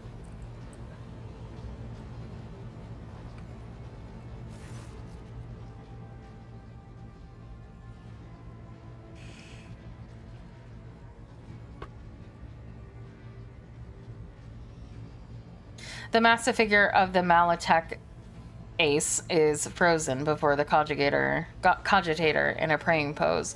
Without raising his head, he addresses you. I salute the ruler of this ship. I see you have found your great spirit, Ace. I have found a miracle and the end of my worldly road. I have never seen and never will see anything more meaningful than the spirit of Nomos. In the face of its multitude, we are all nothing but the fixed value of an erroneous function. I did click on him, right? Oh, the game told me to go and talk to him. I don't understand.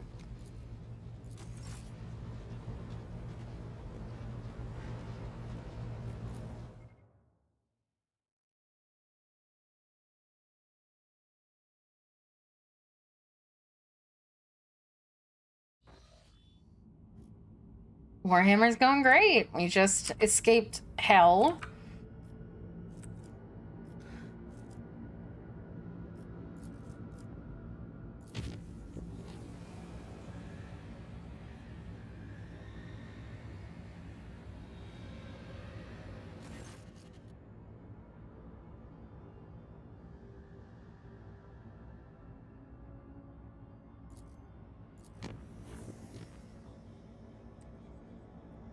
Wait, then how did I ever get here? Oh, I didn't see this red,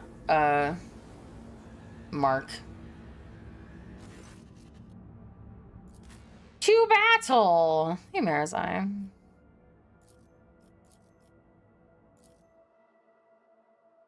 Thank you.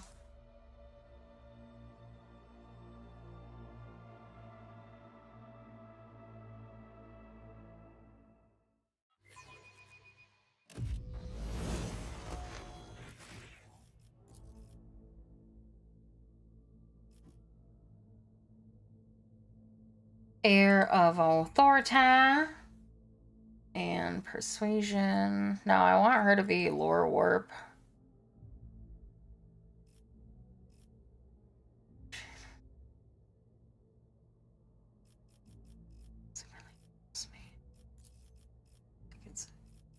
Guide of Souls.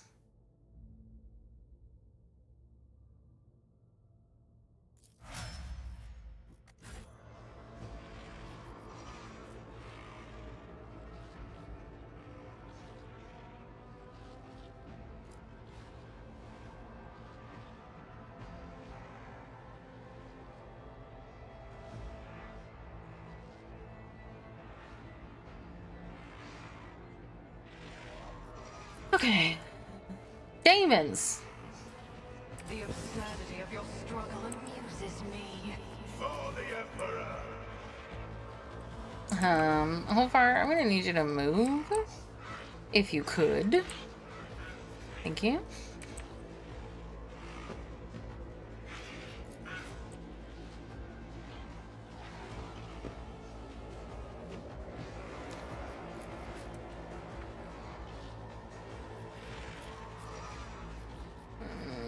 Move you. Yeah.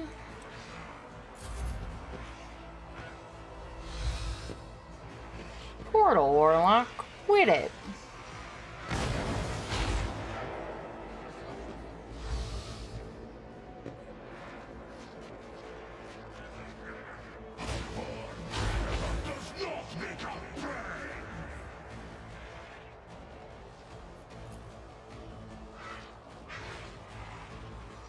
Oblivion approaches.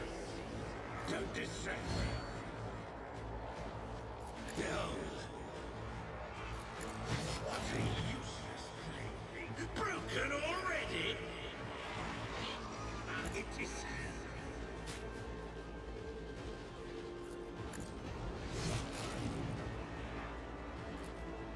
Watch.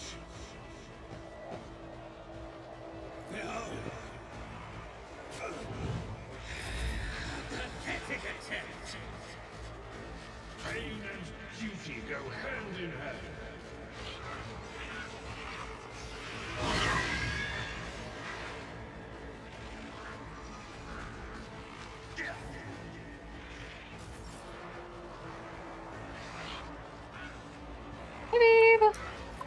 one step closer. I will triumph. Ruin beckons.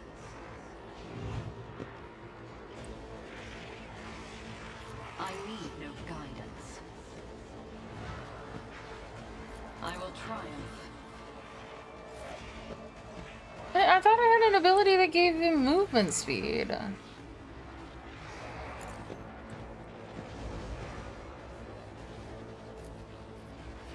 Let's see to it. The Inquisition sends their men to do that. Naturally. Be gone.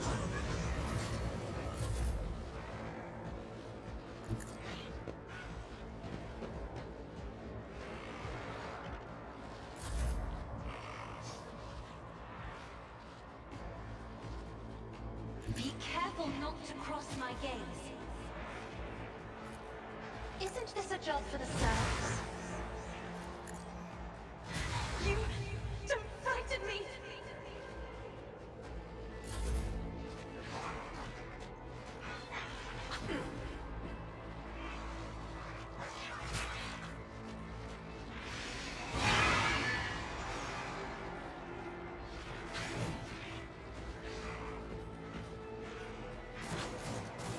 Not enough!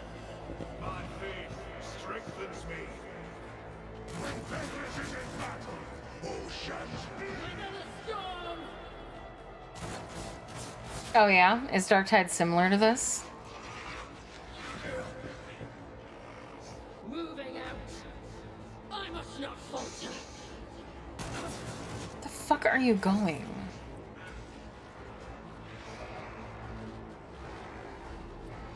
See how the wolf succeeds!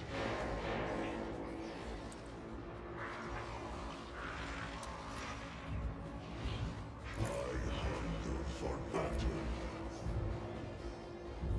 Oh. So shall it be.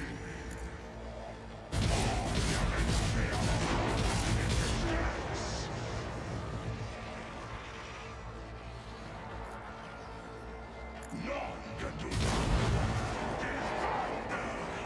My strike is ruin. I see.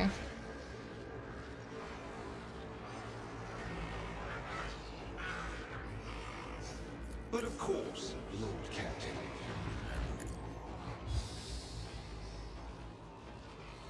Let's see to it. Fuck. More suffering. I don't think that's how you should say that, Celine. Oh, and he fucking summoned a bloodletter. You bite like a bug. I just had to push my luck, didn't I? I'm a herd to prey. Don't distract me.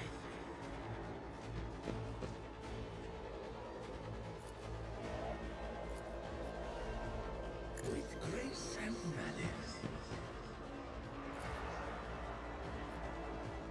Are you serious? Watch.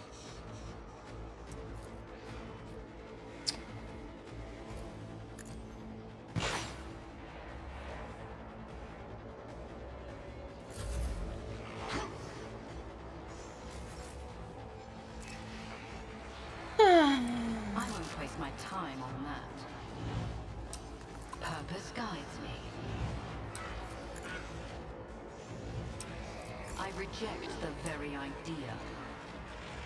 Ruin beckons. Wolves reign!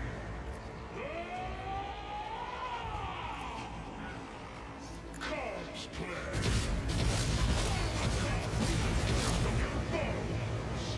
So it shall be!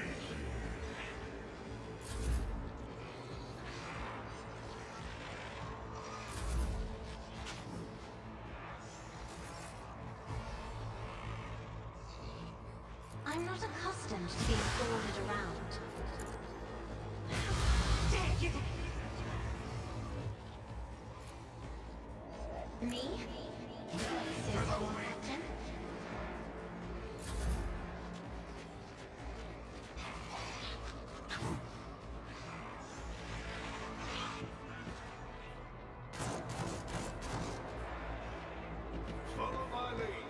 I am sad that Heinrich's killed himself.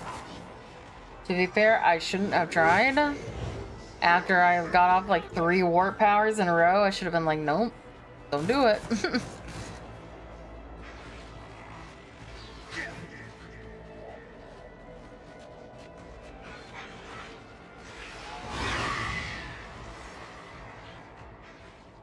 Follow my lead. I am a vessel for pain. I am its master. See how the wolf succeeds? None can do better than a warrior of the Allfather!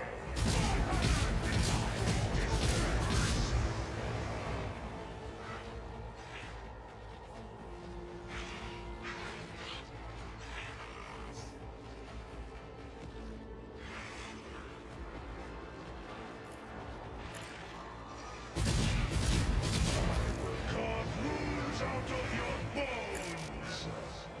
What do you mean unavailable? To someone lesser.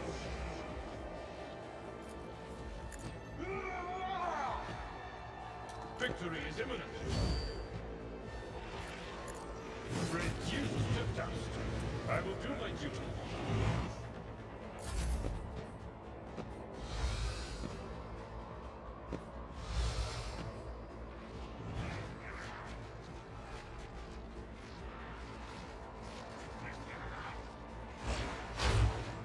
Damn. Pathetic attempt. I will savor intellectual anguish. Behold.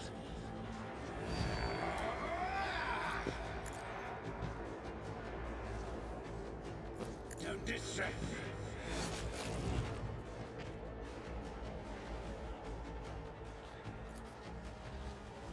It is handled.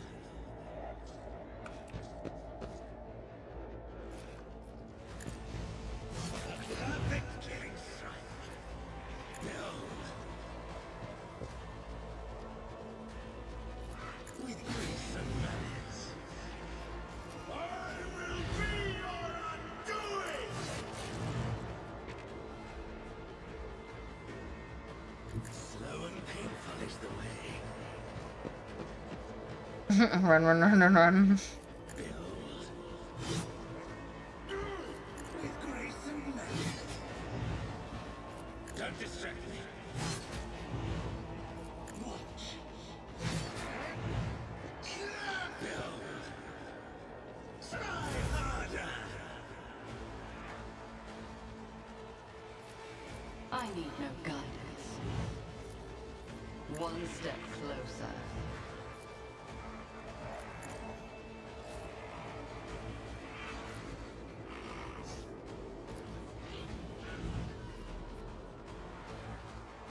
Wolves reign. Corpse play. I don't like that.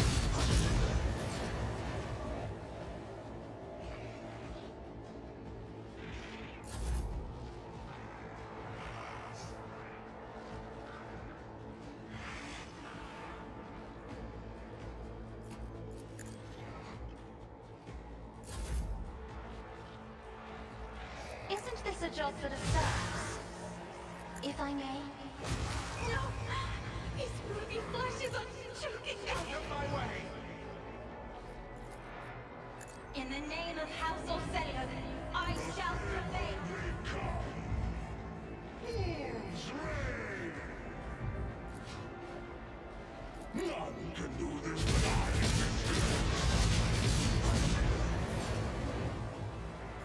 Wolves reign. Carve wounds out of your bones.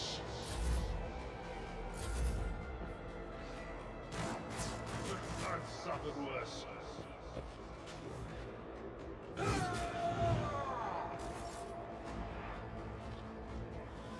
Our foes reek of cowardice. See how the wolf succeeds.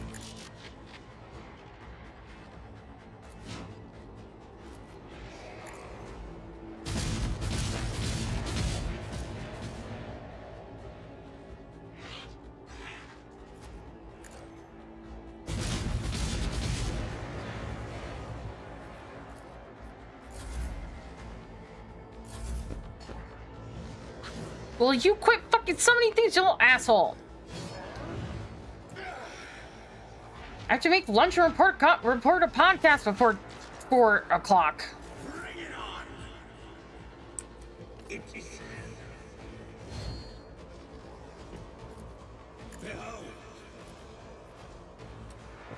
With grace and manners, it would be beneath me to even attempt it.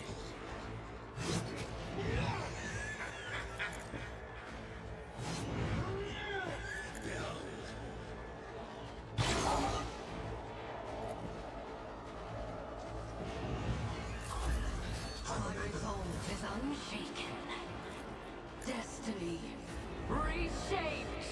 The wolf is on the hunt. Cosplay! Oh, he turned himself into a chaos spawn. Okay, never mind. None can do this better than a warrior of the Old Father!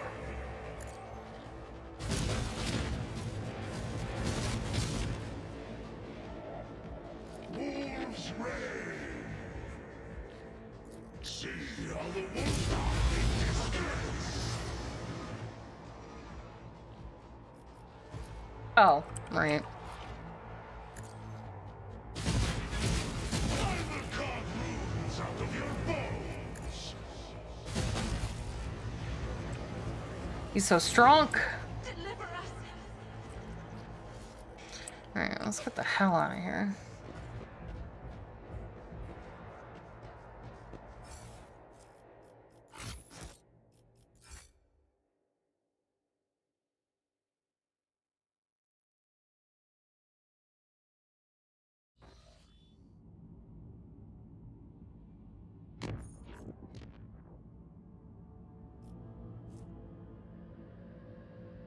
Alright.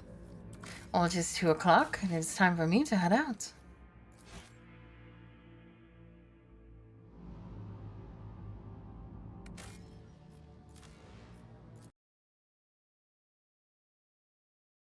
Where is my 3 hours of beautiful choir and piano music?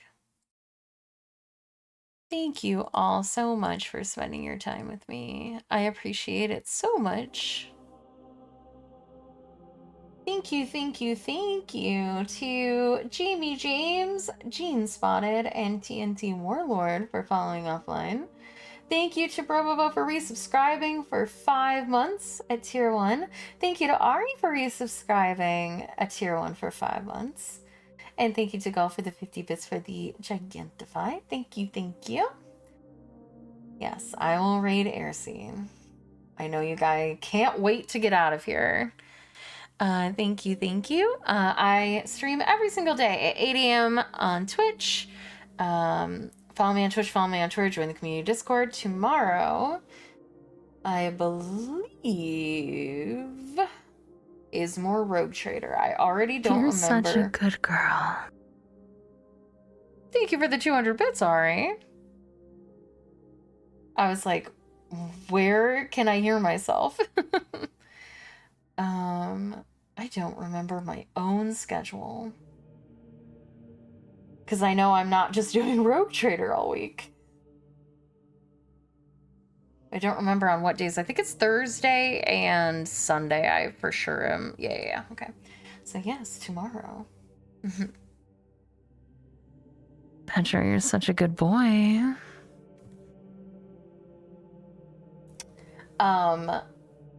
Yeah, that reminds me. I really need to grab the sound bites. I think I also need to grab Marazai being like a good pet. That was a good one. Me too, please. Are you sure you deserve to be called good since you're racing into somebody else's arms? You're such a good boy, Dials. I guess.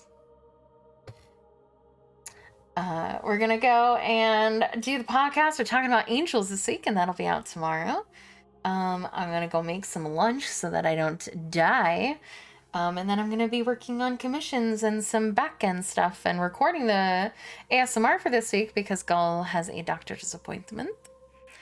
So yeah, thank you so much for spending your time with me. I appreciate it. Yes, we will go and we will raid Aircy, since that's where you guys would rather be anyway. Oh, she's drawing me. So makes sense that I should raid her, huh? She's enjoy as you witness her draw my my autumn form.